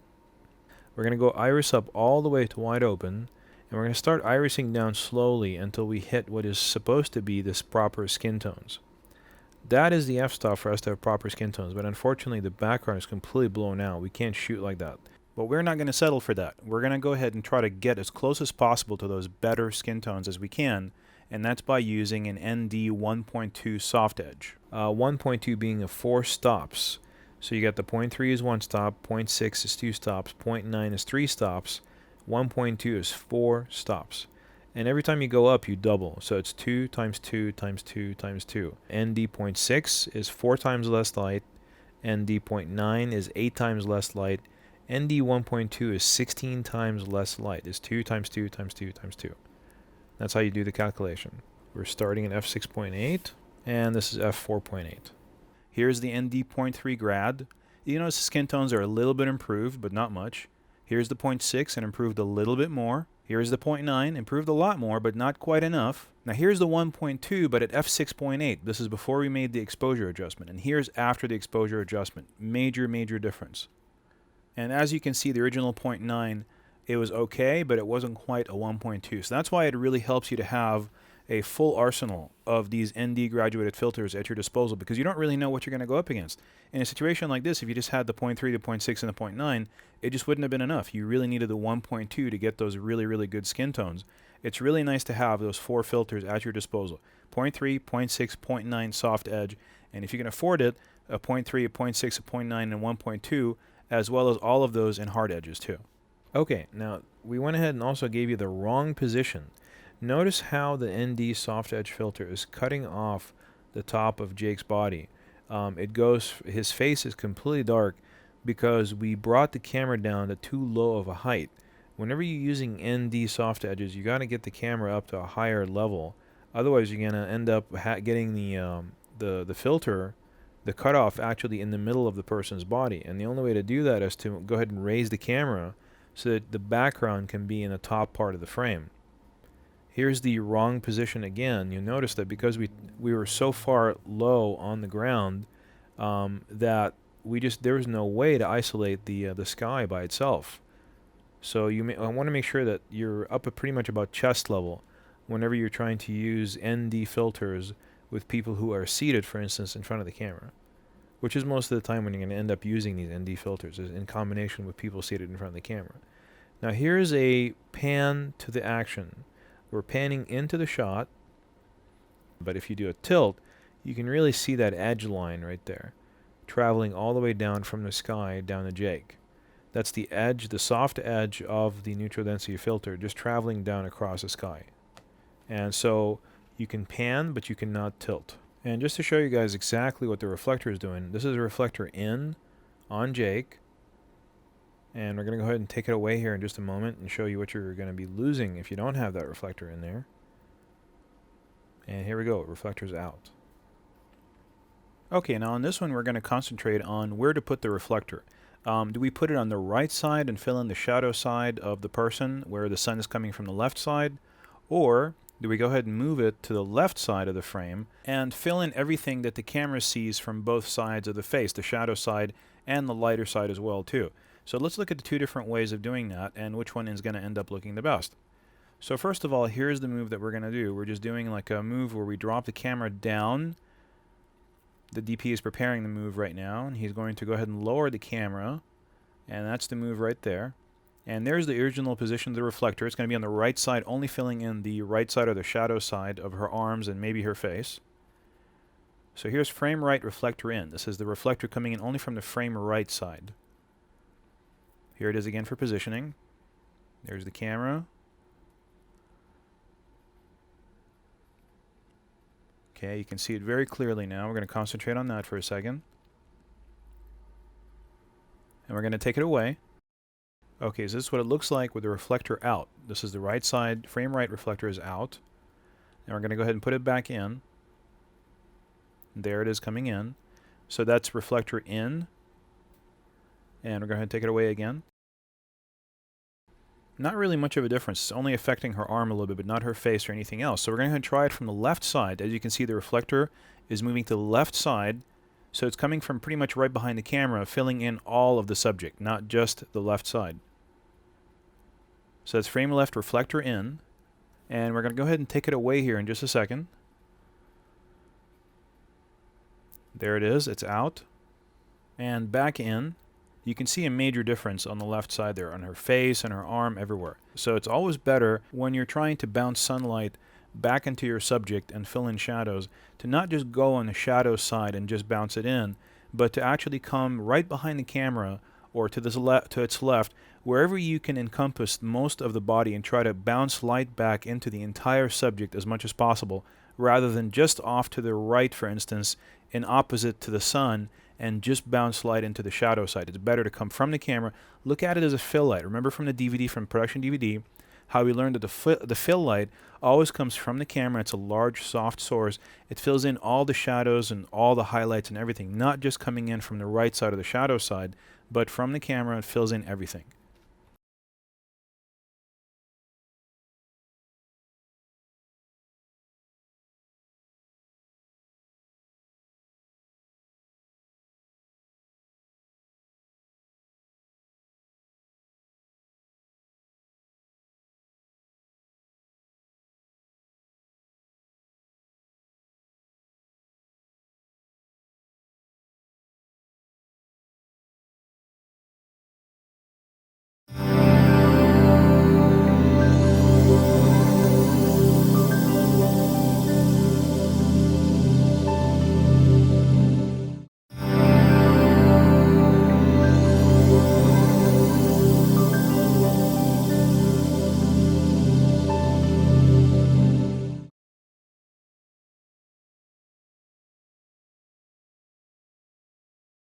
Okay, this is the bar sequence that you guys saw in the movie, and I'm going to show you the sequence first, and I'm going to show you how we got the shots for that. There really isn't anything magical about how we did it. The only reason I'm showing you this footage is because I want to tell you some stories about how to get footage like this if you need it. It's really hard to just go into a bar, unless you know the management or the owner or some bartender there, and get permission to go ahead and just kind of start filming in their establishment. With all their customers there and everything without paying, really large sums of money usually, or just getting kicked out outright if they know that you're filming. We rehearsed this scene, I'd say about 14 or 15 times before we came in here. It was just one of those things where I walked in with David and we just both very calmly and nicely talked to her and just explained to her what we're doing and, that they were shooting a short film, that, this isn't some major Hollywood spectacle or anything. And just as soon as we explained it to her, she was okay with it. There was really nothing more to it. I'm sure that we could have walked into about 15 or 20 other bars, and they may not have been okay with it. Mainly because I would say we got lucky, not just because we got lucky, but also because we were extremely nice, and we asked the bartender the whole time, "What can we do for you to make this workable? What do we have to do to make this okay for you? Do you want us over here? Do you want us over there? Would it be okay if we put this light here? Would it be okay if we put the camera here? Is it okay to put any lights up at all? Or is it not okay?" And David, our lead actor, is also a very charming person, and he was able to really help us out when it comes to getting things done. And as long as you ask the establishment, what can we do to make this okay for you? What can we do to make this workable, to not be in your way? How much time would you like to give us? 5 minutes, 10 minutes, 15 minutes? And you'll walk in, you'll get your shot, you'll walk out, and you'll have made friends for the next time.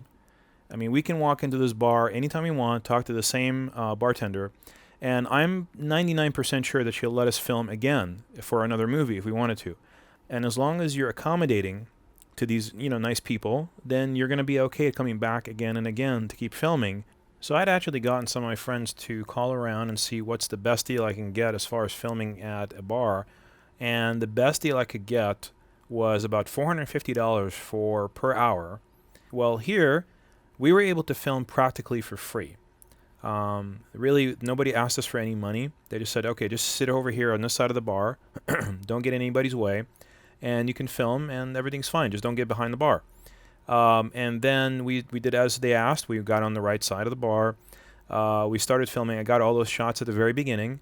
And as soon as I got enough shots that I felt, okay, I can get by with these shots. I mean, I can kind of cut them into the movie, and that's primarily everything that I need. I don't really need any more stuff. So let's see how much more we can kind of push our luck at this point. So I walked up to the bartender and I said, do you mind if we put a light back there? And she said, well, what kind of light? And I said, well, just this little battery-operated light. It's nothing major. She said, well, you can't be behind the bar. I said, that's fine. If you would like, you can put it back there. And she said, okay, that's fine. And then that gave us some nice face light for Jake. I mean, otherwise he was just kind of like at the same even illumination as everybody else in the bar, which was way too low and it didn't look good. So we were finally able to separate him a little bit from the rest of the patrons. And then after we were happy with that, we got some creative stuff. We were like, well, let's see if we can push our luck a little bit more without, of course, causing any problems. And we went over and asked the bartender if I can actually get back there and play the part of the bartender, because we had a very specific action that we wanted to try to play out, which is the action where Jake asks for a beer. The bartender gives him a beer. Then he asks for a shot. Bartender comes back, gives him a shot. He does a shot. The bartender comes over and cleans up, and that's pretty much it. By this point, she realized that we were just nice people, that we weren't there to drive her customers away. In fact, we were actually turning into a little bit of a spectacle, and it was actually driving business over to the bar. So she realized that it was in her best interest to keep us there as long as possible, because before that, there weren't really that many people there, and we kind of started drawing a little bit of an attention from the crowd. People weren't coming up to us and asking us a bunch of questions or anything. They weren't interfering in the filming. They were very nice, and you'll find that most people in cities like Los Angeles who are used to having crews filming around them, they don't really bother the crews. Most of them are actually in the production industry themselves, and they're perfectly comfortable just sitting there and just watching what we're doing without actually interfering in the filming. So I was able to actually get back there and finally do the full action that we had rehearsed at the apartment before actually getting to the bar. So here's the action as we rehearsed it. And I have a beer in my hand, that I already have ready for the action. And he's got a beer that he just got done working on. And by the way, that's non-alcoholic beer. It's just regular non-alcoholic beer. We ordered a few of them for him. And the reason being is that he has to, of course, drive, and we don't want to have people getting drunk on the set. One of the shots was that he has to order and chug an entire beer, and I wasn't about to have him chugging real alcohol on the set. And it's just not something you want to have your actors do, especially when they're driving. It's definitely not smart to do that. So this is non-alcoholic beer. I came over and I gave him the beer. He's chugging the whole thing right now, and I'm on the left side going, chug it, chug it, chug it. Okay. And so he gets the whole beer going. And for the movie, of course, this is why, we did it, because, Jake in the movie is supposed to have chugged the whole thing, trying to get drunk so he can put himself into an artistic stupor so he can better write. And, of course, that's 7-Up, because we're not about to put real vodka in those shot glasses. So this is just 7-Up. And I told him to smell it and kind of, not really like the odor or the idea of it, and then just chug it, but with a great sense of disgust, because I told him that Jake, I told David that Jake is not used to drinking alcohol. This is not something that he would normally do. And then I come over and I take all the cups of beer, kind of just leave them there, take the shot glass, and he takes over the little wet napkin, and I say, "What the heck is this?" And kind of put him down a little bit. And of course, as you can see, the beer bottle that's sitting right there, we turned the label away. And then I came back in and I blocked the frame so that we can use that as a segue if we wanted to. Like I said before, try to always give yourself some kind of a segue in and out of a certain scene. You may never need it, but if you need it, at least it'll be there. So here's one last thing I just wanted to show you. This is exactly where we put the light panel on the left side there behind the bar. We just attach it to the bar, and we dimmed it to a very particular intensity, and here it is actually dimming up on Jake's face, so that you can see the effect that it's going to have. If you didn't have it, it would just look horrible. I mean, it's not, he's being lit only by those really, really soft bar lights that are extremely dim, and it's just not enough, especially in that part of the bar that she put us in. There's like no light there. So if we didn't have that, there was going to be no light on him at all. This is the first lighting, where the light is coming directly from the camera, right to the left side of the camera. Here it is from in front of the bar, where it kind of modeled around him. It feels like it's coming now from the bar rather than from the camera, so it feels more natural, more cinematic. But we ended up going with this lighting and this position of the light. It's right above eye level for him, and it's off to the right side of the camera, and that's me on the left side right there. The quality, the quantity, and the direction of the light is very appropriate for the situation. You want to try when you do these things to see if you can get the shot that you need for the movie, which is something with a light on it separating your actor from the environment, from the background.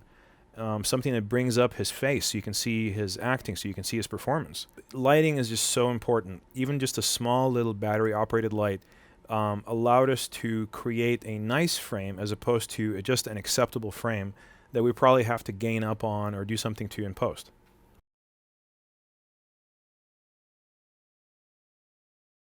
Alright, so this is going to be the exterior of the bar scene that we just saw, and this is about 15 blocks away from that other bar, so just goes to show you that if you shoot an interior somewhere, that doesn't mean in any way, shape, or form that you're tied to shooting the exterior in the same place or outside of that place or in any way at all. As long as you have the actor wear the same outfit, and as long as he's also in character, you're going to sell it. So the first thing we're going to talk about is going to be audio. I'm going to let you listen to the difference between lavalier audio and shotgun mic audio for this scene. Then we're going to talk about battery-operated lights and where to put them when you have a scene like that. We use 2 for this scene, but we're also going to show you how to use just 1 and how necessary they are as opposed to just kind of shooting off the cuff with no lighting at all when you're dealing with an outside scene like this. So let's listen to the lavalier audio first. Now the lavalier is mounted underneath his shirt, and it's right next to his mouth within about 6 or 7 inches away, and the shotgun is mounted right above the camera, which is very, very close to the action. Now Rachel is standing right next to the camera, so you're going to hear her very loud and clear in the shotgun because she's standing literally right next to the shotgun mic. But concentrate on Jake's audio. That's the most critical part. And also concentrate on all the ambient sound, the car sounds around Jake and how loud they are on certain microphone as opposed to the other. So let's start with a lav mic.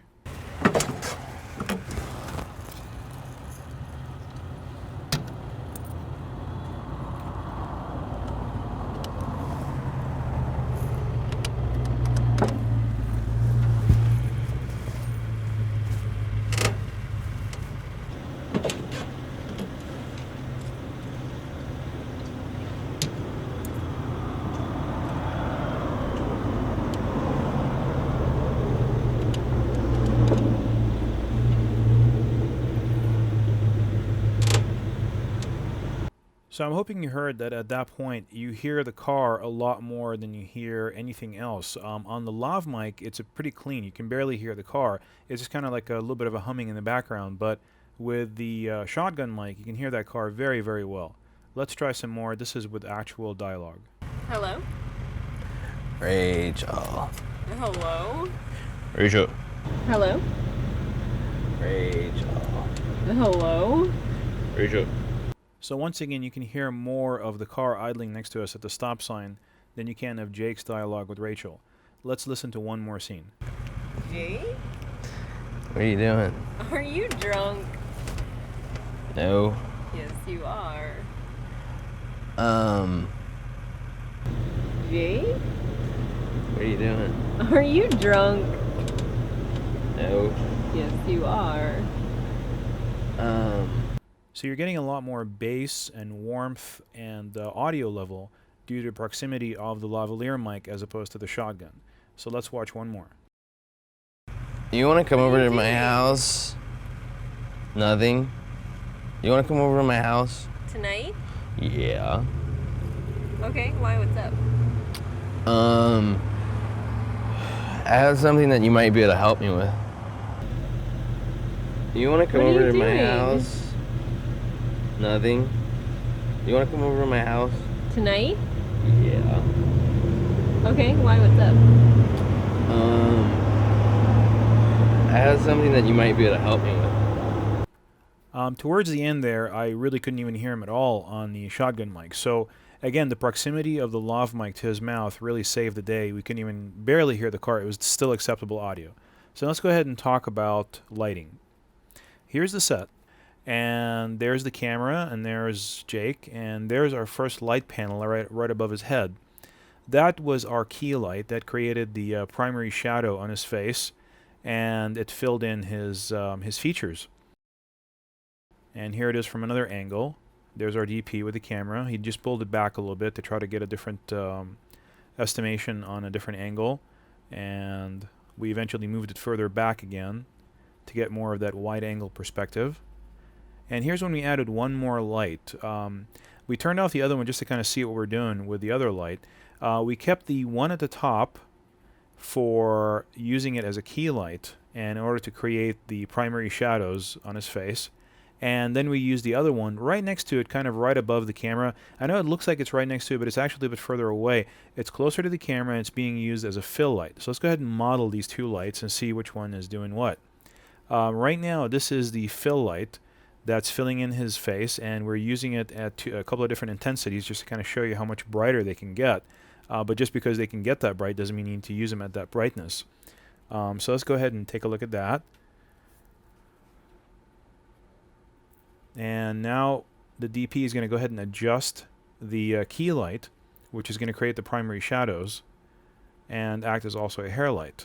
So there's just a fill by itself. And there's the key light. You notice that it makes shadows. You see those shadows right underneath his eye sockets? Those are the shadows that the key light is creating. And it's also creating a little bit of a nose shadow. This is the key light by itself.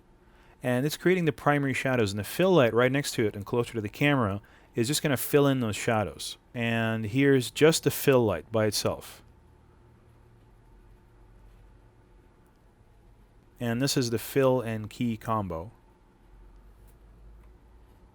So you'll notice that there's a shadow being created on the face by the key light, and the fill light is just coming in to just fill those shadows in. And here's our final frame. We actually ended up moving the fill light to the other side just to see what it would look like with a more filled in type look. So this is on the left side of the camera instead of the right side. And we got a couple of different variations. We also turned off the key light and used just a fill light for a couple of the shots just to see what it would look like.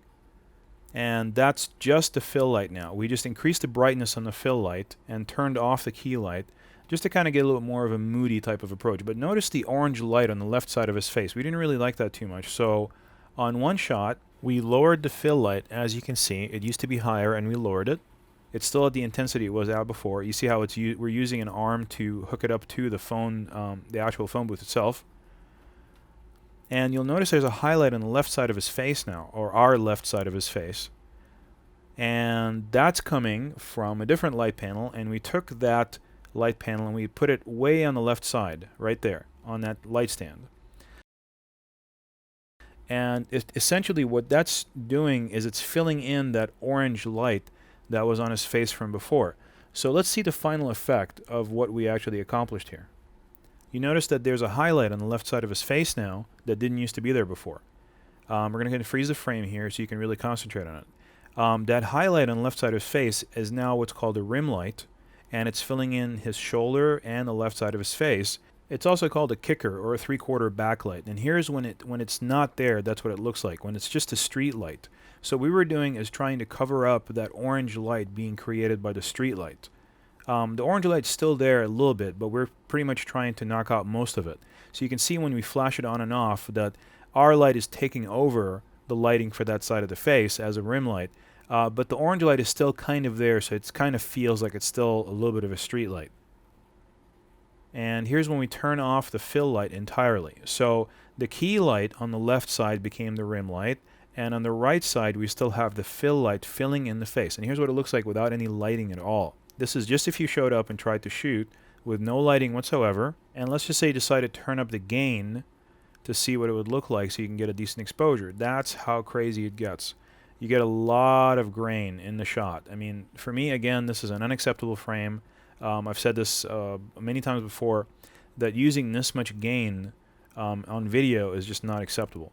This is with daylight white balance. So if you were using daylight white balance, all those lights would look really, really orange. So that's the importance of using proper white balance. So let's take it down.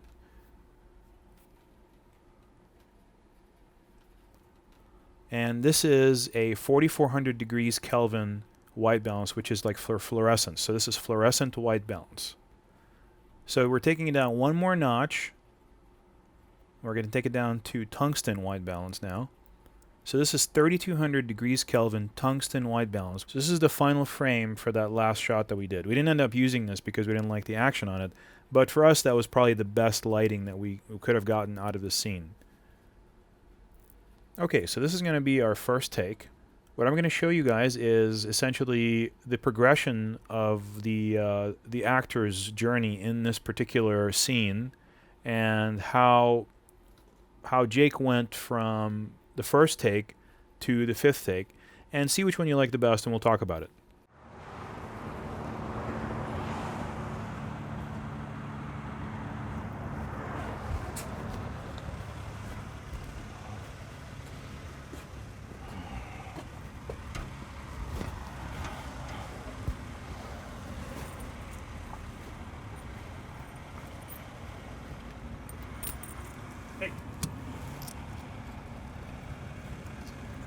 Whenever you hear those little sounds off to the left side, or somebody calling him hey or whatnot, that's me just trying to get his attention, because I wanted to try to make like somebody's trying to harass him on the street or something.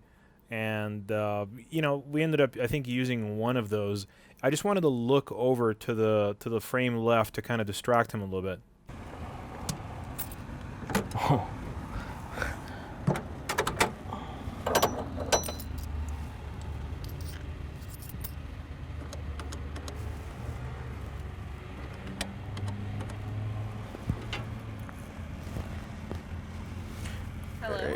Rachel. Hello? Rachel. Jake? What are you doing? Are you drunk? No. Yes, you are. You What wanna... are you doing? Nothing. You wanna maybe come over to my house tonight? Tonight? Yeah. Okay, why? What's up? Okay, so this was the one of the frames from that shot, just so you can concentrate on the lighting that we did over there. And let's move on over to take two.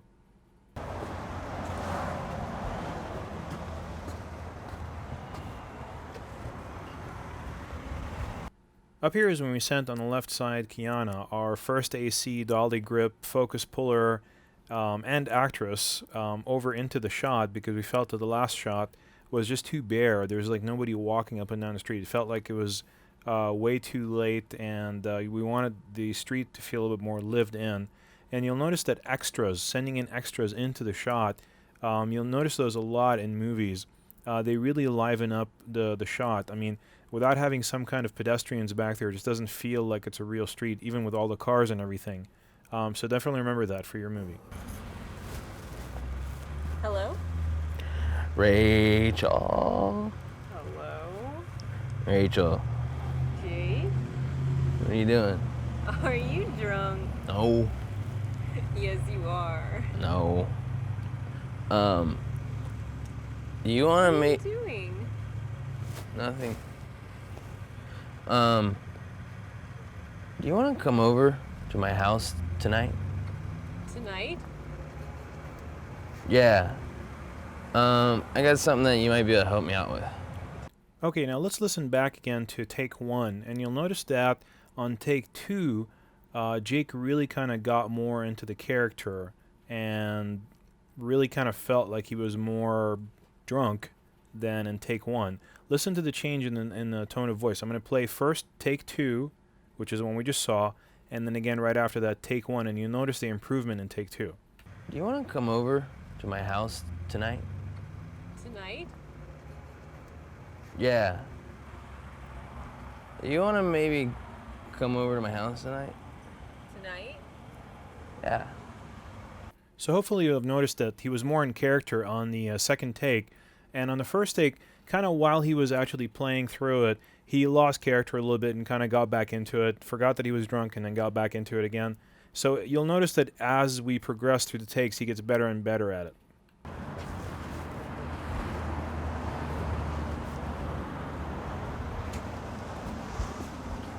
Hey, man.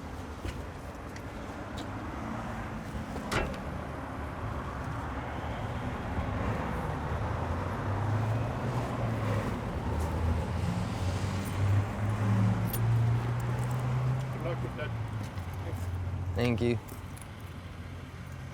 Big dog. And that is called an actor's faithful reaction to a sudden occurrence. We did not cast that person and his dog to walk through the set. That was an actual pedestrian walking through our background. And Jake's reaction in this situation was so honest and so faithful to his environment. That is what makes a professional actor a professional. He faithfully reacted to something that was totally unplanned. He saw a man walking a dog, and he reacted to it as though we had actually put that person in there as an extra. And that's just a wonderful thing. You always want to try to make sure to coach your actors in that direction, to react faithfully to occurrences in the environment. I mean, the whole thing is a made-up role. It's a made-up set. It's not real. Nothing in it is real. But as a professional actor, what David Lee's job in playing Jake is to react to this imaginary environment that I created in a very realistic way that fits his role and it fits that environment. And that is exactly how Jake would have reacted to seeing a guy walking a big dog while Jake is drunk. I mean, he totally was in character. But it's just nice to know what to expect from an actor so that you can coach them with that and work with them on it before you actually walk on the set. Tell them, hey, if something happens like this, just go with it. No big deal. We don't have to stop filming. Don't make like it didn't happen, but just react to it in a natural way. And you'll find that they get better and better at it the more they work with you and the more they trust you as a director, because they feel like if they actually do it, you're not going to get mad and say, oh, just stick to the script. Don't go in any other direction other than the one I told you to go in. It's the more they work with you, the more they trust you, the more they'll feel at ease and comfortable in reacting to these situations in a truthful and an honest way. Rachel. Hello? Rachel. Jake? What are you doing? Are you drunk? No. Yes, you are. You want to come What are over you to my doing? house? Nothing. You want to come over to my house? Tonight? Yeah. I would say that this wasn't as good as take 2. Some people might disagree. That's just my opinion. But let's just watch take 1, 2, and 3 as we just shot them. You want to maybe come over to my house tonight? Tonight? Yeah. Do you want to come over to my house tonight? Tonight? Yeah. You want to come over to my house? Tonight? Yeah. I also want to show you one last thing before we move on to the next take, and that's something that that David improvised here. You can see where he kind of like pulls away to the left and then comes back. We couldn't quite see exactly what it was at first, but then we kind of figured it out, and here's behind the scenes of what it looked like. And he just improvised this all on his own, and it was just absolutely wonderful. That's another thing that you have when you have a professional actor. And here's take 4 coming up. Hello? Rachel? Hello? Rachel, Jake? what are you doing? Are you drunk? Yes, you are. No. Hey, do you What are wanna... you doing? Nothing. Do you wanna maybe come over to my house? Tonight?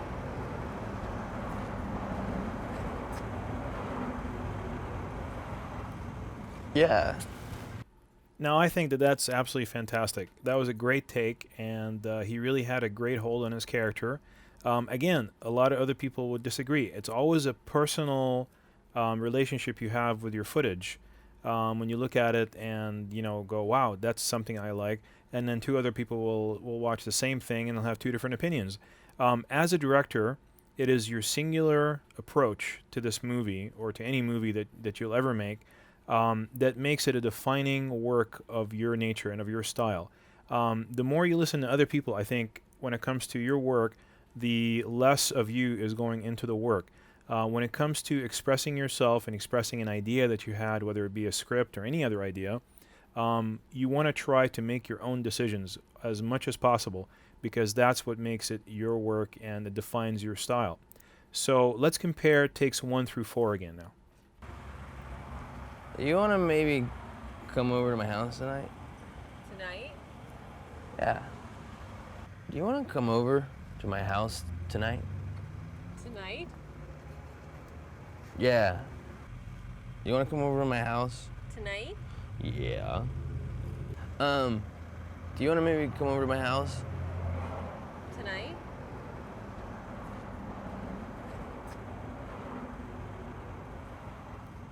Yeah.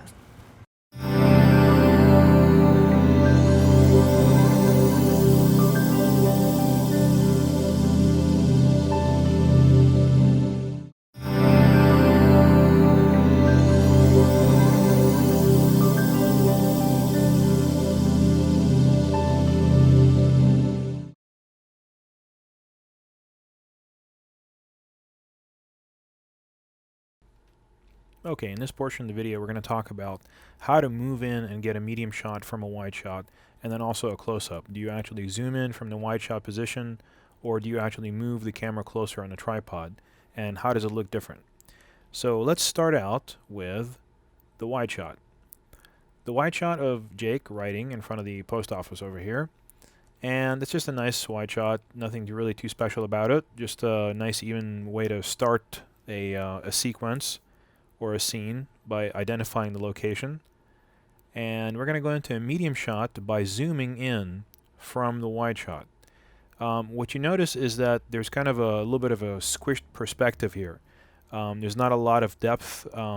It's kind of like everything got flattened out a little bit. And we're going to go ahead and show you what it would look like if we instead had moved in with the camera. You can see that there's a lot more perspective now. You can see all the way down the street to that car, that mailbox at the end there. You can see that Jake has become more three-dimensional when you compare and contrast it with the last shot, which was the medium shot. So let's look at the freeze frame here. This is a freeze frame of the wide angle moved in medium shot. This is, we actually walked the camera in closer to Jake and took a medium shot with a wide angle lens. And here's the old shot where we actually just zoomed in from the original wide shot position to a more zoomed telephoto lens rather than a wide angle and crush the perspective. And here's the wide angle again. So you'll notice that the wide angle has a little bit more depth to it, it has more detail, has more three-dimensionality, as opposed to the zoomed in medium shot, which didn't really have any of those characteristics. Now here's a close-up, and this is a zoomed in close-up from the medium shot angle. And we're going to go ahead and freeze on that for just a second so you can get the hang of the perspective. And then we're going to show you a close-up where we actually moved in closer right there to Jake. And we're going to zoom in from right there. And you're going to notice that you can see the other side of his face because we did not just zoom in from the best perspective for the medium shot. We actually just went to a whole different perspective just for the close-up, which is always the best thing to do. Here's a compare and contrast. Here's the old one. You can kind of see a lot more of the left side of his face than the right side. It's not a three-dimensional type of image. It's kind of flat and, not really lifelike. And here's the new one. You can see a lot more of the other side of his face, the right side of his face. It feels more rounded out, feels more lifelike. So in general, it's always better to move the camera to get the best perspective for medium shot and close-ups from the wide shot. Now this is a tilt down. We're going to do a couple of tilt downs here. I'm showing you some of the raw footage so you can see how the attempts were made. And this is a tilt down to illustrate the pad that he's writing on. Why would you do a tilt down as opposed to just cutting? Because a tilt down is kind of like a moving close-up. So we're moving the close-up from his face down to the pad, and we're just kind of revealing the pad slowly as we tilt down. And it's kind of like a moving close-up. It maintains the audience's attention in that field of view. Now, if we were to select a medium shot to tilt down, watch what would happen. It's just not interesting. There's just something more cinematic and pleasing about a moving close-up, especially in a circumstance where you're filling the frame with his face than filling the frame with the pad. Now that you've seen this particular shot several times, watch this shot. This is the one where we move the camera further to the right so we can get a better perspective on his face and on the pad. You're going to notice that when we move to the right and get a better perspective, we're going to do a couple of freeze frames and show you exactly what kind of a better shot you're going to have of the pad itself. Watch this. This is the old shot of the pad that you've seen several times. It's kind of more flat, less responsive, less lifelike. And then when we go ahead and move to the camera to the right and get a better perspective just for the close-up, you'll notice that it's a lot more lifelike, it's more three-dimensional, it feels more natural, and you can actually see the writing better. It's not just a flat piece of cardboard anymore. Now here's the old shot again. Major difference. I mean, you always want to make sure that when you go for a close-up or go for a medium shot, you want to move the camera into the best position. Don't just zoom in from the wide shot. That's kind of lazy. You want to actually move the camera, get the best perspective for the medium shot and the close-up. Now I want you to concentrate on this freeze frame for a little bit. We're going to talk a little bit about composition. This is something that's going to be kind of hard to understand at first, but if you concentrate on it, you'll see exactly what I'm talking about. The left side of the frame can always hold more pictorial weight, which means that it can hold a larger object. You have to think of the person here, Jake, as being just an object in the frame. Watch what happens when you flip it over to the right side. Something feels wrong. It just doesn't feel like the right side of the frame can hold that kind of a weight of an object. Watch what happens when you flip it back. Bam. It just feels right. It just feels like the left side of the frame is able to support more. It always comes back to, as a Western culture, our reading eye. We read from left to right, and it always feels right when something is in the left side of the frame and has more mass to it, as opposed to on the right side of the frame, as you can see in this particular shot. So here's what that means for you as a filmmaker. If you want to create a cohesive, unified and natural, normal, just peaceful frame, you want to put your subject on the left side. That's where it's going to support the most amount of mass or weight, pictorial weight. If you want to create uncohesiveness or an unnatural feeling or put the audience at ill at ease, you want to put your subject over to the right side. It just feels wrong. It feels like they're facing in the wrong direction. It's going to add to the tension of the shot and help you create a more tense moment or a tense scene. Okay, from this sequence in the movie, we're going to learn a little bit more about gamma settings and what gamma does to your picture, as well as guiding your actor on the set and guiding their looks and where they're looking and getting them to kind of respond to the script in a very organic way, and also framing. So let's go ahead and start out with the first sequence right here where he's walking towards an art store and he's looking at some paintings in the movie. And we're going to go ahead and discuss different ways of framing to get the best kind of depth and doing handheld shots. These are all handheld shots. And you'll notice on this shot, it's pretty stable. And the reason it's stable is because I'm just leaning against the wooden frame of that particular store. And this shot's pretty nice. It's got a lot of twinkling lights in the background. We're going to look at an alternate shot that doesn't have that and to look and see if it's more interesting or less interesting. So let's go ahead and get started.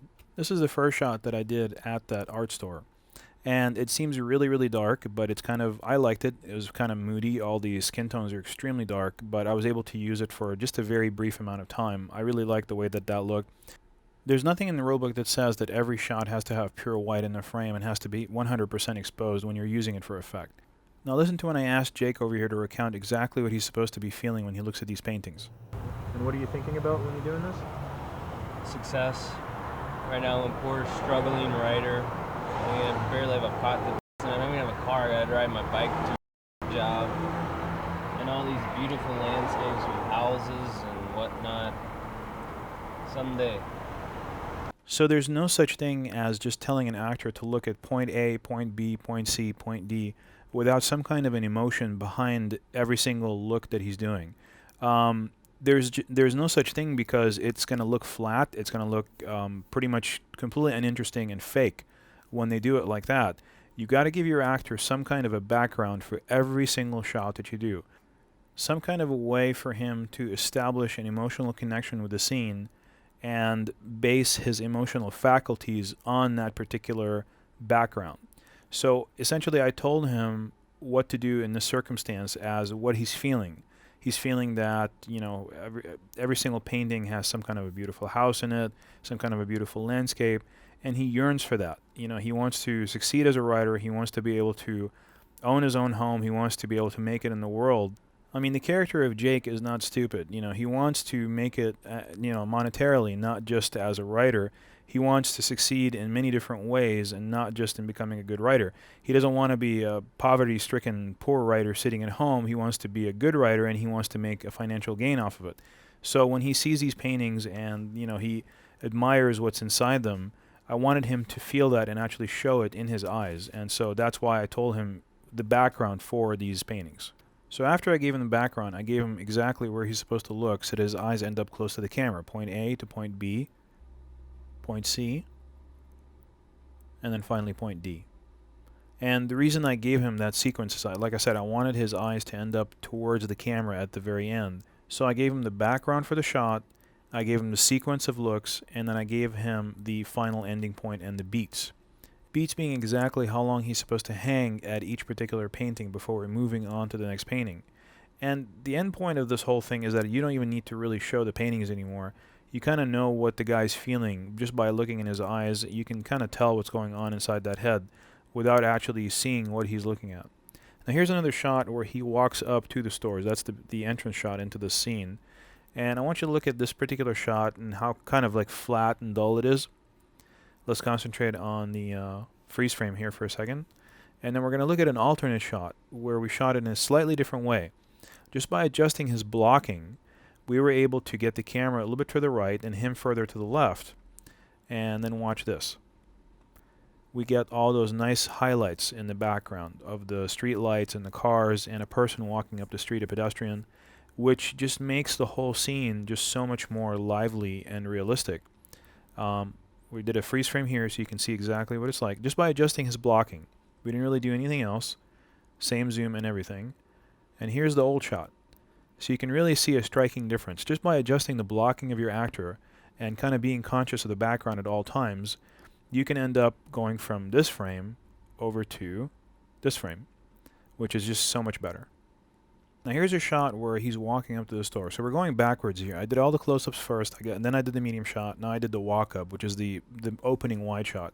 And I wanted to get done with this thing quickly. So I had him walk up in a wide shot like that to illustrate the location. Then I zoomed into a medium shot for the actual exit from the frame. When I knew that his eyes were at the final position and he was ready to go, I had him walk out of the frame in a medium shot. That allowed me to enter the scene in a wide shot and exit the scene in a medium shot, but was still with good continuity of the fact of where his eyes were looking and kind of save time and instead of having to go back and redo the whole thing as a medium shot. Now here's the shot where it's the reverse angle of him walking up to the stores. See that I allowed him to walk into the frame, and I'm on the correct side of his eye line. I'm always on his right side of his body. And when I switched to the other angle, I was on the correct side of the eye line the entire time, never went to the other side of the eye line. I was always closer to the store than he was. And that's really important. It's really important to stay on the correct side of the eye line because it just makes for better cutting in post, and you'll see that later on. Now in this particular shot, I'm showing you the bad white balance. This is the incorrect white balance that you would want to have for this particular shot. Everything is really orange, nothing feels neutral or normal. This would be the correct white balance that you would want to have for this particular shot. It is at tungsten 3200 degrees Kelvin instead of the daylight balance, which was the first white balance. And this is a lot more correct because it feels right. And under these particular lighting conditions, that's the light, the street light's actually making that kind of light. It's a sodium vapor lamp, and you're able to get better results when you're shooting under sodium vapor lamps by shooting at a tungsten white balance rather than a daylight white balance.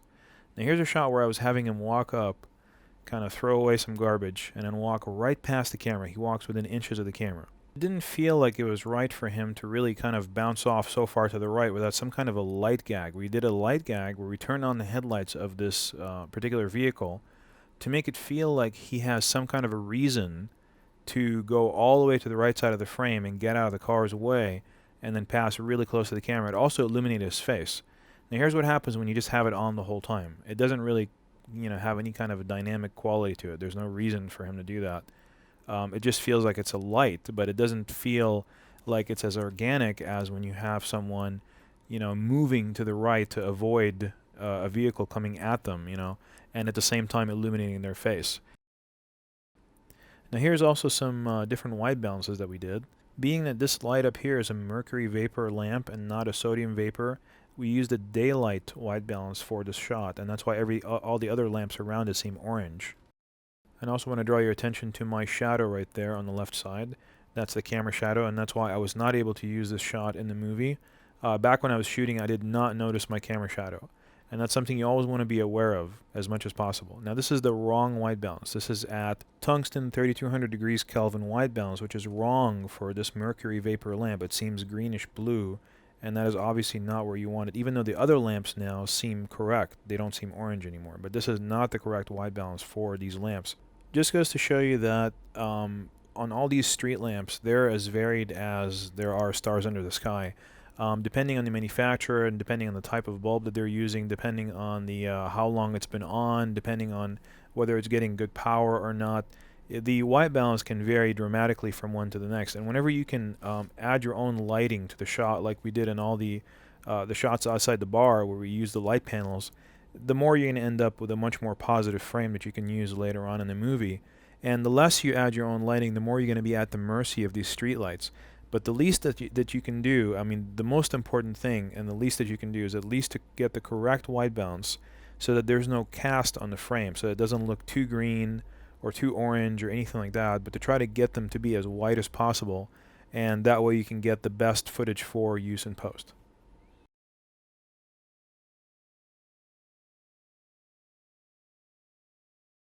Okay, we're going to learn a couple of things from this library scene.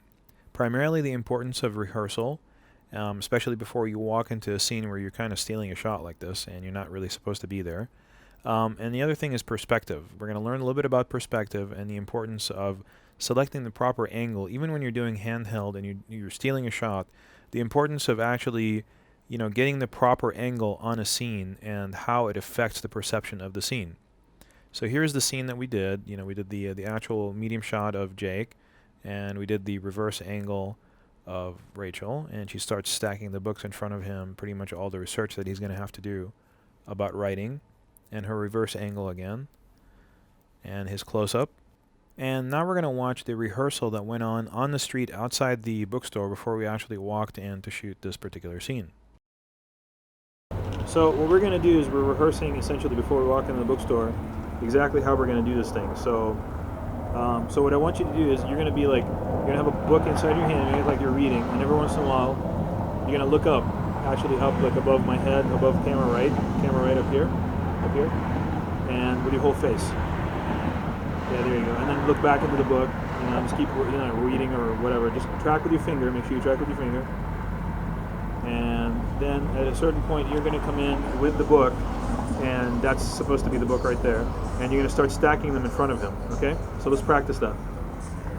Okay, so I'm going to put the camera right here. Go ahead and start stacking them right in front of the camera. Okay, and yeah, so and there you go. And David, you start looking at the books, and then at her, and then at the books again, and then at her, and then we grab the close-ups of both the close-ups. Here. So we grab the close-ups from over here. Yeah. Yeah. We'll be doing a lot of reading. And then the close-ups. Reading. Okay. And then we take one more from over here where you are actually reading, and then he asks you, yeah, just go ahead and take a seat. And then every once in a while he's going to talk to you, and you just have a conversation together. Okay, so we got the gist of the importance of the rehearsal, because when you walk into a set like this and you're not really supposed to be there, you only have a few minutes to kind of get what you need and get out of there before somebody kicks you out. And the importance of having everything ready to go before you walk in is what makes this thing feasible, so that you can actually have a salvageable shot that you can use later on in post.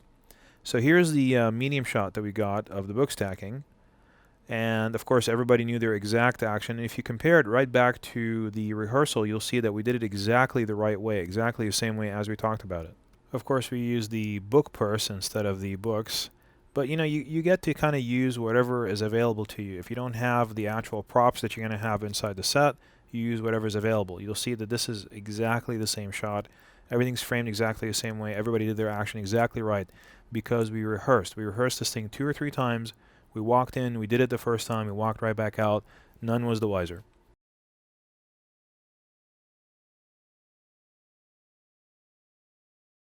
And coming up is the crime scene. Now, the crime scene was pretty important in the story because it was part of Jake's dream sequence. And the dream sequence is also pretty important because that's what prompted him to get back into writing. So here's our actor, Jonathan, who's actually a real LAPD cop.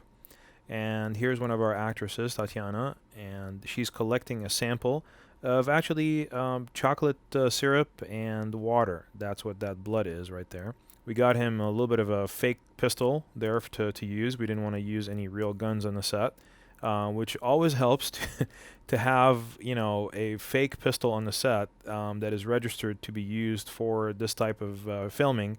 And also, I'm pretty sure that in most states and in most counties, you have to have a police officer on the set in order to be able to have any kind of a weapon, whether it be a false or a real weapon on the set, or an armorer, which is a person who's registered to use these weapons and gives the weapon to the particular actor for just that one scene. And we got them into correct position of where we're going to be. We put up the police tape back there and got his car position as to pretty much where it's going to be when he parks it before he comes out and comes over to the scene. And we did a little Macbeth color checker chart to make sure that we had the proper colors. And then we started with our first take on our first angle. And there comes the car in the background. That's Jonathan's car. And he's going to drive it right up to the police tape. And the first time he did it, he drove the car and nosed it into the right. And on the subsequent take, I asked him to nose it to the left so that when he comes out of the car, I can see him better. And we also noticed that on this particular angle, the first thing that we did is that we always see is really Tatiana's back. We don't see him walking up. It's a bad shot. There's no tension being built. There's no action. There's nothing interesting really in the frame at all. So we did one more, and you can see me signaling up there on the left side to Jonathan to bring his car over, where we went to a slightly lower angle to kind of make the police officers larger than life. And we also adjusted the blocking so that we can see Jonathan walking up to Tatiana, and we had him put a CB radio in his hand as though essentially he's radioing back to headquarters about what's going on. Okay, so let's take a moment to talk about form. The form that their bodies are making with this particular type of blocking right here is called an upright triangle, which is actually a very powerful form that we've talked about before. They are framed on the left with the building and on the right with that truck, and they're being allowed to stand out against the sky in an upright triangle, as I've shown you. Now, we've talked about the upright triangle being a symbol of authority, a symbol of power, and essentially when she gets up, she takes away the attention of that power from him. When he was walking up, he had the power in the scene. He was the controlling dominant figure in the scene. She stands up. She takes the control of the scene away as she stands up, because she ends up taking the apex of the triangle. Also, she's in motion, and any object that is in motion and occupying a greater part of the frame, which means he's in motion, but she's also in motion and she's taking up more of the frame, is going to end up taking the attention away from the other object that our eyes had been fixed on for a while now. So even though our eyes were fixed on Jonathan walking up, when she stands up, she's the larger object in the frame. She's going to take the attention of the audience away with her, away from him. However, when the blocking changes and she moves further down to the right, the shape that is created in the frame is that of a rectangle. And it is perfectly centered in the frame, and their positions are right along the law of thirds, which means that they're perfectly balanced. So it creates a perfectly balanced frame with no particular person taking the dominance in the form, in the shape on the screen. However, what that allows us to do is to work with eyelines at this point and lighting. So the eyeline that is created in this shot goes from the brightest lit face on the screen, the brightest lit human face on the screen, then to any other human face on the screen, then to the brightest white object in the frame that is closest to the center, then to the brightest lit object, period. So the audience will shift their look from Jonathan's face over to Tatiana, who's the other human being in the set, and then to the police evidence bag sticker, which is the white object that is closest to the center of the frame, and then over to that truck on the right, which is the brightest lit object in the frame that is not centered and not a person. And notice that the lower angle is really working for us here. It is pretty much isolated the police officers against the sky, which is a lot better than the last shot, where they were kind of mostly being combined with the background and the cars that are down there. This really kind of isolated them, separated them into the sky. But the only thing that we noticed is that when we were shooting subsequent shots after this, we had lost the sunlight because we were shooting this right around sunset. So we figured we needed to go back and get another wide shot, another establishing shot of the action. This is the original wide shot that had a lot of sunlight in it, but it was actually at a higher angle. And we scrapped that and shot another one at a lower angle, but it still had a lot of sunlight on it. Now see if this cuts with his shot. It does in this particular situation. However, when we go to the following shot, it will not cut anymore. So if we chose to use that particular take and not the one before, we would not be able to use that wide shot or this take. So let's go back to this wide shot again, the sunlit wide shot from a lower angle. And let's try to go ahead and cut to his shot, that's fine. We can cut to that particular sunlit shot. And let's use her shot. It will not cut. She has a little bit of light on the right side of her hair, but it's not enough to duplicate the same type of effect as his light. And this shot right here, the reverse angle, the total reverse angle, does not feel like it's the same shot at all. But if you go to this shot, which we shot in an overcast situation, that will cut with this shot, and it will cut with this shot, because it's now the same lighting condition for both shots. And it will also cut with this shot. They all cut together now. This is a very cohesive sequence now. We can actually use all those shots. Now the next thing we got was a close-up on Tatiana, and we stayed on, of course, the correct side of the eye line. If we had crossed over that side to her right side, then we would have been on the incorrect side of the eye line, but we stayed on her left side, which meant we were on the correct side of the eye line, so that when she's on the right side, she's looking to her left. Notice how he's on the left side of the frame there, looking to the right side of the frame. She's on the right side of the frame, looking towards the left side of the frame. And if we go to the reverse angle, now she just switched positions. She's on the left side and he is on the right side. That's why it won't cut. You need to go back, and he's on the left side looking to the right. She's on the right side looking to the left. When we cut to the reverse angle, she's still on the right side looking to the left. He's still on the left looking to the right. It will cut. So always maintain your eye line. Always maintain your eye line. Know where your eye line is. Keep the people on the correct actual sides of the frame that they belong. After we finished all the main shots for the crime scene, we went back and started getting some cut-ins. And the cut-ins is like this shot right here where Jonathan's getting out of his car, and we could use it later on in post to kind of synchronize the entire sequence and to pace it better. And let's see this one shot right here. He actually gets out of his car. Well, he bumps his head and he bumps his shoulder, so we couldn't use that anyhow. And he walks out the right side of the frame. And see how that cuts with the other original establishing wide shot. It cuts, but only barely, only because I cut on a motion where he's actually lifting up the police tape. And if I didn't cut on that particular motion, watch this. This time I'm just going to go ahead and let him just put on his coat and cut with the coat. And see what happened? Your eye goes from the right side of the frame, jumps to the left side of the frame. Watch it again. Just concentrate on his face, which is where everybody's usually looking, and then it just jumps to the left side. Now, however, go ahead and concentrate on this particular one right here, where he's already starting on the left side, and he goes and stays on the left side. So it's much easier on the eye. Let's watch it again. So when you're blocking your actors from the wide shot to the medium shot, try to make sure that they stay in the same sector of the frame. Otherwise, you're going to end up with something of a jump cut in the eye line. So the next scene that we did is with David reaching out into his dream sequence, his dream scene, where he's looking at the detectives as part of his dream sequence and reaching out. And that's where we left him off on the couch, and then we cut directly into the scene. And he's watching the two detectives at the crime scene. And we shot the wide shot first, and then the medium shot, and then the reverse angle. And notice that he's moving his head in the exact same direction every single time as when he was back at the apartment on the couch. And also notice that it is a static shot, not a moving shot. We don't pan or tilt or anything like that, because it makes it a lot easier for us to cut it with the post-production. In post-production with the shot that we did on the couch. Also notice it's about the same perspective, pretty much about the same height, especially when we get to the medium shot right there. That's about exactly the same height as the couch. And notice also that his action, when he's panting, his chest and his upper body is rising and falling, so that his action matches what he did back in the apartment on the couch. And everything looks exactly the same. Notice he's also turning his head all the way, just like he did back at the apartment.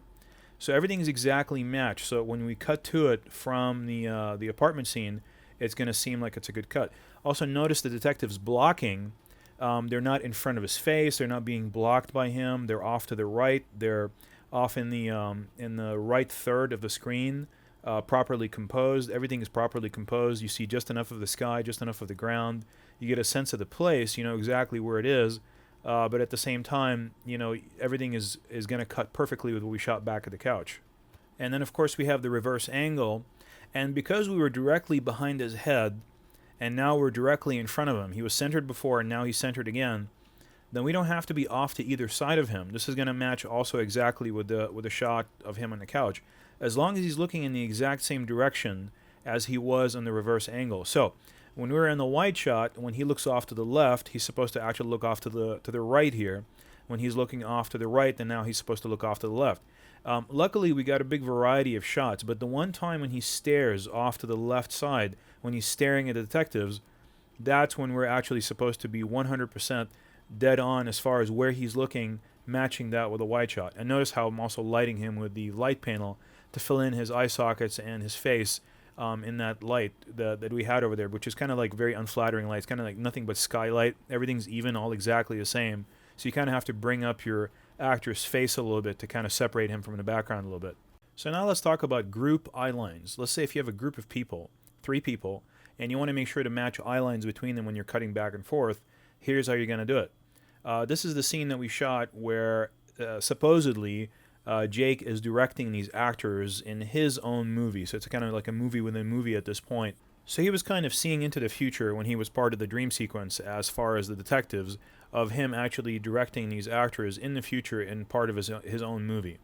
So we're going to use some freeze frames, and we're going to look at the eye lines that we used here in this sequence to make sure that we understand that when we walk into a situation where we have 3 people talking to each other, we know which side of their shoulders to put the camera on in order to make sure that that we have eye lines that will cut back and forth between different people in that group. So let's start with the first one. Now when we look at a scene like this from up above, we have person A on the left, person B at the top, and person C on the right. And when we want to establish the eye lines between them, there are 3 separate eye lines. The eye line between person A and B, B and C, and A and C. Each one of them is a separate eye line altogether. So if we wanted to have a conversation between person A and person C, and we have a close-up or an over-the-shoulder favoring person A, we have to put it over person C's left shoulder, as in the situation. So in order for us to get the best angle on Jonathan right there, we have to put it over Jake's left shoulder. In order for us to get a close-up or an over-the-shoulder favoring person C, we have to put it over person A's right shoulder because we're staying on one side of the eye line. So there's the shot of the over-the-shoulder favoring Jake over Jonathan's right shoulder. Now we could have still done it on the other shoulder as if we had established them starting on that shoulder, but because we started on this side, on the bottom side of the frame here, or essentially on the left side of Jake, on the right side of Jonathan, we have to stay on that side for the entire time when they're having a conversation. Now when the conversation shifts to Jake talking to Tatiana, person C to person B, we have to stay on Jake's left shoulder. So here's the shot. This is a shot, an over the shoulder favoring Tatiana over Jake's left shoulder. So we stayed on the correct side of the line. If she wants to have a conversation with person A, we were going to start on her left shoulder and over Jonathan's right shoulder. That's what the shot's going to look like. She's going to be in the right side of the frame. He's actually in the middle right now, but he could have been more on the left. It doesn't matter. As long as the proportion or the way that they're organized is correct. She's on the right, he's in the left. Don't forget, we made a creative choice to stay on a certain side of the eye line. You don't have to stay on, person C's left shoulder, person A's right shoulder. It doesn't have to be that way. You can choose to be on the other side if you wanted to. That's fine. As long as you stay on that side the entire time when those two people are having a conversation, then you're fine. But it's also a lot easier when you're organizing people in a triangle like this, in a triangle configuration, to stay on the more shallow end of the triangle, which is the bottom end of the triangle, and let the apex go away from the camera.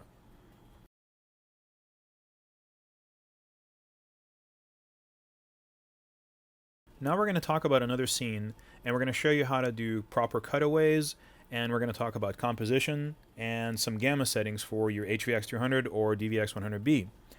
This is at a Los Angeles park that we have over here, and it's a really nice location because there's a lot of nature, as you can see. You can do some really nice kind of romantic settings over there. And we're going to start out, the first thing we're going to do is we're going to talk about gamma settings. So here we are in a nice outdoor type situation. There's a lot of green grass, white, and skin tones for us to judge what we're looking at. This is Cinelike D Cinematrix. Notice that the skin tones aren't very saturated and the gamma response is pretty flat and gray. What that means is that you have a safer gamma to work with in post-production. It means that the darker grays are not going to go too dark and the lighter grays aren't going to go too white. You'll be able to pull them down, pull them up in post, and actually control them in the color correction phase without too much trouble. Then we switch to Cinelike V Gamma Cinematrix, and we notice a lot more contrast. The actors just kind of pop out of the frame, the whites become whiter, the grass becomes greener, and their skin tones get a little bit more saturated. We've talked about this many times before in indoor situations, that Cinelike V is definitely the most realistic, most broad tone, broad dynamic range setting that you can use on the HVX300 and the 100B. Even if you don't own these cameras, you can still learn a lot from just kind of seeing all the differences in the gamma and the matrix that you can accomplish if you're able to control the gamma or the matrix settings either in the camera or in post-production. So here we switch to Cinelike D normal matrix. Notice that the curve went back down to being a flat grayish curve. All that really kind of deep contrast went away from the Cinelike V, and we also lost a lot of that saturation that we had in the Cinelike matrix. Cinelike matrix on the HVX300 and the 100B is always going to give you a more expanded color palette to work with. It's going to give you brighter, more natural colors. So whenever you're shooting anything where you want it to look film-like, you want to kind of always use Cinelike matrix. If you don't want to shoot safe, use Cinelike V Gamma. If you want to shoot safe, use Cinelike D Gamma. Switching back to Cinelike V Gamma normal matrix, you'll notice when you go back, if you want to rewind and compare it to the Cinelike V Cinematrix, that it has the same contrast range, the same dynamic range from dark to light. Everybody's more contrasty, the shadows are a little bit darker, the skin tones are a little bit brighter. However, it's not quite as saturated. So if you want something that's not quite as saturated, but you want it to have broad, really nice kind of contrast, you want to go with the Cinelike V normal matrix. when you want to go with something that boosts just the red part of the frame, if you have anything that's red in the frame and you want to just boost that, you want to go with the fluoromatrix. This is Cine like D gamma fluoromatrix, so you went back to being a more of a grayish dynamic range. If you go to Cine like V gamma fluoromatrix, you'll notice you get all the dynamic range of the Cine like V setting gamma. However, you're only popping the reds with the fluoromatrix. It's a little bit more saturated than normal matrix, but not quite as saturated as the Cine like matrix. So you have quite a few different settings and different choices and palettes with the HVX 300 and 100B. And also, like I said, even if you don't own these cameras, you can look at this footage and you can kind of learn what you want to, go for in post-production or with your particular camera if you have an adjustable gamma or adjustable color choices. Now we're going to talk a little bit about lines that disappear into the distance. Notice how when they're walking down this path, the path splits and it goes to the right. But also, as they walk past it, you'll notice that it has behind them curved to the right. Whenever you have a line or a path that in the frame, in the shot, will go off and curve to the left or to the right, it takes the audience's eye into the distance and it creates a much more pleasing, more natural, deep kind of frame that feels comfortable. If you don't have those kind of lines in the background, you create the exact opposite of that. So if you want to create harmony, if you want to create a pleasing, more natural frame, and you want to try to make a setting like this appear even more harmonious and more natural, make sure that there's some kind of a line in the shot that takes the audience's eye from the camera all the way into the distance in a curving line. Curving lines always have a much more pleasing, natural approach to calm the audience rather than hard diagonal lines like we've seen before when Jake was walking by himself. Now this other shot right here, we were trying to get a shot where we wanted to be able to get the palm trees in the shot, but of course they're obviously so much taller than the people, and as you can see when we tilt up, it doesn't quite work out too well. So going to a lower angle on the tripod, which is waist level right now, and having the performers walk up to the camera with the palm trees in the background in a medium shot really kind of made the frame a lot more cohesive. I was able to get the palm trees in a shot, which I wanted to get that wind kind of blowing through the palm trees and them swaying from left to right, and I was able to get a medium shot on the performers at the same time without cutting. It's all in one frame. Now we're going to talk about what to favor when you're trying to shoot a scene where you're trying to either draw attention to the performers or to the background. So if I'm trying to get a wide shot where I'm trying to draw attention to the performers themselves and I'm trying to make the background just kind of as window dressing behind them, just to kind of create an ambiance around the frame, but they're the dominant parts of the frame, I would always have them face towards the camera and I would frame them up using the law of thirds, and I would essentially try to get their faces, of course, above the midpoint of the frame, preferably closer to the top third as I have it right here. Those are your sweet spots. The top left third and the top right third are your sweet spots where you want to have the faces of your performers in a wide shot like this. And this way they dominate the frame, they become the focal point of the frame, and the background just becomes a setting to create ambiance for them. And again, none of these principles are set in stone. They're just established principles, but that doesn't mean you have to use them every single time. In fact, that's kind of boring. So when we cut to the close-up over here, I'm just going to go ahead and center them up. I think that's just more personal, it's more private, more harmonious to the audience. It just feels right. I wouldn't want to set them off to the left or to the right side at this point when I go in for the close-up. And also, I want you to know that the law of thirds and thinking in form and lines and shapes, those will just come naturally to you after a while. You don't have to always think that you have to always think about those kind of things. It's just at first. When you first get started, you have to think about all these things and give it about a year or so, and pretty soon you'll find out that if you keep trying your hand at cinematography, and if you keep thinking along those lines and along those forms and shapes, eventually it's just going to become second nature for you. So you don't really have to worry about it for the rest of your life. It just eventually will become second nature.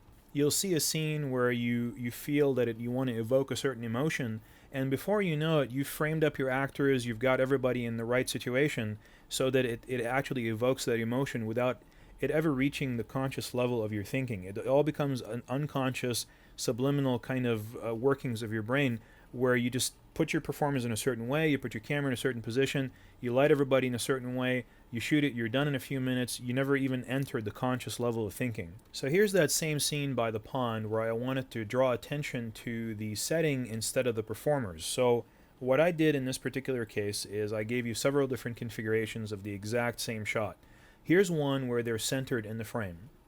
Now here's one where I pan off to the left side and they become off to the right hand side of the frame. Even though they're composed along the line of thirds at this point, it doesn't feel right because they have no face room, they have no look space to the right side. They're supposed to be looking off to the right side and they have no place to look off the right side. So if you pan over to the right side and put them along the left side of the frame, the left line of third instead of the right line of third, they have room to look off to the right side because their bodies are facing towards the right side.